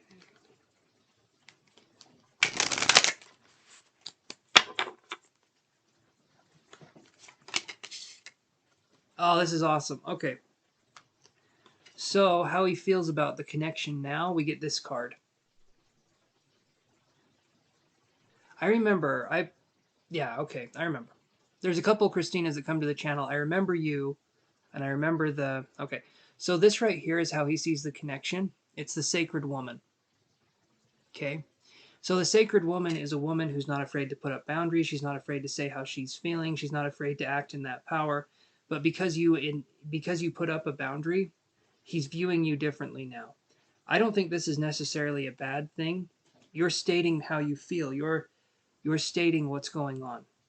So what I feel is going on here is that this person doesn't know what to make of it. Now in their eyes, I think you're viewed as a stronger woman because you put up a boundary. but don't for any reason take down the boundary for a person, especially for a man. Don't put down the boundary. Keep that up. Don't let anyone else cross that boundary. When you've set one up, don't change that. So as long as you handle that, I feel like there could be respect for you. But I feel like that's going to take a little bit of time here. So when I get the sacred woman, it's a lot about that. It's about definitely someone seeing your worth and the boundaries that we've put up. That's why she's holding, you'll notice here, she's holding her hand up. It's kind of hard to see on the. It's not a bad thing, though. That's the thing. She's holding her hand up, but there's a green heart there. Other people will think that you're being mean or you're being this or you're being that. You're not. You're putting up a boundary. You're saying what you will or won't stand. Okay.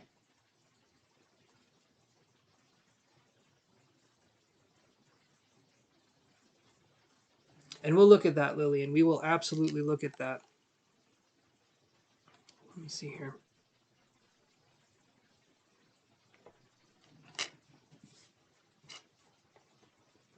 But that's what I'm getting here, Christina, okay? So that's a good card to have. I'm going to draw another card here, an energy card. But I'll have... you want a future with him. You love one another, but right now you're in separation. That might not be a bad thing for right now because... but what's beautiful about the separation, here's the best part about the separation part. You get to reinvent yourself. You get to say what you like and don't like. And then, worst case scenario, you're still separated. Nothing changes. You're separated. So this is a good time for you to work on establishing boundaries, to work on that. And it sounds like you are, which is awesome. And I really mean that. That's good. That's good. Boundaries are awesome because you get to understand how people operate. When you put up a boundary, you get to see what they do. So this was the card, right? I'm gonna draw another card, but we had the Sacred Woman card. Okay, you set up a boundary. Okay, this person I feel like will respect that eventually, but for right now, I feel like there's a little soreness there. There's a little bit of tenderness. I feel like you put up a boundary and this person doesn't know what to make of that. I feel like they will come around, but let me see. Let me see a little bit more. I'm drawing another card here, so let me look.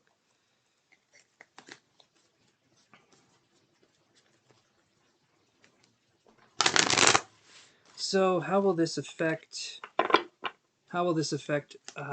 Christina H and JH's relationship?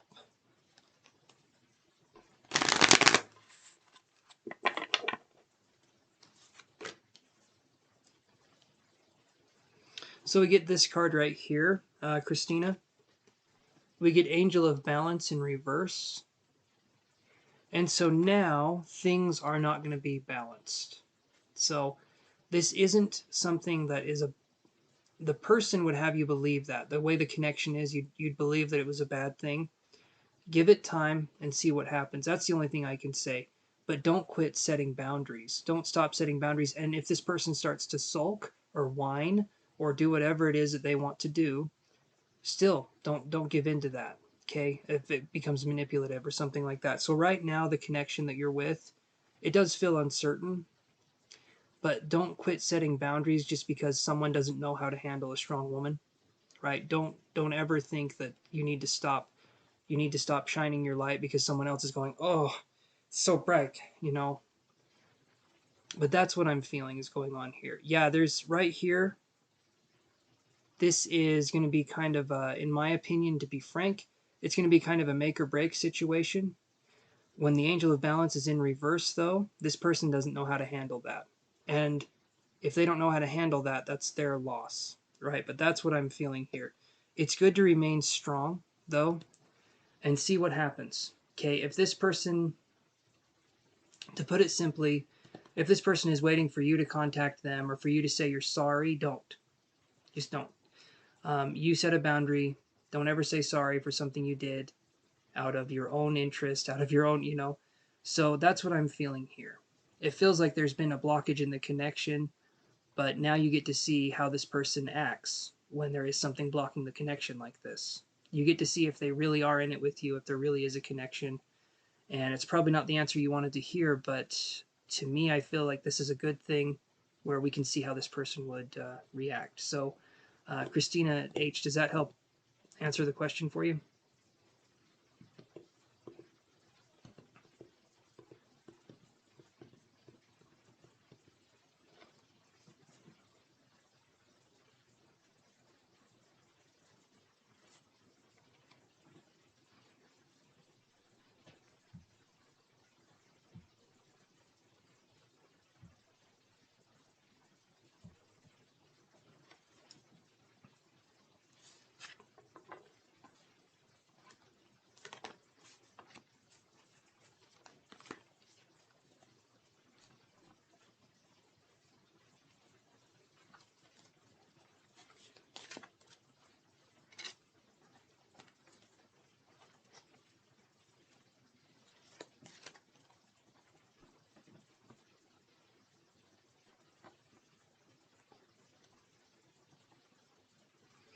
The answer was more from an advising perspective.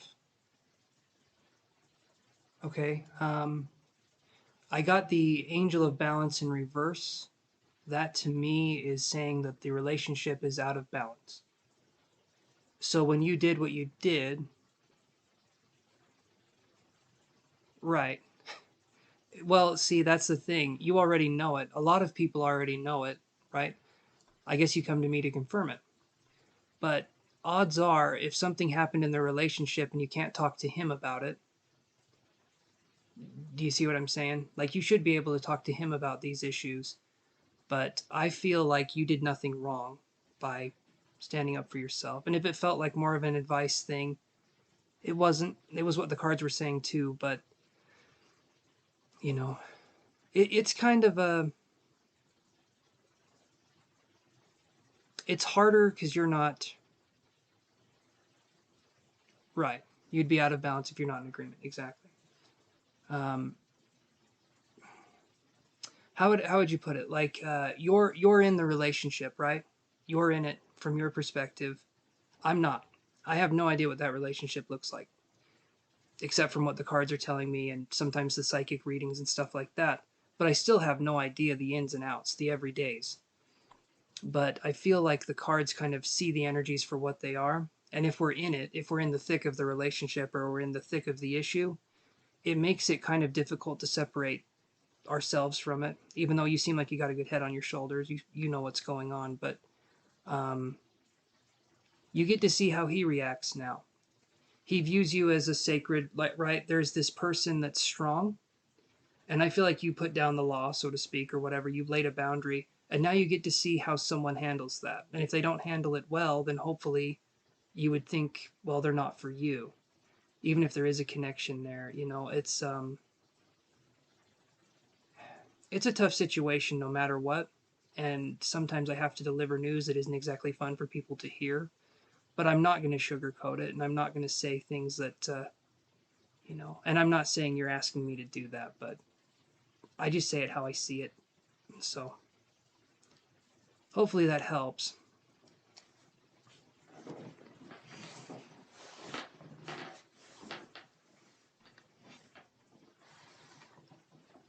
Take another drink here.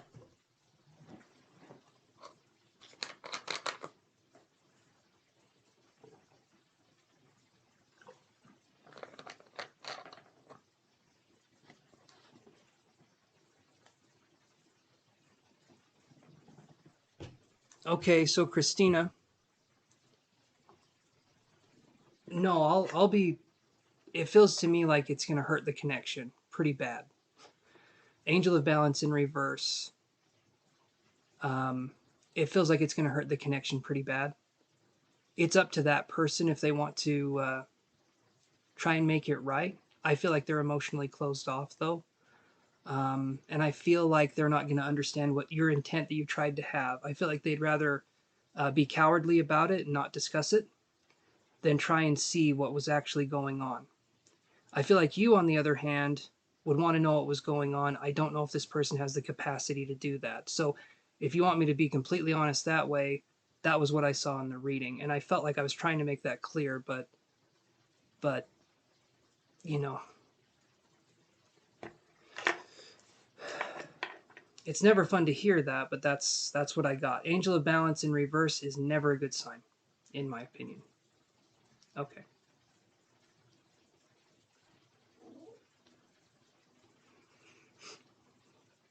I guess I don't need to pull my punches as much with you as I would as I was kind of thinking.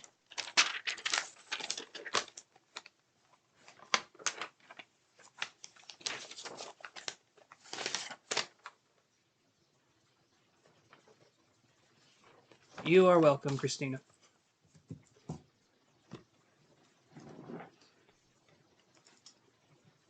Lillian, are you there?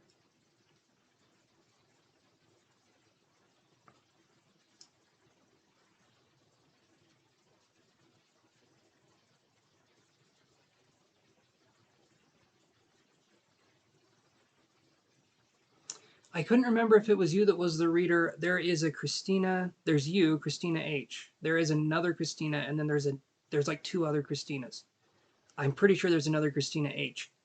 So you'll have to forgive me if I forget.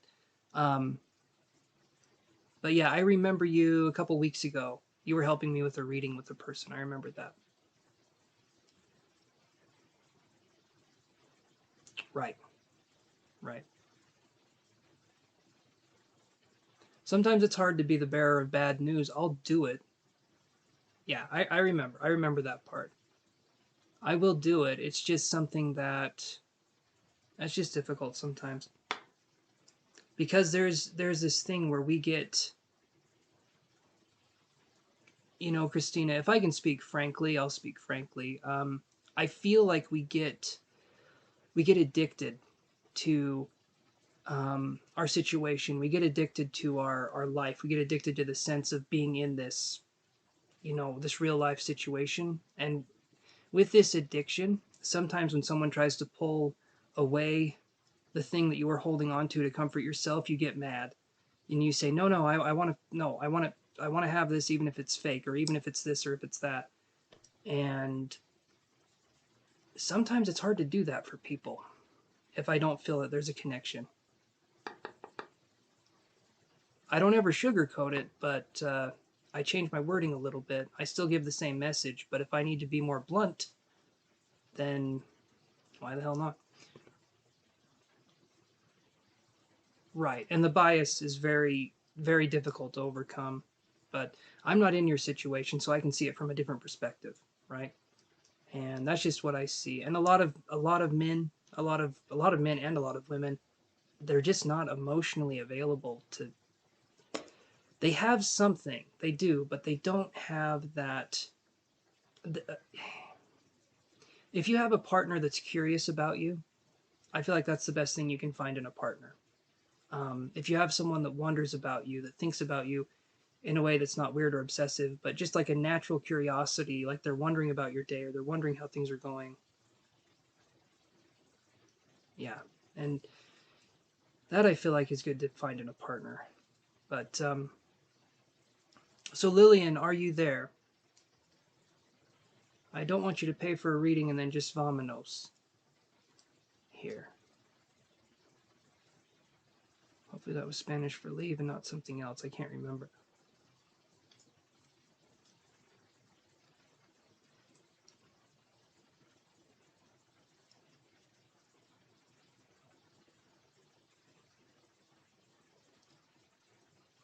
Exactly. You can have a combo that completely changes. Exactly. You can. It depends how you handle the situation. All I'm doing is taking the energy you have currently and projecting it into the future. That's all I can do. And then I'm reading it. But something could literally happen 3 seconds from now. Things are different. It really just depends. There's so many variables. You know, how do you account for the variables? I don't know.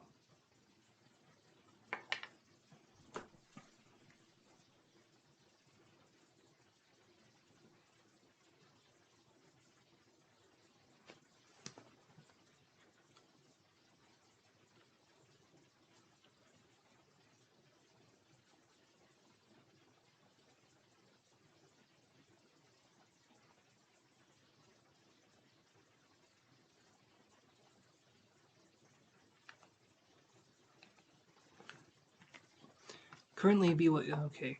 I remind my clients that all the time. So many alternating variables. Okay. Well, Christina, you are easier to talk to than most. Okay.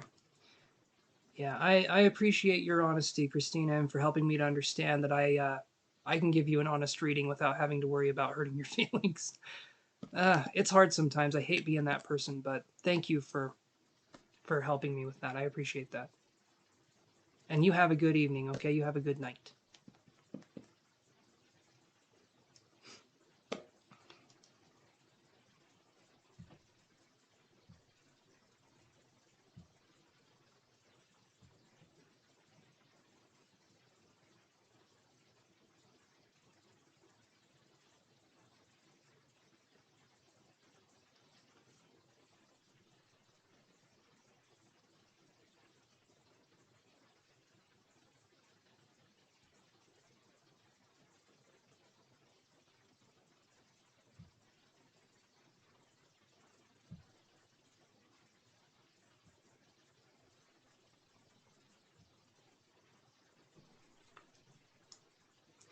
Lillian, you are just fine. You are just fine. So, your question was you're wondering if Noah's hiding something from you, right?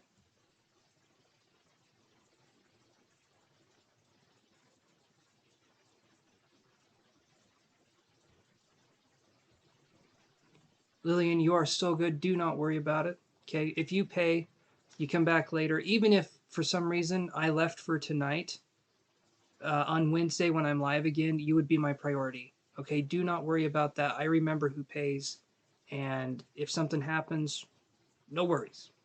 Okay, you are so good. Don't even worry about it. So we're wondering about this Noah guy, right?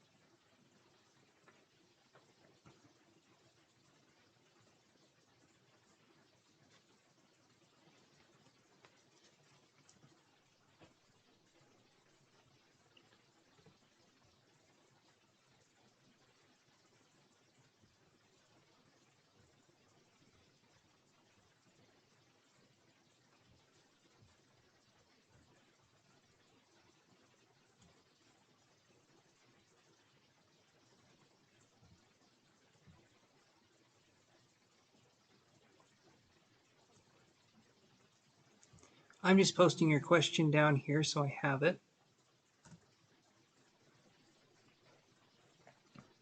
Okay.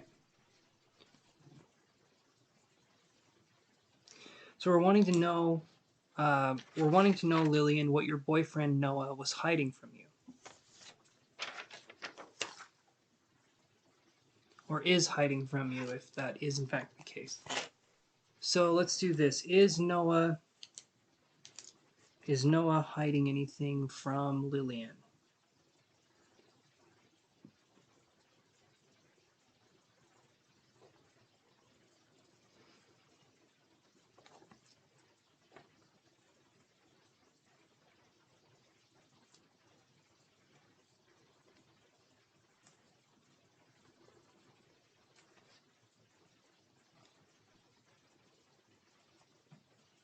Okay.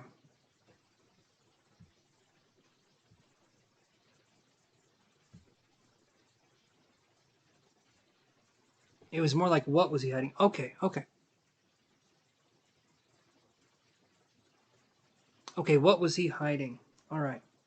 Sometimes I help people change the question because they don't know what they're typing, but in your situation, absolutely. What was he hiding? So let's do that.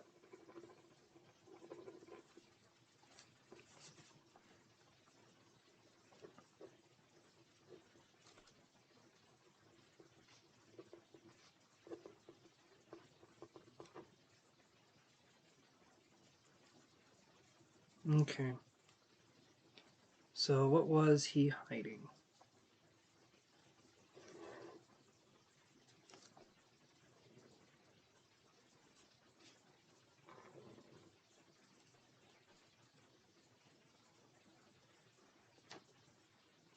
First thing I'm seeing for Noah is, and this is just to know if I've got the right person. That's generally how intuition works. We don't necessarily need the evidence, but we need to know why we're feeling the way we're feeling. So hopefully I can help verify that for you, and we can discover this together. So I allow myself to become curious of your situation, and that in turn opens up more uh, answers, right? So let's look at this, Lillian, together, okay? So join me on this journey, and let's do this here. So very first thing I'm seeing is, does Noah drive? For some reason I was seeing an old, I feel it and I'm scared. Well, we got this. We'll look at this together, and hopefully I don't find anything, but we'll go with this as we tend to, okay? Just join me on this journey here and know that I got your back. Okay, we got this. But let's do this. I promise I'll be careful. I'll be fragile with you. We're not going to. Okay, so very first thing with Noah, are we focused on, or not focused? The first thing I saw with him was I saw an old, it was like an old Toyota pickup truck or something like that. I don't know if that resonates, but for some reason that's what I was seeing. If that doesn't resonate, I will go back to the drawing board again, but I feel like Noah drives an old truck or an old beat up something. Could be wrong.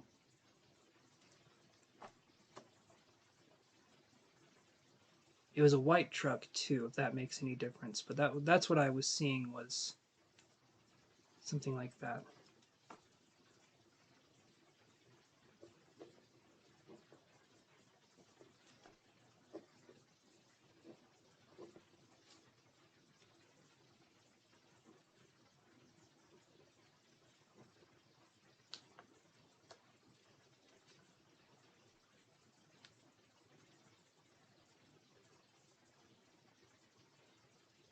No, it doesn't. Sorry. That's fine, Lillian. Do not worry. I can go back to the drawing board. I'm just asking you to see if it makes sense. So that is not a big deal. Let me do this again here. Lillian. I'm just going to write your name down and see what I can get.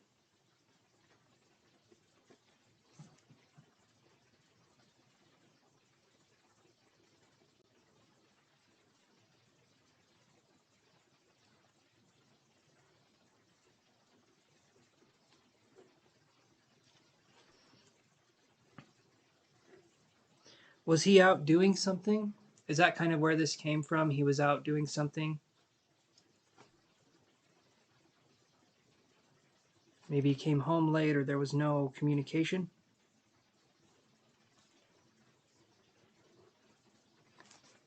I'm trying to focus here.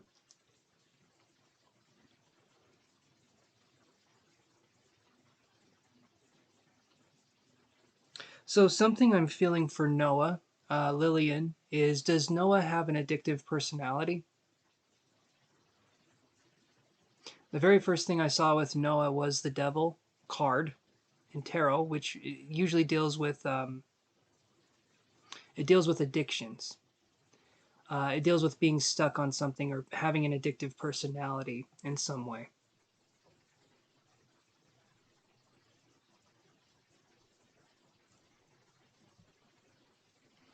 This could be video games, it could be porn, it could be drinking, it could be anything like that. So, like, does Noah look for ways to escape reality? A lot.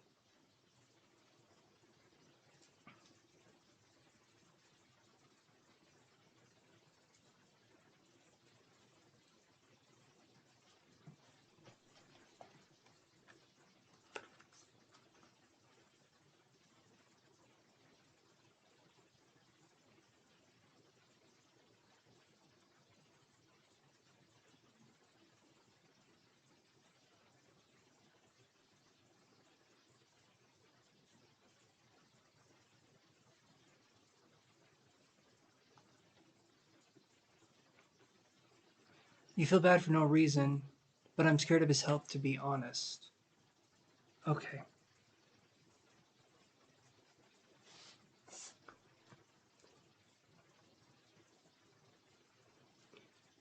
All right. So that's where this is coming from. it's coming from possibly a health issue? If so, we can look at that. Do you want me to like do a body scan and see if I can get anything?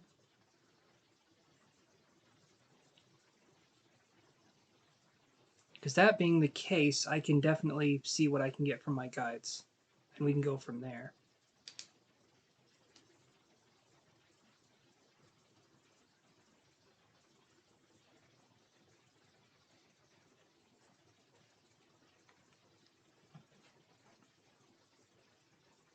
Okay.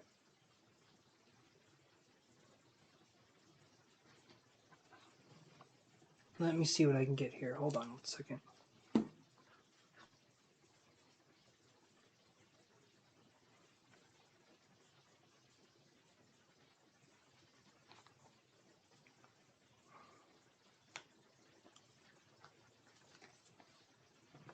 Hi, Joss Winder.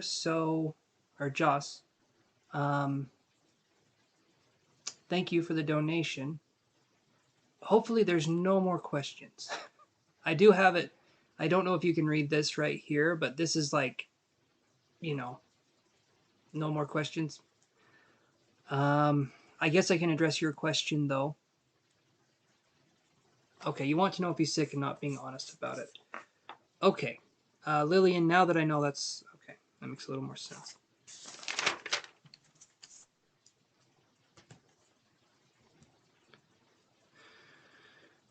Let me see what I get intuitively. I know you did. I know you did. Joss, I'll do it this one time. I appreciate the donation. I know. And I do appreciate the donation, but in the future, if you see this, I will. I'll address it because you did pay. But if you see this in the future, please don't. Yes, I will answer it. But please don't post questions when this is up next time. But I'll answer it this time because you did pay, so thank you. You're welcome. All right, I'm on Lillian's question now, and then I'll go to yours. Okay, Joss. So.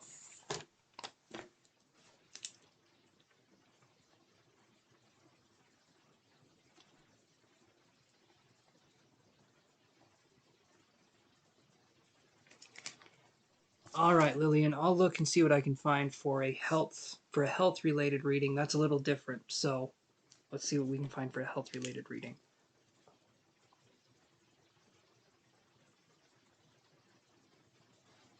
Mm.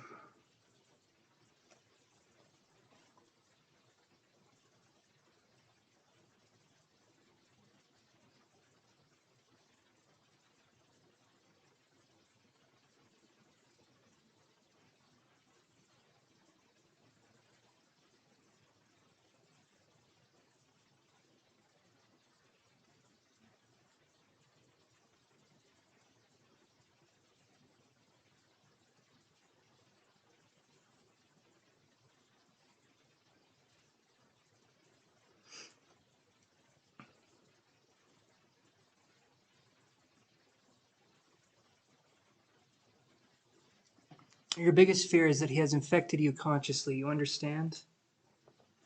I think so. Okay. Okay, Lillian, let me give me a minute here, and let's see what I can find.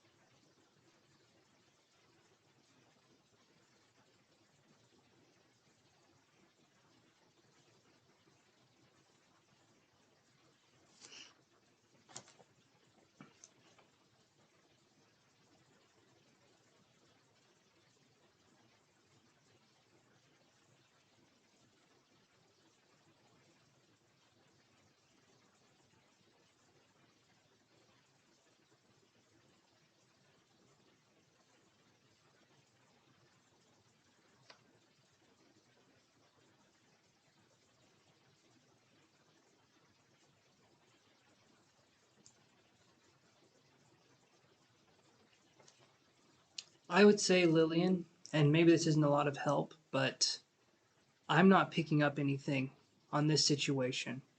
I don't feel like there's any malicious intent or the infection like you were talking about. I don't feel like there's anything there. I would say get tested if you feel like you need to, but I'm drawing an absolute blank when we're talking about the health reading here. And normally I get something. And right now I'm not picking up anything to me which says I don't think there's anything to worry about here.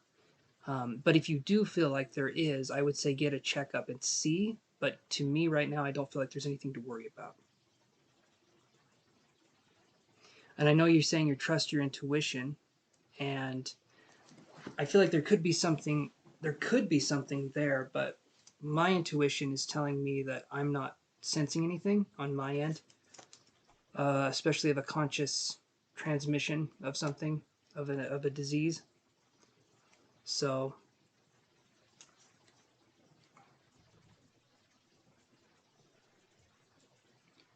let me go up though.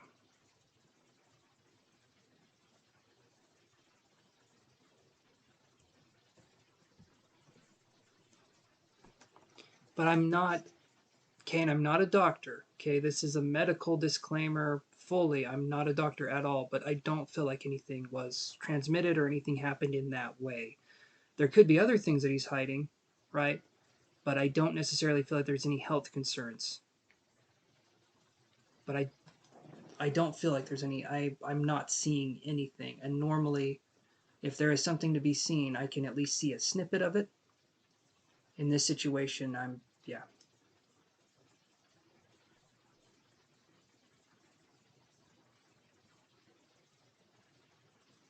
But get tested if you feel like you need to. Have that be something. I'm still learning as a psychic. I'm still learning these things. And so I do not have all the answers, right? Um, I can sometimes get some pretty good readings, but yeah. And I know you'd probably want a better answer than that, but that's what I'm feeling is that there's nothing to be concerned of at the moment. But if you feel like there is, then please get checked up. Please get that going. But I don't feel like there's anything to be concerned of at the moment. So hopefully that helps address your fears and helps kind of put things to rest, so to speak.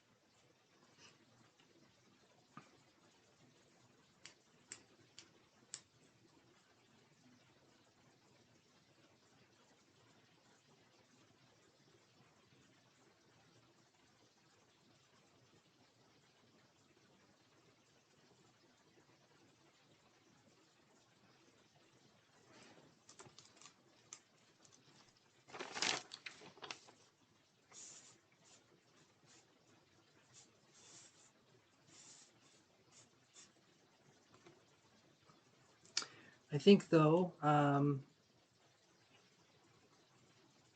actually going to do this here.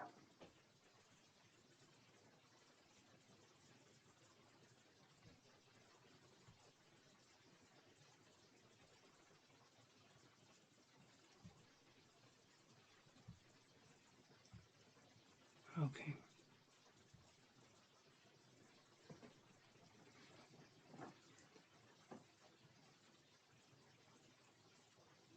So Lillian, are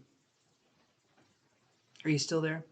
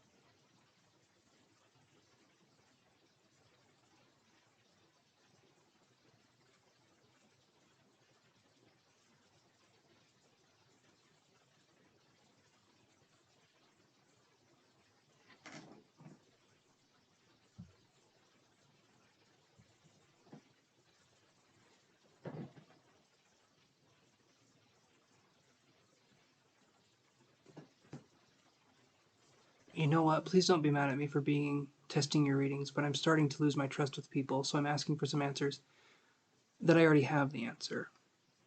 Oh, okay.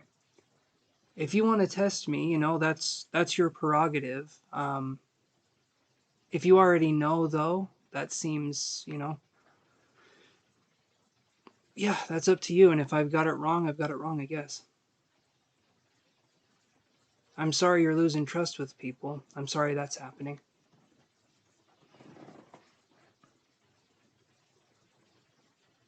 I'm not mad. I don't like to be tested. No psychic likes to be tested, but um, I just feel bad that you have to, you know, that sucks. If something happened to you, I'm very sorry that that's the case.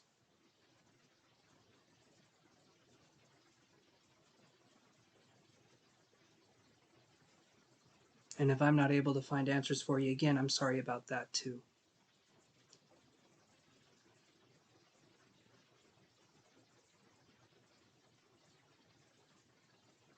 I hope you're okay, Lillian, wherever you're at, and I'm sorry again that.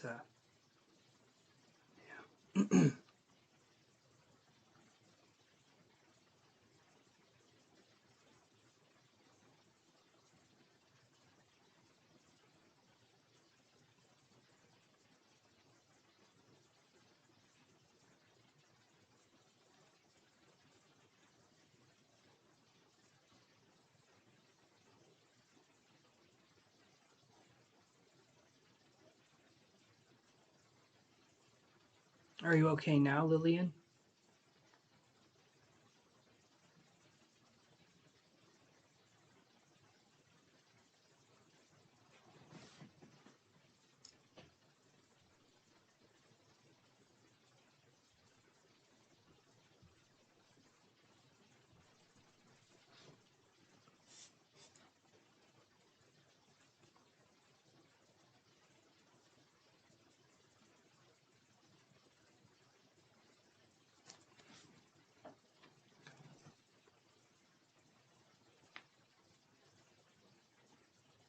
Come on, focus on me, camera.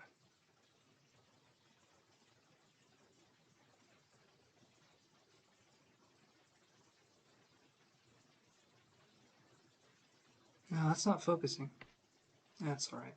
So I'll just be blurry, I guess.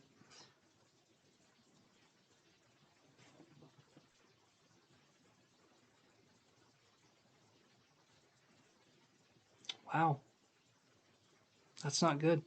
And I'm sorry that happened.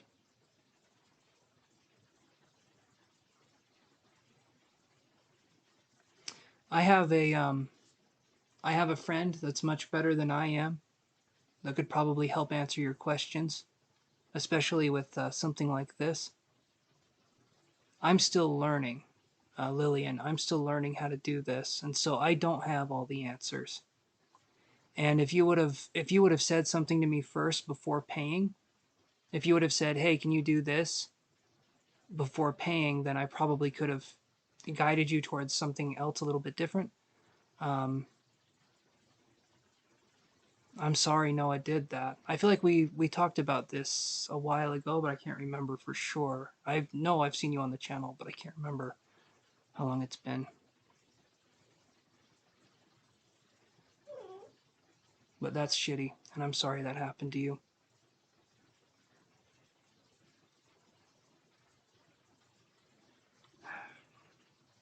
And I'm sorry I wasn't able to give you the answers you were uh, looking for either.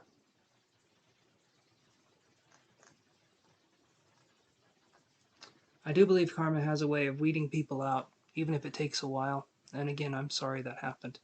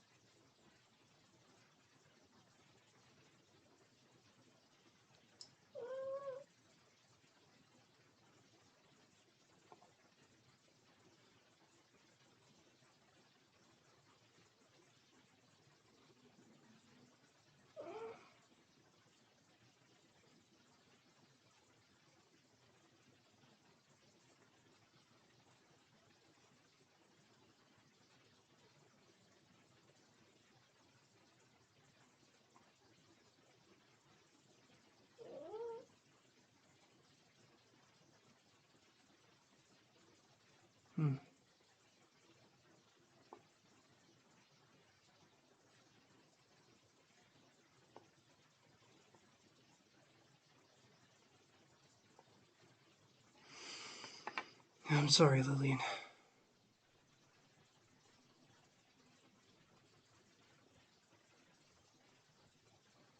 If I gave you bad advice, I am sorry about that.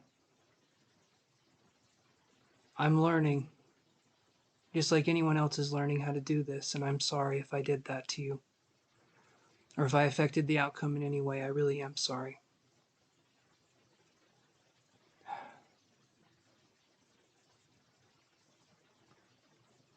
There's probably nothing I can say now to make it better, but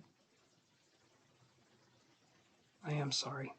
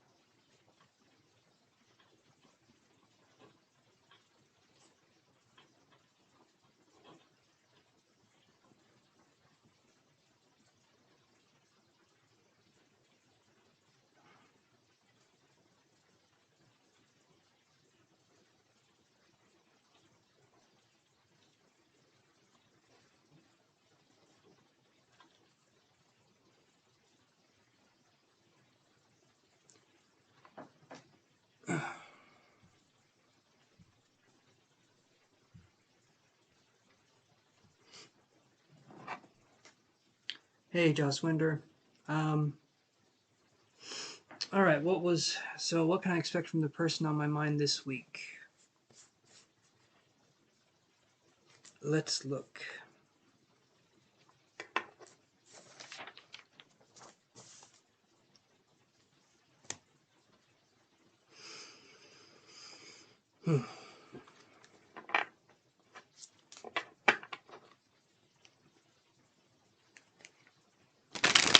Let's see what we can find out here.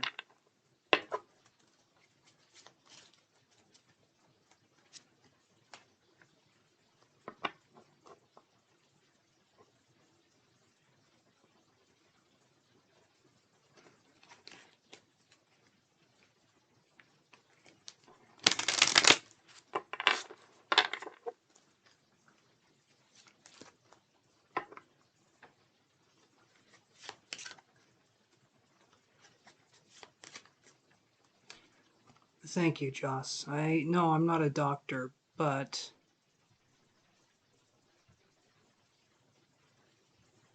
I do want to help people. And if I can't do that, that kind of sucks.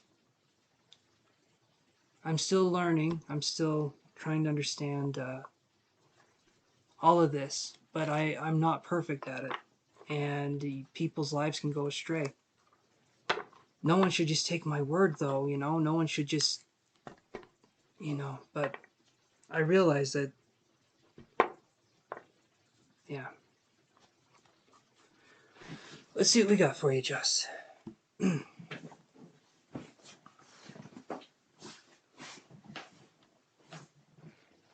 But thank you for the kind words.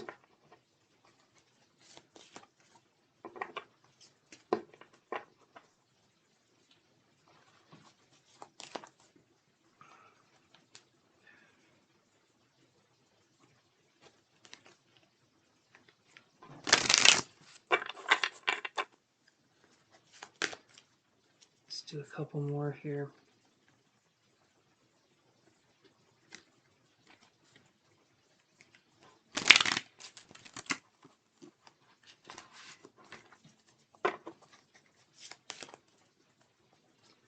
That's the one thing with this, you do your best, but there's always going to be that one person. It just goes catastrophically wrong sometimes.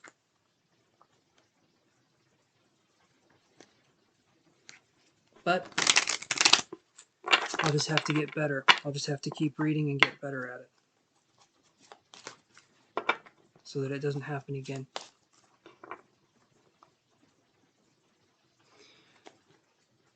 Anyway, let's see what we get here.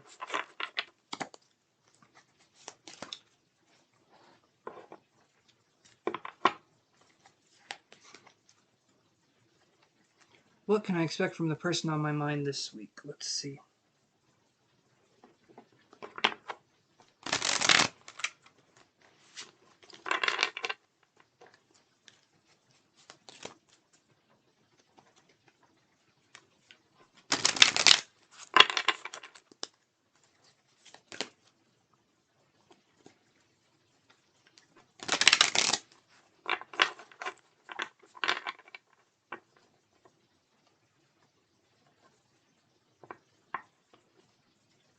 Thank you, Healing Art. I appreciate that.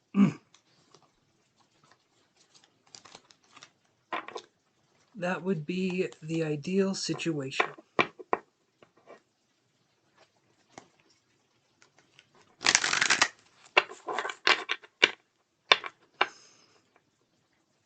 Ooh, okay.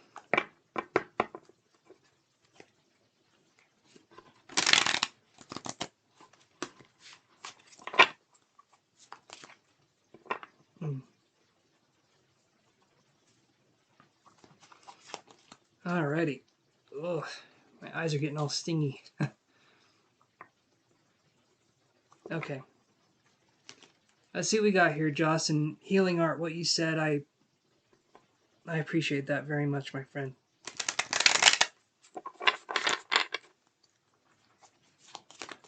Okay, let's see what we got here. For what can I expect from the person on my mind this week?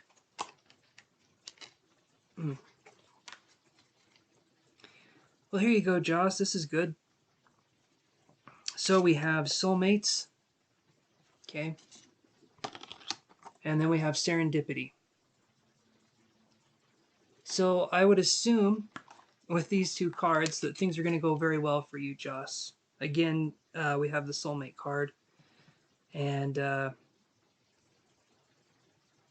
think I was wearing sunscreen or something. My eyes are like burning. Yeah, so these cards, Joss, are really good, like I was saying. Soulmates, obviously that means there's going to be a connection. And then serendipity, I feel like means the connection's going to flow. Things are going to happen, things are going to flow, and I feel like that's going to be something that is going to be that's going to be good. That's going to be a good thing for you coming into this next week or this week.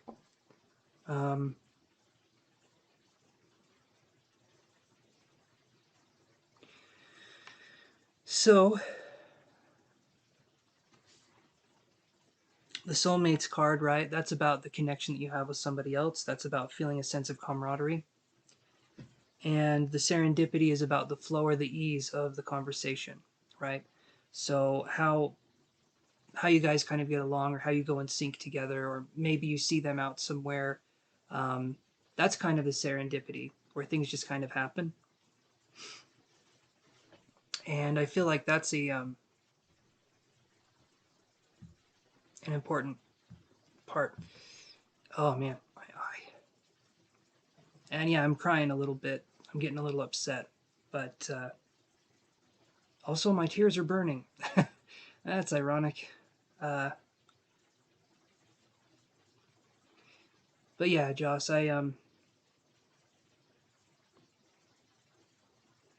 right, like bumping into each other. Exactly, my friend. Yeah, it's a lot like that. Basically, this is good. This is one of the better readings I've had here. I think this is a really good reading to have, and something that you can feel is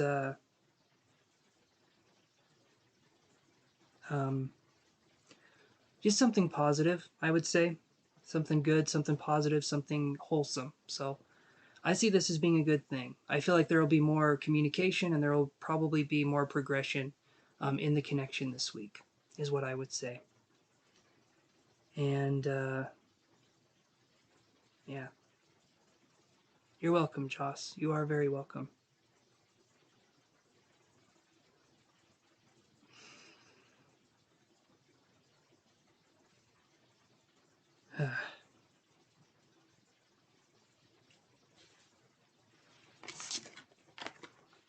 You are very welcome, my friend.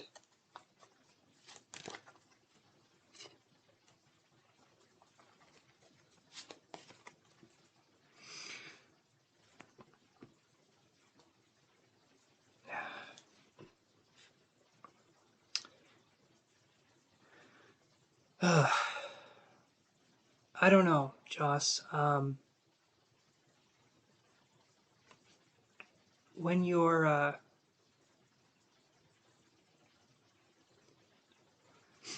yeah, some say positive, negative. Um,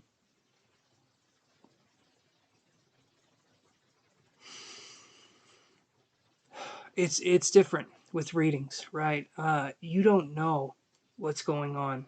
You try and intuit. You try to help the person, but I don't have all the answers. And if people come on here looking at me and expect me to have them all, I do my best. But I'm still learning just like anybody else. I mean, you never stop learning. And yeah, you know. But if I didn't see the character of the person, it's not on me per se, right, Joss? It's not on me if I didn't see the character. But there should have been a hint of it, I guess. But it's up to the person to also see the situation for what it is instead of me telling them what it is. There's red flags. Yeah. You too, Joss. Or you too. You take care.